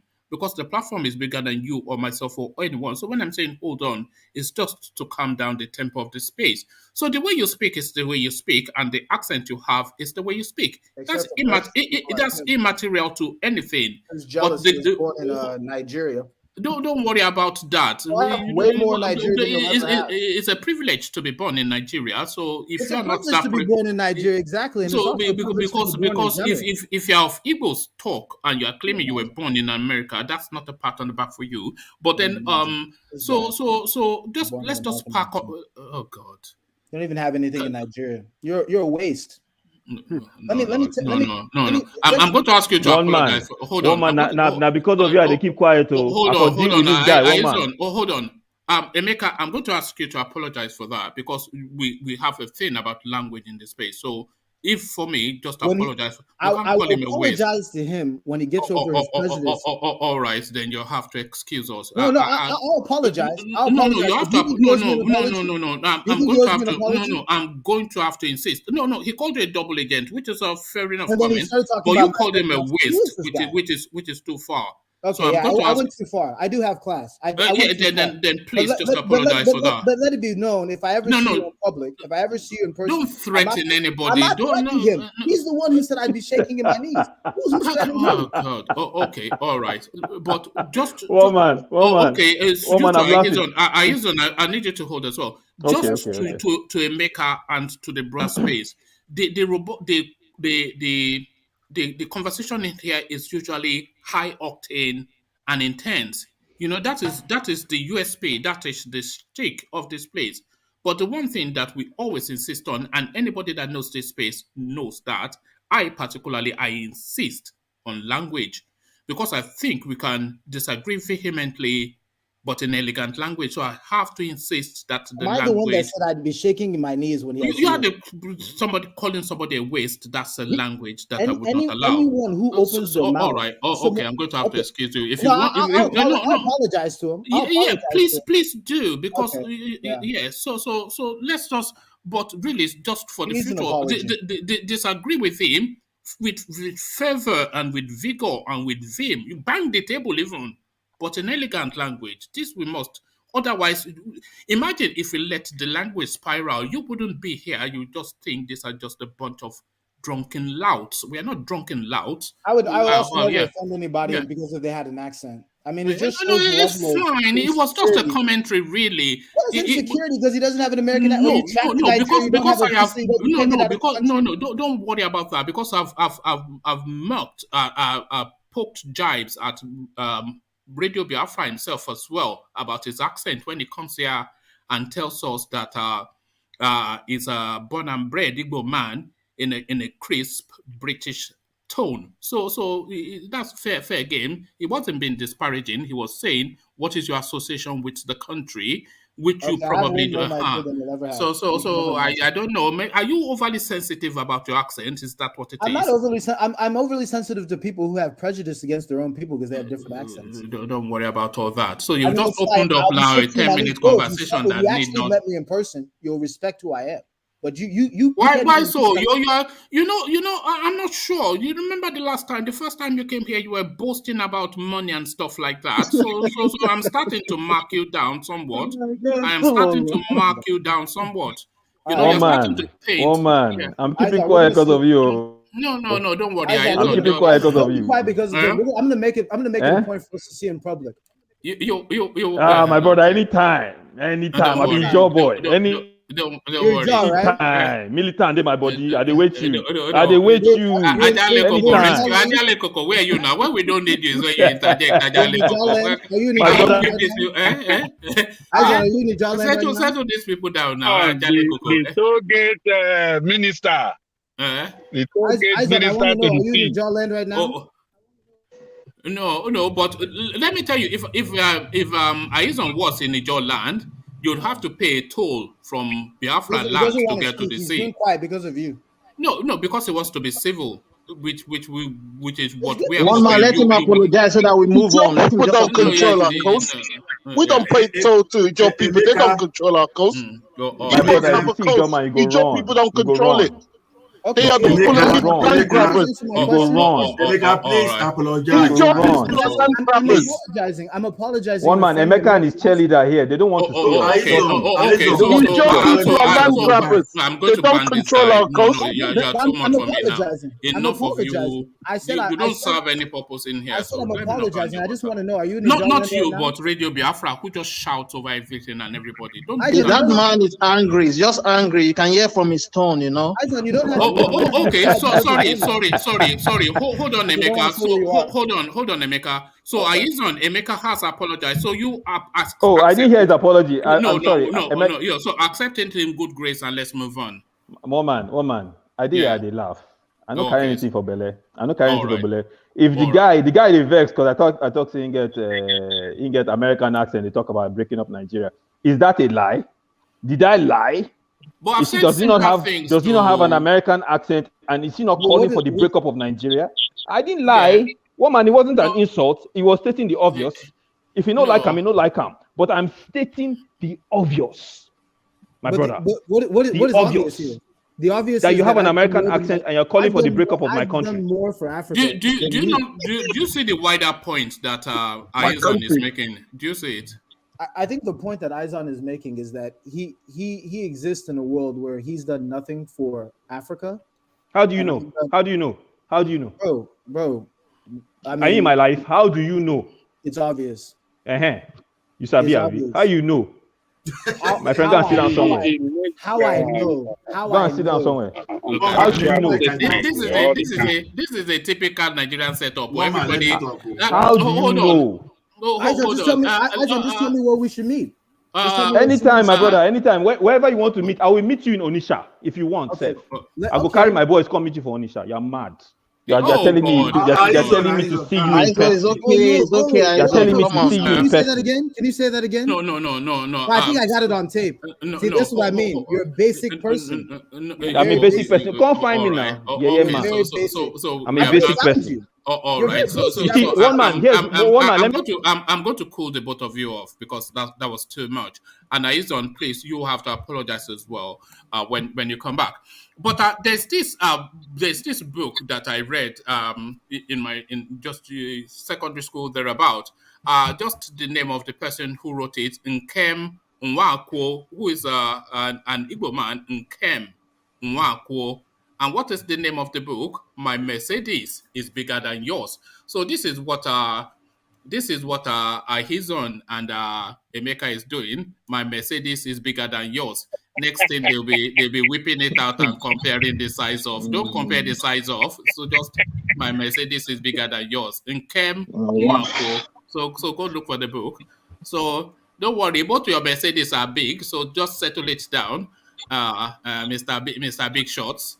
Look at the big shots, I look at Ajale Koko. All right, let's start to round off because I don't think I have the strength to contain. So we start to round off, and we start off with actually we've not heard from Q. You're not here from Black League. Where's Black League? Black League is not here.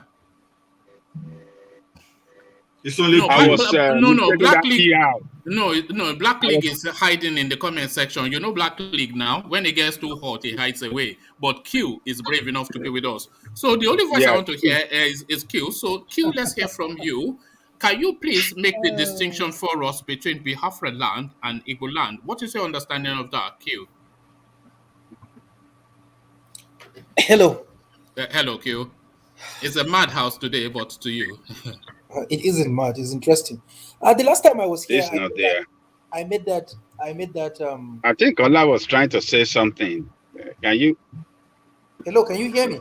Sorry. Let's hear from Q. Ajanle Koko, are you there? Oh yeah. Yeah. So let's hear from Q. So Q to you. Yeah.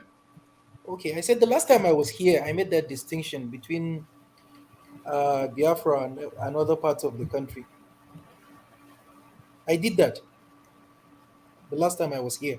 And what I said was that it exists within the confines of where those who are agitating for it reside. Thank you. And that is the answer. That is the answer right there. Yeah. So it exists within the confines of where those who are agitating for it reside.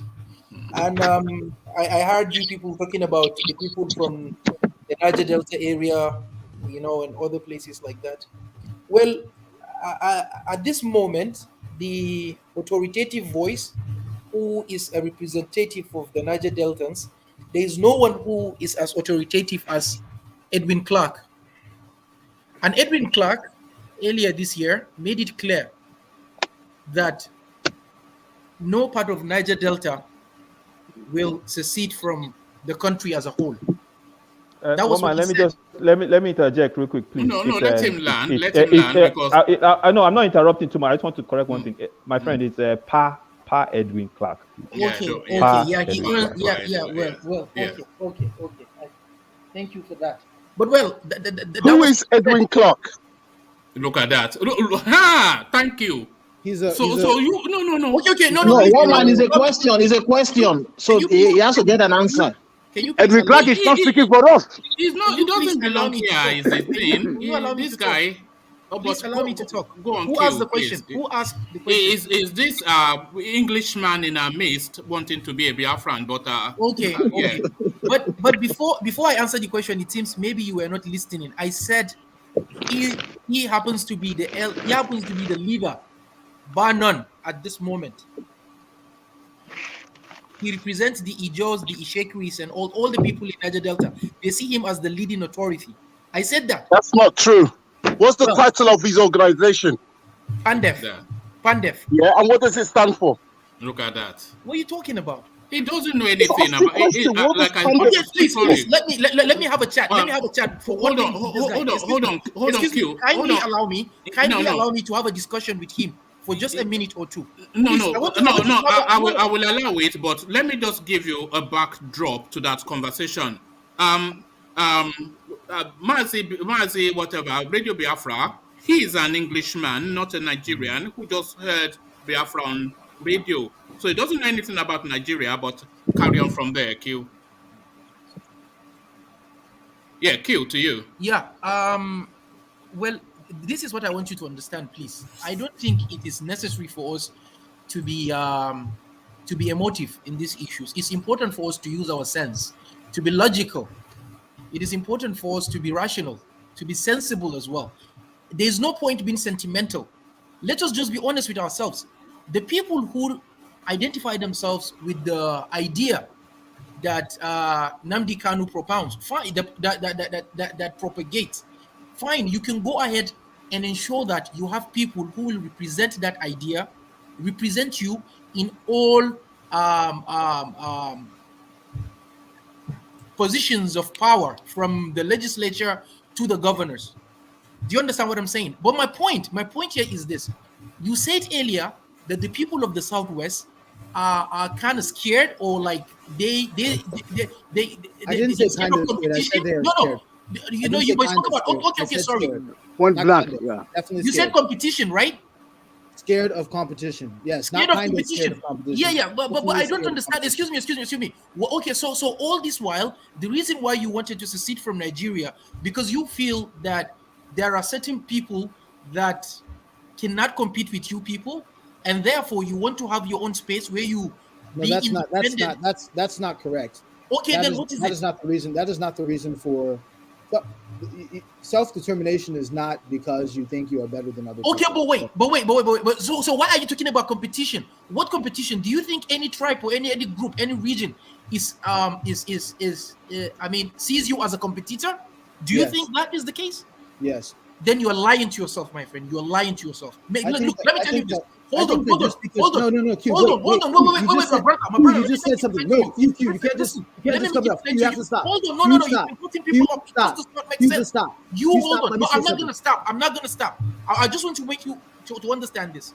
When you're talking about a group of people in hundreds of millions, we're about 200 million people. We all have different tribes. There is no local government in that country that you don't find an Igbo man. But this is what I want to challenge you to do. Please go back and ask your people in the Southeast to show you exactly the investment of people from other parts of the country in your region.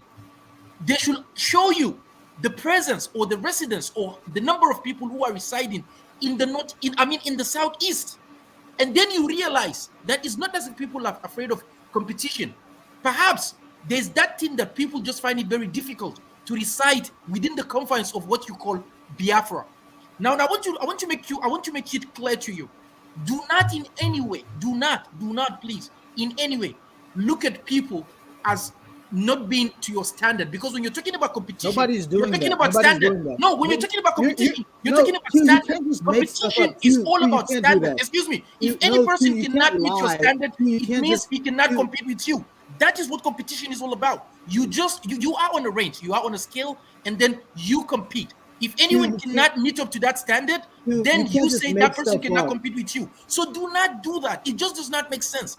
But one man, when you guys are talking about, excuse me, those who see themselves as Igbos,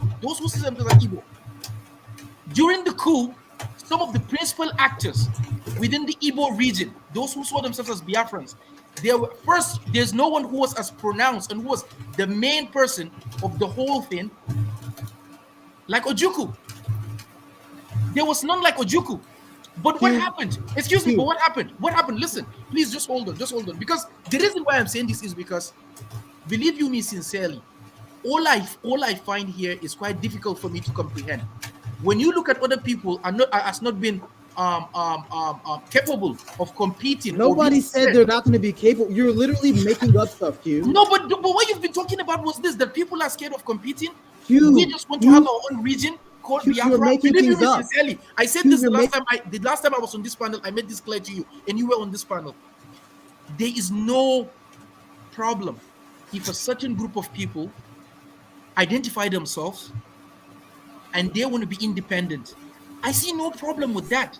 You can there's go nothing ahead. wrong with competition. Just don't be afraid of it. No one is afraid of that. That is what I'm saying. I said in the first instance right now, someone appeared on this platform a few months ago and made it clear. And he said, please reach out to your fellow Igbos and tell them to join the people from the northern part of the country who decided to take this to the court of law. That the court should force the people at the national legislature to please come up with a bill that will ensure that you insert referendum. No one person from the southeast. The saddest part of this is that, you know what? Why this is so painful is that, why can't you see? Believe you me sincerely, I do have a brother who contested an election, and I swear to God, I refuse to God, that might be her. Okay, the reason why I'm saying this is so that you understand the kind of person I am a bit. I refused to vote for him. I campaigned against him because I realized, to be honest with you, that he was not going to do what was necessary. I did not vote for him. Not that I did not vote for him, but I campaigned against him. The reason why I'm saying this is because people should try and see things the way they are, not the way they tell you. If someone should tell you he or she represents this and that, look beyond that. The person who has been preaching about Biafra of recent, no one who has been talking about that like Kanu.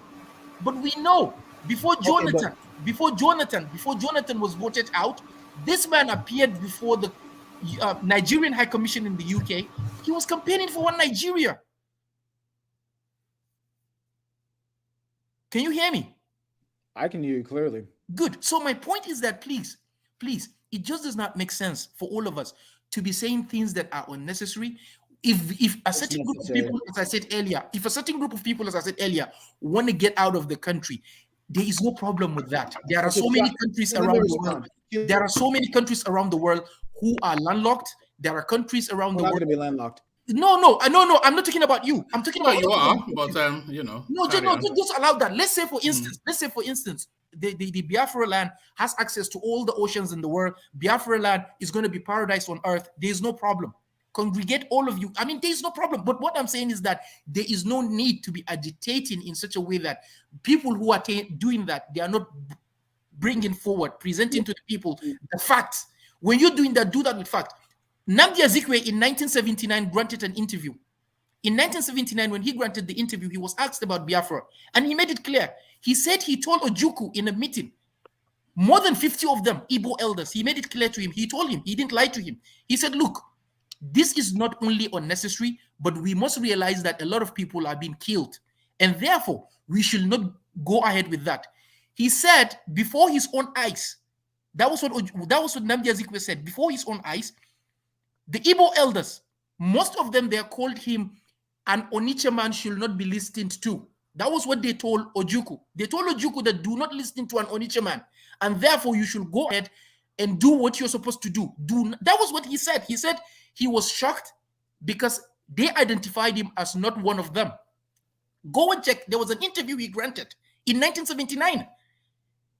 Jim Wobodo, when Ojukwu came back from Cote d'Ivoire, Jim Wobodo, an Igbo man, came out and said, we should be very careful with the way we welcomed Ojukwu. And he was asked why. He said because Ojukwu was responsible for the death of millions of people in that part of the country. And when he was supposed to be there, he left.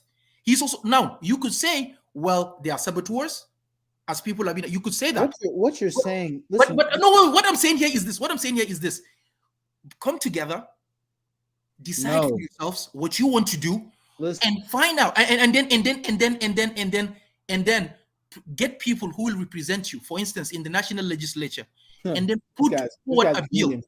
And I'm confident that will go through. The reason why I said I'm confident that will go through is because we have the case of 13% derivation from this from the south that initially people thought one part of the country or another will not allow that to go through, but it went through.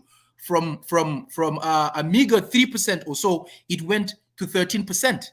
So sometimes people think these things are not possible, but believe you me, you will be surprised. A lot of people would like to have that. But in a situation whereby people are killed in the southeast on their way to the south or in the way to the north. People are killed. Just now, look at the monarchs. The monarchs are being killed in the southeast. Why? Why is that happening? You have succeeded in creating a and eating as well. Yeah. I mean, why do you do that? Thing is here, one man. This is why. Because the Nigerian government wants to turn the southeast to the north. No, that is not the case. Excuse me, that is not the case.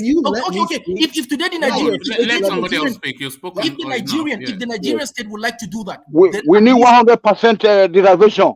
100%, my friend. Now let's hear from Q. You know, Q said, hold on. You notice. Hold on, everybody. You notice that Q held his quiet until I invited him to speak because he gave people the courtesy to speak. No, so now that he has been invited to speak, let him speak. When you let him speak, you let him speak a stream of consciousness. You let him actually. When he lands, you have the right to debunk. Okay, let's get you. Don't worry. Go ahead and talk. Emeka, go ahead and talk. That's why. Okay, sorry. Go ahead and talk. Okay, hold on, Q. Yeah, go ahead and talk. Rather than hear from Emeka, because it is a full moon now. So we have the most. No. Even you are moderate. So I'm going to bring the most extreme of your. No. Let me bring your.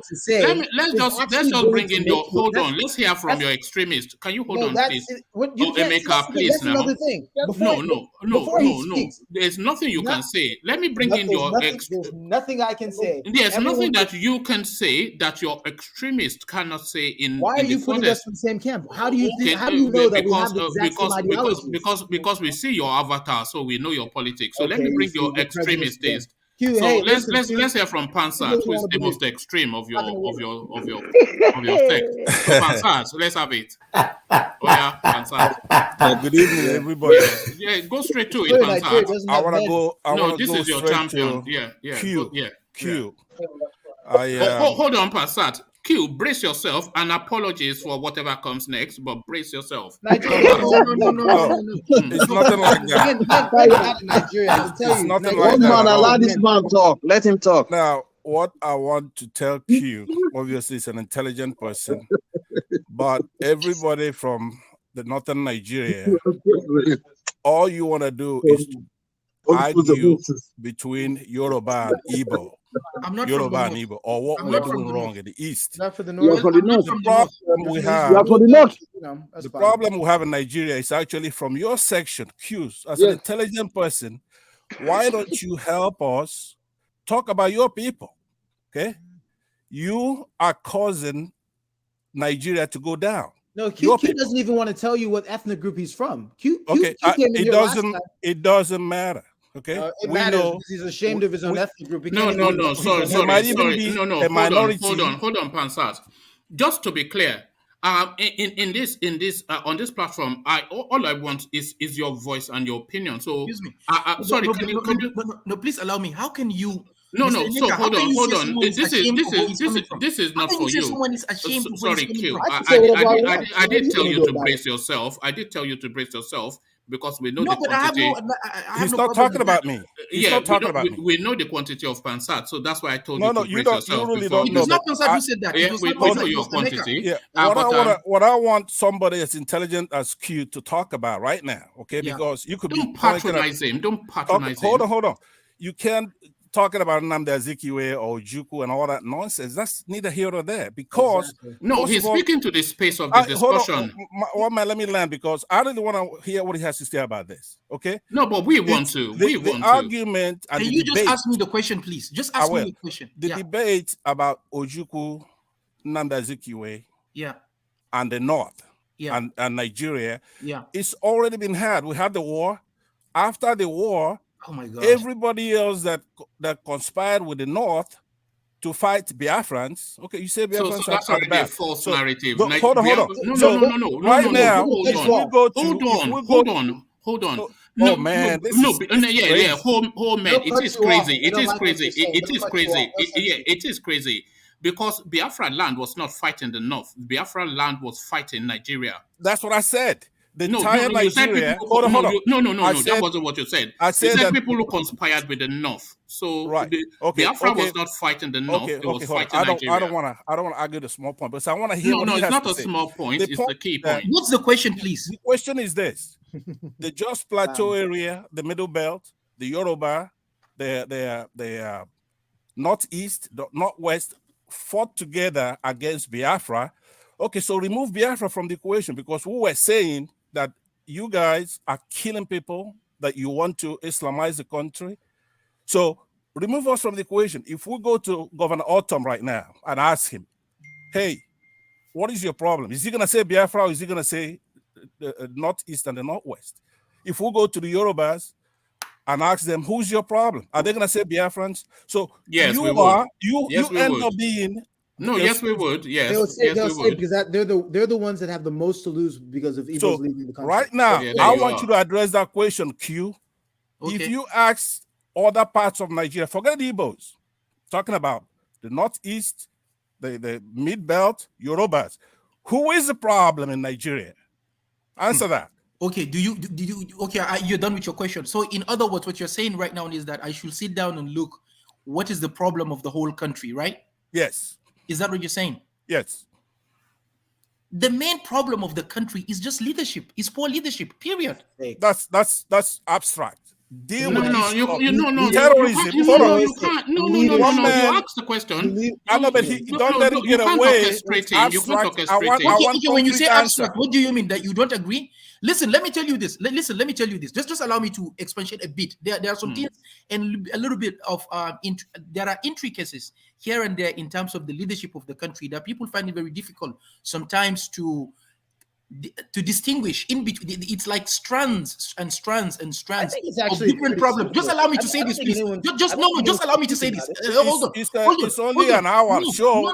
No. Go to the point. Please. Yeah, I'm going straight to the point. Go to the point. Yeah. Okay, I will do that. Thank you. I will do that. Just kindly listen. Believe you me sincerely. Okay. No need for all the patronage, as Mr. One Man said earlier on. Let us be honest with ourselves. I swear to God, again, I'm telling you this. I have no problem if any part of the country decides to secede. That is not my question. My point is that hold on, Q as well. You can't ask a question and then choose the answer. So you ask the question and then you answer. No. That is your determination, but not mine. I see sense. So let him answer, please. The reason why I said is poor leadership is because, and I started giving you the answers right now. I said it's a combination of a lot of things. It's like a strands. The intricacies here are this. Give me the biggest one. Give me the biggest one. Okay, thank you very much. Okay. Just please, just listen to me. Just listen, please. Just listen. Thank you. Okay, thank you. There is no tribe and there is no religion. Muslim, Christians, those who don't believe in anything, those who believe in whatever traditional religion they do believe in. There is none of them. They are all involved. All the leaders from the east to the west, not to the south. They are all involved. The reason why I'm saying this is because when you get up there, you realize that they are together. They are together. Today, if you call Ato Eze, who is one of the richest people in Africa, if not in the world, his closest person is a Fulani man. If you call Oji Uzokalu, who is an Igbo man, his closest person and his mentors, they've been people from the north. What exactly are we talking about? The person who gave the first check to propel, the person who gave the first check to propel the People's Democratic Party in 1999, a Yoruba man, gave it to his favorite friend, a man from Nasarawa State, to go and present it during what do you call it? They call it was it the morning raising dinner or so? Listen, gentlemen, believe you me sincerely, there is no tribe that is not involved in this charade. They keep messing each and every one in the country. They keep manipulating people. Believe you me sincerely, money was exchanged between a lot of people before the elections. And they come out, when they lose or when they win, to just get into their own box together. They identify and they categorize themselves in those groups. You cannot tell me that a tribe, everybody in a particular tribe is bad, or everybody in that particular tribe is good, or a religion is good. That is why I said it goes down to poor leadership. There is no region in that country that does not have its own fair share of hypocrites who can fight, who stay together, who do things just to identify themselves with that region, group, or religion at the center, so that they will show that they have some form of power or leverage, and then they will be involved in sharing the cake of the country. But believe you me, they don't have the interest of anybody there. Go and see where the children live. Go and see the kind of asset the former deputy senate president and Igbo man from Enugu State. Go and see the kind of assets he has. Why didn't he empower his people from Enugu State? Go and see the kind of assets people in the north have been amassing. All right, thank you. And let me address directly Pansat's question. The problem is equally the unknown gunmen that ESN has morphed to, not deceiving anyone, is as much that as it is the bandits in Sokoto. So that is the problem. So we can't exclude one from the other because they both take lives indiscriminately. We saw the clips of the Igbo chiefs on the floor just yesterday. So that's the answer. But so that's it. So gentlemen, it's been rather a rowdy one, but one man. Yeah. Let me interject, please. Yeah, come in. I don't calm down, no worry. Yes. And maybe apologize to Emeka as well, because I made him apologize to you. That's why I'm interjecting. Q, very good breakdown of Nigeria. Well done, Q. Yes. Well done. So yes, my inner brother, Emeka, I want to apologize for saying you are mad. Okay. Look at that. Let me apologize for that. Okay. But outside of that, I didn't insult you. Please, could I talk to Q again? Because I have to at least address what he said. Could I address what he said? Because he didn't answer the question. He did. Make I finish. Wait. I think. Listen, I really would like to talk to him about this. I could wait, but I want to talk to Q. Hold on, Pansa. Just real quick. Listen. I heard exactly what you said, Aizan, and I do accept your apology. Oh, there you are. I'm really good at hearing when people are sincere, and I hear your apology, and I accept your apology. All right. Thank you for that, and thank you also. And I actually apologize to you. There you are. No group hugs. That's not a handshake will do. Because don't start hugging each other. We are not Bobrisky. Time to apologize to me, and I actually have to apologize to him because he took the time to apologize. Let me say this, one man. The thing is this, I personally come to the platform because it's a platform. It's an area to discuss, to have healthy debates, to exchange ideas, to hash out differences, ideological differences that people have. So nothing is wrong with that. And I want to say this, all my Igbo brothers there. Let me explain something to you.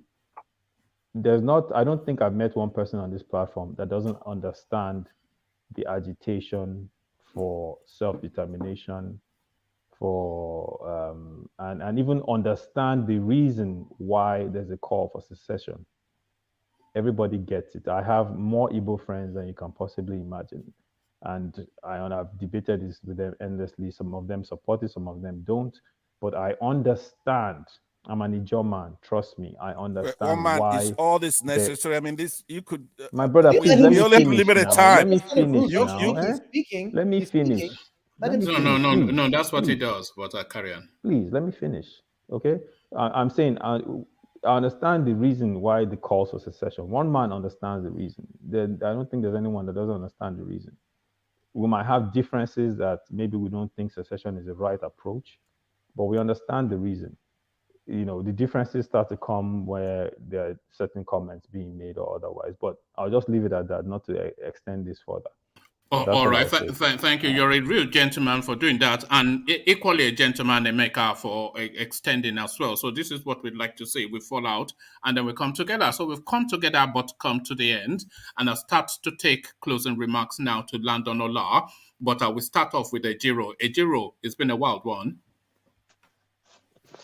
Yes, one man. It's been a long night and a very interesting section. Once again, this brings me back to my normal closing remark. Nigeria has failed. It's a failed system. We all know that. That 1999 constitution is a fraud. Any human being reading that constitution will know that 419 has taken place. That's the truth. That constitution is a pressure cooker for injustice. Nigeria is not working. Let's not deceive ourselves. It's not working because some persons in that country, some elites want restructuring, while 80 to 90% don't want restructuring. And some more than 60% of the population don't want anything to happen to that constitution. And these two things is a problem. If we must move forward, if we must forge ahead, those two things has to be revisited. So it's not working. I think instead of killing ourselves, let's break up to smaller units and go separate ways and save lives. That's my submission. Good night. Thank you. All right. A real delight always in your company, Ejiro, ladies and gentlemen. So from Ejiro, we go to Radio Biafra. Radio Biafra, to you. Radio Biafra, are you there? Hello, Mr. Waman. Yeah, so your words. Yeah, I mean, you got all the evidence you need that Nigeria is a failed state. We have to tell ourselves the truth. It's no point arguing with each other. We're not getting anywhere. IPOB has been a godsend to everybody in Nigeria. We've woken up people to stand up for themselves. You saw what happened with the NSARS. People are standing up to see that this Nigeria is not working. We should demand for a referendum and let people decide and see where they want to go. This Nigeria is killing people. The more you keep shouting, keep talking about one Nigeria, more people will keep dying. We're not one people. I've got nothing in common with people in the north and to some extent people in the west. If you go your own way and you decide, hey, you want to be part of these other people, then fair enough. Referendum. Have you ever been to Nigeria, Radio Biafra? Yes, of course I have. Yes, of course. Yes, I've been to Lagos. How many times and for how long? How many times? 3 times. 3 times. And how old were you then? Ask me the same question. The last time I went was when I was 25. We can hear you laughing, but thank you. But you should be asking the last time you told us you were 7. The last time you went to Nigeria, so be consistent. But then there you are. But thank you, Radio Biafra. It's always gone. Okay, thank you. All right. No, you can still say a few more words if we want to. Yeah, again, as I said, let's all demand for a referendum. It's time. It's nothing about hate or hating these people. No, Nigeria, we need a referendum to determine our fate in this contraction. So, all right. Thank you, Radio Biafra. Always a delight. You illuminate the place anytime you turn up. So from Radio Biafra, let's go on to Thomas. Thomas, to you. Thank you, woman.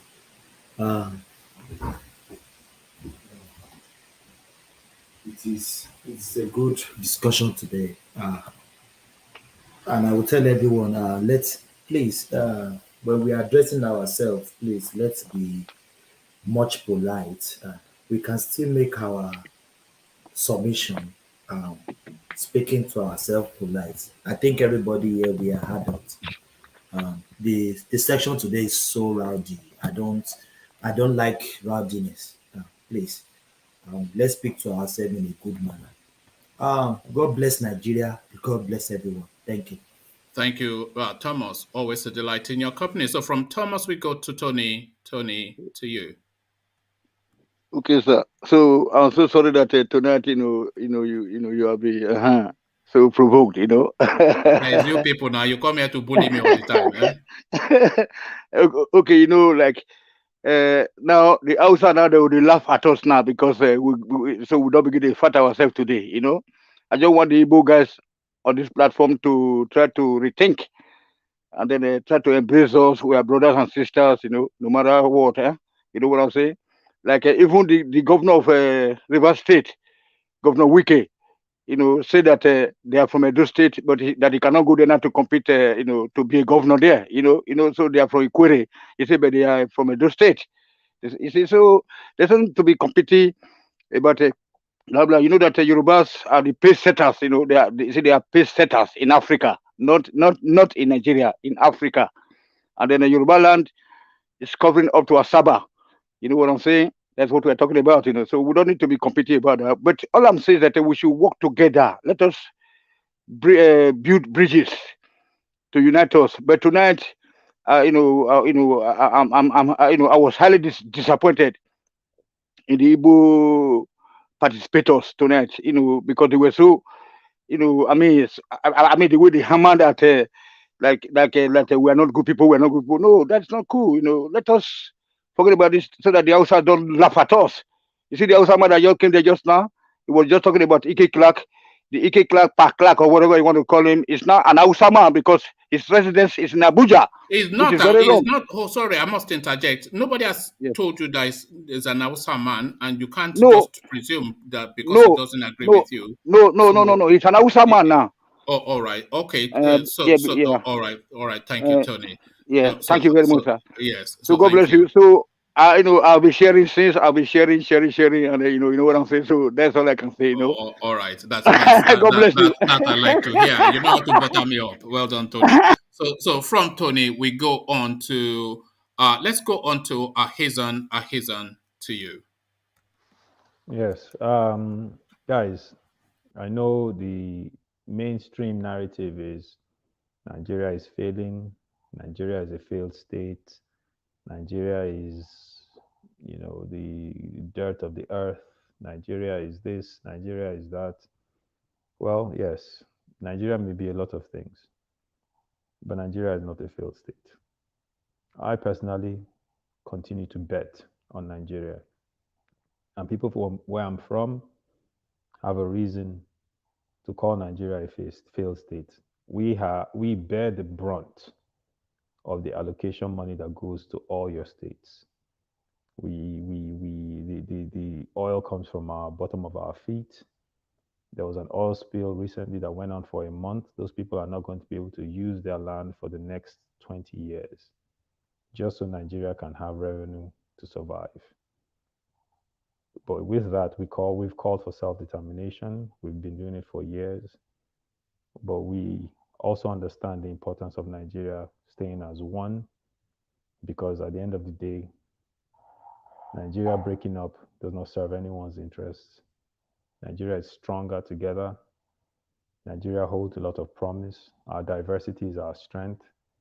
We're in this position now because we've had some straight criminals that have run the country for decades. In any region you point to, any state, any local government, you will find the same thieves, destroying our environment, destroying our coffers, stealing money openly, no water, no health, no electricity, in every single state in that nation. So breaking up into your own little small section will not fix the problem, it will compound the problem. The people in those areas will take it upon themselves to become local warlords, local chiefs that will then take it on themselves to even try to enrich themselves even more. So the breakup is not the answer. The breakup is being driven by selfish interest. I personally can attest to that. The Niger Delta Development Corporation it has been a black hole for money, over $1 billion, yet we don't see one clean road or several boreholes being built. This is not being done by a Fulani man. It's not being done by a Hausa man or a Yoruba man or an Igbo man. It's being done by people in our backyard. So breaking up is not going to solve that problem. That's what I want to say. Nigeria is a great country. We have to fight to keep it as one, fight to keep it surviving, fight to keep it driving, fight to keep it successful. We didn't choose how we got here, but we have a unique opportunity of building a strong nation. That's what I have to say. Thank you so much. All right, thank you. Do you know who Logan Paul is? He's on. Yes, I know him. He's a joke. He's not even a Yes. boxer. Do I you don't even know want to call him who involved. KSI is? KSI is a bigger joke. Yes, I know him as well. Look at that. I was going to build a ring behind my house just for you and Emeka. Just if you hadn't settled, then you'd have had to do Logan Paul and One KSI. man, I've taken boxing for over 22 years. Look Okay, at so that. You are a anywhere, fat boy now. anytime. When you look at you, think I don't know you. I've had you checked out. You are fatter than me. I'm coming there to brag. My brother, Eh? Eh? anytime, anywhere, Oh, But are you not the Emeka, boxing promoter? Are you the boxing no, promoter? I'm not a promoter, but I'm a big Okay, I think boxing that's like aficionado. zero. Yeah, I know But somebody promotes boxing. Emeka is my brother, from the All east. right. So we're going to eat bitter leaf soup and All right, apple it's a very woo soon. and all Okay, that. no But wahala. just be careful what you eat in the years there. But thank you. So thank you. So we are taking closing remarks. Just so with that in mind, to you, Pansat, to you.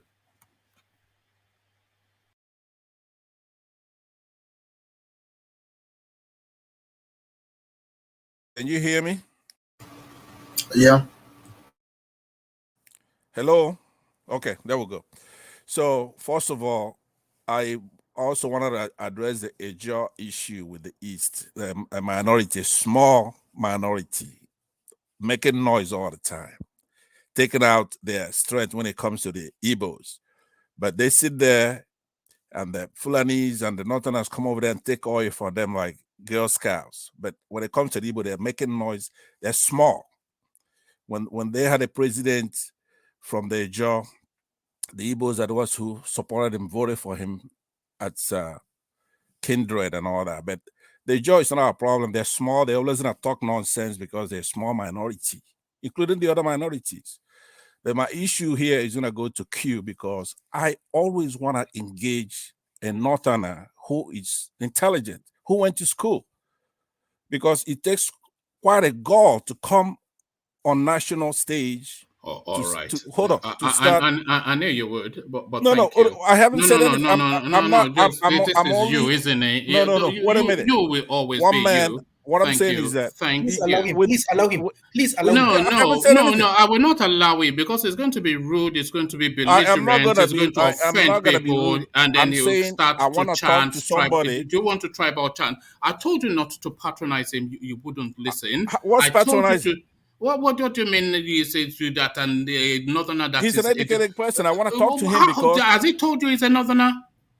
yes, he has. When did he say I that? listened the first day he came on. He said he's not going to disclose if he's Fulani. He's not going to disclose if it's Hausa, but he's from the north. Don't worry about that. I was Why are you asking for protecting him? closing. He could handle No, himself. I'm not protecting him. In the build up to you, I did say it was closing remarks because I knew the sort of elements that you are. So I'll give you that window just to. If you know who I am, you won't be talking to me like that. You have a lot of I, balls to talk to me like that. Thank I haven't you. insulted the guy. All right. Okay. Sorry about that. That guy, he does that all the time. I've banned him again. That's the fourth time I'll be banning him. He'll come in under the same IP, not having learned anything, and do it all over again. Emeka, to you. Well, I appreciate the time today. I'm glad. I'm glad we got to get a little bit rowdy and talk just candidly and openly. I have really just two messages, and one it's to an ethnic group that I really love, and that's the Yoruba people. And so what I said earlier, I want to make sure you hear it in the right ear. I have no hate towards Yoruba people. I don't dislike them in any way. In fact, I love them. And what I'm actually saying is that competition is a good thing. And when I say that Yoruba people are scared most of Igbos leaving Nigeria, you should take it as a compliment, because I think that we're going to be amazing competitors in the future. And I think we should all be looking past Nigeria, because Nigeria is finished. I know everyone, some people here wanted to say that we're stronger together, but the reality is that in the breakup, some people are going to be better off than others. That's just a fact. So those that don't yet have maybe their things together, they don't want breakup at this point. And that's fair. Everyone has to have their own strategy. But Yoruba people, I think it's going to be an amazing future, and we're going to be amazing competitors and partners in the future. That saying you're afraid of us leaving, it's not anything negative towards your culture. It's actually a compliment. And then to Q, I appreciate you for who you are. I don't know you, but from the stuff that you said, I think you're a really intelligent person. I know that you believe that all of the different ethnic groups have bad people in them, and I think that's a known fact. I think everyone realizes that the people that are quote unquote representing us from each of our different ethnic groups are clearly not doing the right thing. But that's not the point that a lot of us are pointing to. What we're actually saying is, even if you throw all of that in the bucket, we still want to break up Nigeria. We just don't, even if we have a lot in common in terms of we're both human beings, and we have good morals, a lot of us, and we're good people, and we have a lot of commonality. That doesn't mean that we should be one country. I mean, I hope you one day understand that some people just don't want to be in the same country as you, and that's their prerogative. And I know you believe that there's a route to self-determination for any ethnic group that wants to leave. And I know you're also smart enough to realize that the legislative path, or the path through the National Assembly in a country called Nigeria, is maybe not the most realistic one. So I wish you all the best. I think that I love the conversation today again, and also for Biafra. What is where is Biafra? I think no one's going to force Ijaw and Igbo people to be in one. I think that's going to be a very hard sell. In fact, I would like Ijaw people to get. I think they just did something with self determination publicly, and I think they're going to do something else in February. I want them to have their own nation. They also will be another strong competitor and strong partner in the future. But we don't have to be one country in order to exploit those diversities. Everyone coming here and saying, oh, it's the diversity, we're stronger as one. All of those things that they're talking about, we can do in a configuration that has many nations, right? We don't have to be bound by our parliaments and our presidents and our constitutions and our currencies to cooperate and interact with each other. That's a fallacy, and that's a lie. And I think it's laziness in terms of your intellectual curiosity. You don't have to be one country to cooperate. There's lots of countries that are nations that cooperate with each other all the time. So I am not for one Nigeria. I think Nigeria is a failed country. It has failed. It can't protect its people. It's going into hyperinflation soon. The things that Nigerians talk about, if they really just sit down and they're honest with themselves, they would realize the best path to really getting progress is competition. So I'm really happy, One Man, you set this up. I'm excited to have a nation that competes with yours.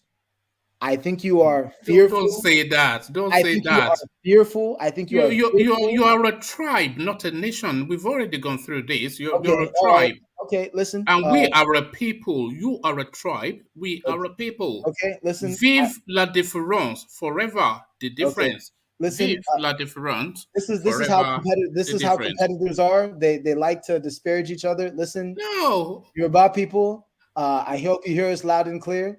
Don't just try and play fair though. I know that's going to be difficult. Try not to trip us. Don't patronize me. You know better than that. You know, pick that up.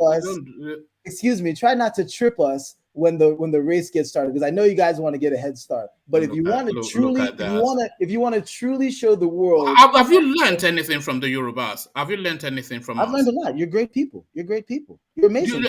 Have you learned how to think? Do you know how to? You should learn how to think from the Yorubas. I'm a thought leader. Why would I need the Yorubas to teach me how to think? I'm a thought leader. Okay. If you don't learn how to think from the Yorubas, then you have not learned anything. Okay, that's an interesting perspective, but we'll see what happens when the race actually begins. Try not to cheat. We know you want to pin us against the Ijab people and all these chaos. Don't worry about that. But we know who the stronger nation really is going to be. You're going to be a great nation, but I don't think we thought it was the Northerners that we needed to civilize, but it looks as though we have to civilize you too. The Northerners have their. I can't solve the problem of the North. I can't speak for the North. Q, maybe I don't know. No, we will have Nigeria, and we will civilize both you and the North. That will happen.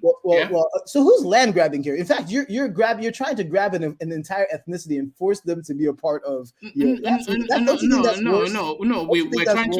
We're trying to liberate you from parochialism and to a wider space. But don't worry, keep coming here. You will learn. You will just Stay under the guidance of myself and Ajan Lekoko. I know We will make a man of you yet. We will make a man of you yet. I know the Yorubas are scared of Igbos leaving Nigeria. I know it's scary. I know it keeps you up at night. But don't worry. We'll leave the lights on. We'll leave the lights on. You guys have a great day. All right, thank you. As ever, you've done yourself proud. Well done. Well, let's hear more from you because certainly you add something to the space. So that was Emeka. He came under a different name, but he came under one of these hardcore Igbotic names. But again, I've civilized him already. You see, this is what I mean. I've civilized you just. Look, there you are. Thank you. Thank you, Emeka. All right, so from Emeka, we're going to Q. Good night, Emeka. So from Emeka to Q to you. Yeah, thank you, Mr. One Man. How I wish you allowed this guy to make his submission, and I really would have loved to have one-on-one with him, Mr. Pansad or so. Yeah, but anyway, that's just it. I think it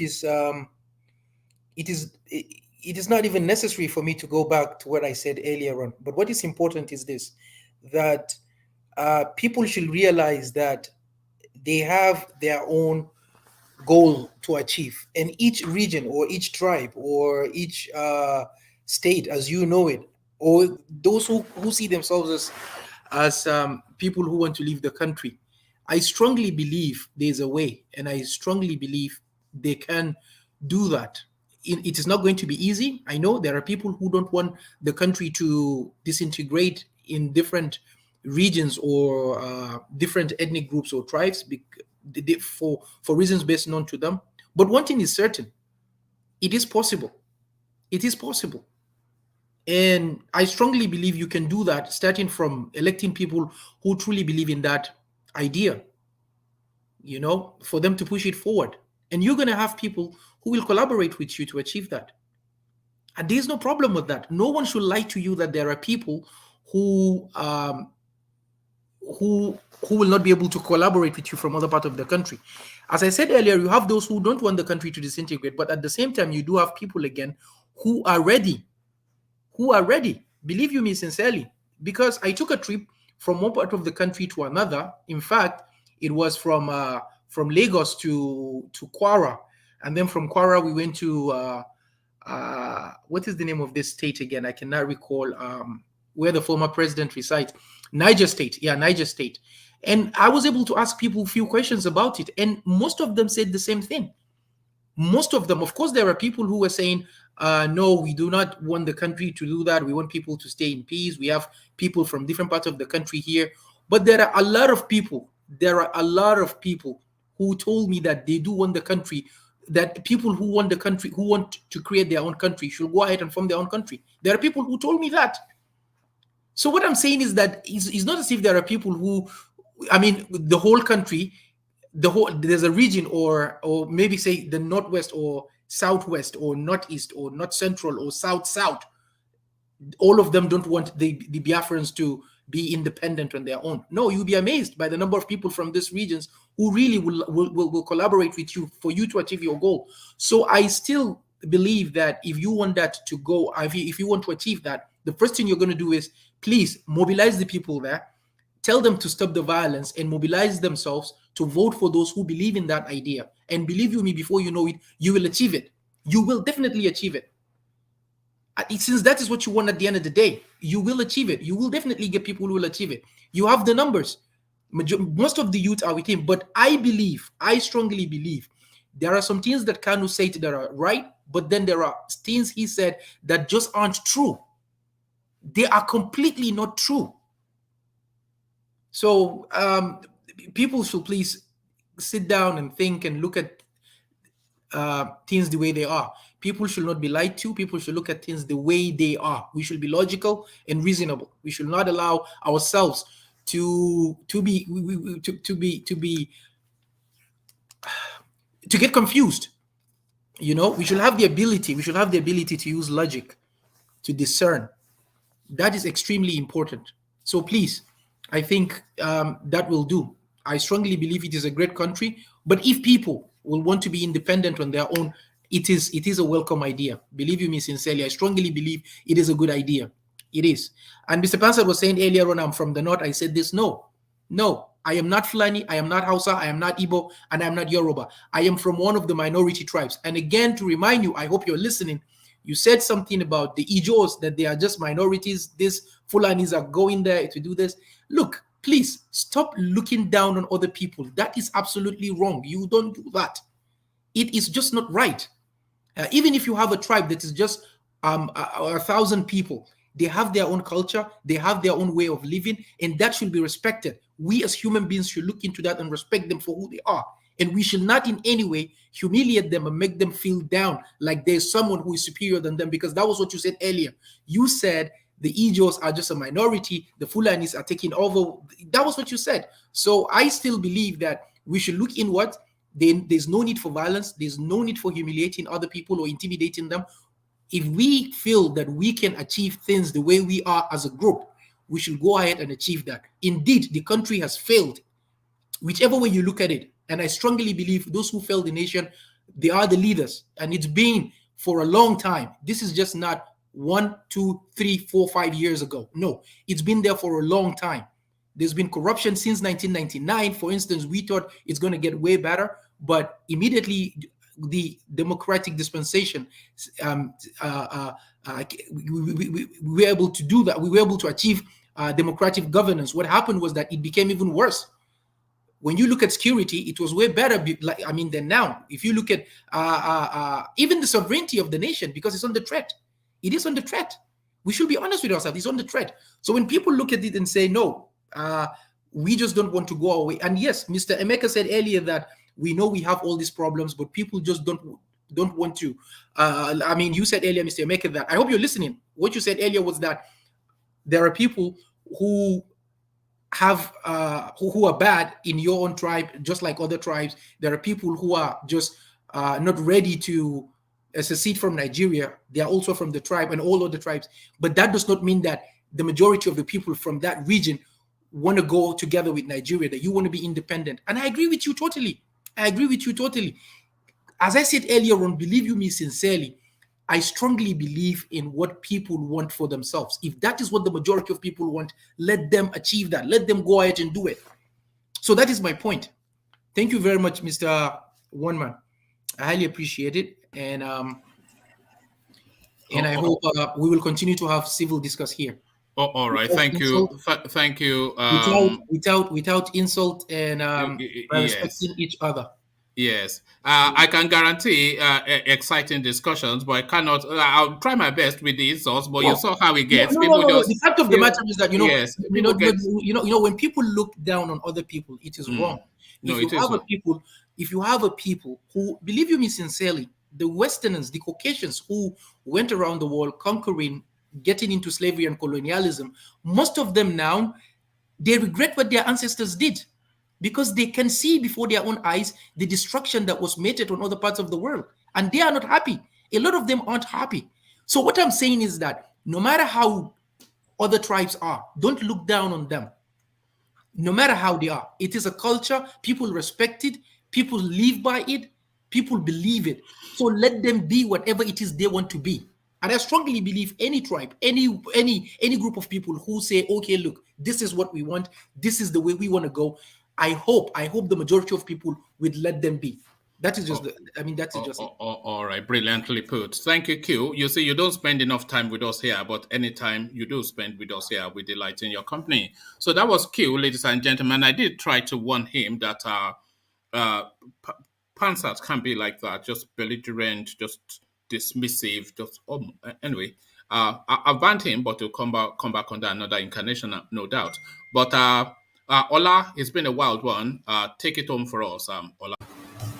Yeah, what a night.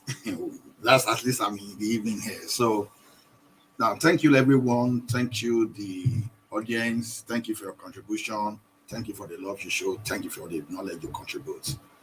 And I believe that every one of us, we've learned a lot tonight, even though we have some kind of positivity, negativity, and positivities. Anyway, before I proceed, let me just encourage us to subscribe, to thumb up, so that the algorithm can help us. When we talk of platform for education, I'm here to see any platform that can rival this particular one. That's just my opinion, and I'm so persuaded about it. Then, having said that, I just want to encourage us to let us desist from some kind of dangerous affirmation, dangerous, unsubstantiated statement, because that is not going to do us any good. If we are saying our political class guys are misleading us, we shouldn't be misleading ourselves. We should even be the one to become more innovative and should be able to right the wrong that those before us that they've created. So now, let me just pick an example, like saying one tribe is afraid of other guys in competition. See, that is uncertain. You can't substantiate that. That is very unfair. Whether you are talking to a minority group or you are talking to a majority, it's unfair. Naturally, human beings are competitive beings. Even animals within themselves, they are even competitive no matter what. So when you go back to the history of Nigeria, for example, you can talk of your competitive advantage because everyone has something to bring to the table. Whether you are an Igbo, whether you are an Hausa, you have your own competitive advantage. I give an example. When you talk of Nollywood today, you talk of people like Olabalogun, Abatogunde, Fela Showande, for example, that started music industry. Even though the like of Fela Showande started the music industry, when the like of Kenny Ogumbe and D1, when they came back, when they used Ray Power and AIT to re-innovate the music industry today, see Nigeria now taking over globally. I can argue now that there are more Yorubas in the music industry in Nigeria, for example, that's one of the competitive advantage of Yoruba. Because number one, when you go back to the issue, when you talk of drum, you see Yoruba. Then, have you said Igbo are not within that space? They are there, of course. Because when you talk of flute, when you talk of some kind of other pipe and this thing, you find all those people there too. So this idea of saying one is afraid of who? Everybody has his own competitive advantage. Don't let us try to look down on others. Saying I'm better than you, I'm afraid of you. No, it's not fair. You are not being fair to that person. Now, today when you go to the fintech, look at the Asanedo guy, InterSwitch. See its impact within the fintech in Nigeria. Tell me any switch company in Nigeria today, including the national one created by this thing, that can parallel InterSwitch. Look at how everybody is contributing. Then, when you go to Igbo, you see Innocent Motor. You say Innocent. We can say all the lists they were there before, but look at the way Innocent Motor is trying to innovate. Some people were arguing that it's just assembly. No, I've said over time that Innocent is a manufacturer. People should stop saying, for example, that is assembly, because a finished product from somewhere can be a raw materials to a production in a particular place. So that guy is a car manufacturer in Nigeria today, if you like it. Then when you go to Hausa side or the northern side, you now see Dangote, that everybody wants to say, oh, this guy government is favoring. Even the fact that government is favoring, that means he's using his senses. He's being innovative in whatever he's doing. So let us be fair to one another. See, if human being, human capital is the greatest resources any company can have. If every company decides, if every region decides to go on their own today, I can assure you, as long as you enhance the human capital within your nation, honestly, you are not going to fall back. It can take time for you to achieve a particular thing, but that you cannot survive is a lie. You can only survive whenever you want to survive. If you don't want to survive, that is where you cannot survive. So, say one tribe is like this thing, it's a dangerous statement. And moving forward, I don't like such kind of situation, on the platform. Let us respect one another. Everybody has something to contribute. So, I close on this note, and I thank you for your contributions, and I expect to see more from you guys, because you are the fuel. You are the fuel, you are the power to the elbow. So, right. I greet you good night. I greet you good morning, good afternoon, wherever you are in the world. Thank you very much. All right, thank you, Ola, a real delight. So, as I said, it's been a real wild one tonight. Again, we spiraled just heavily over the 4-hour mark that I've set for the platform, but that's how it has gone tonight. Hopefully, we try and work on that even more going forward. But I'll leave it here. Carry the conversation on within the comment section about here. I say peace.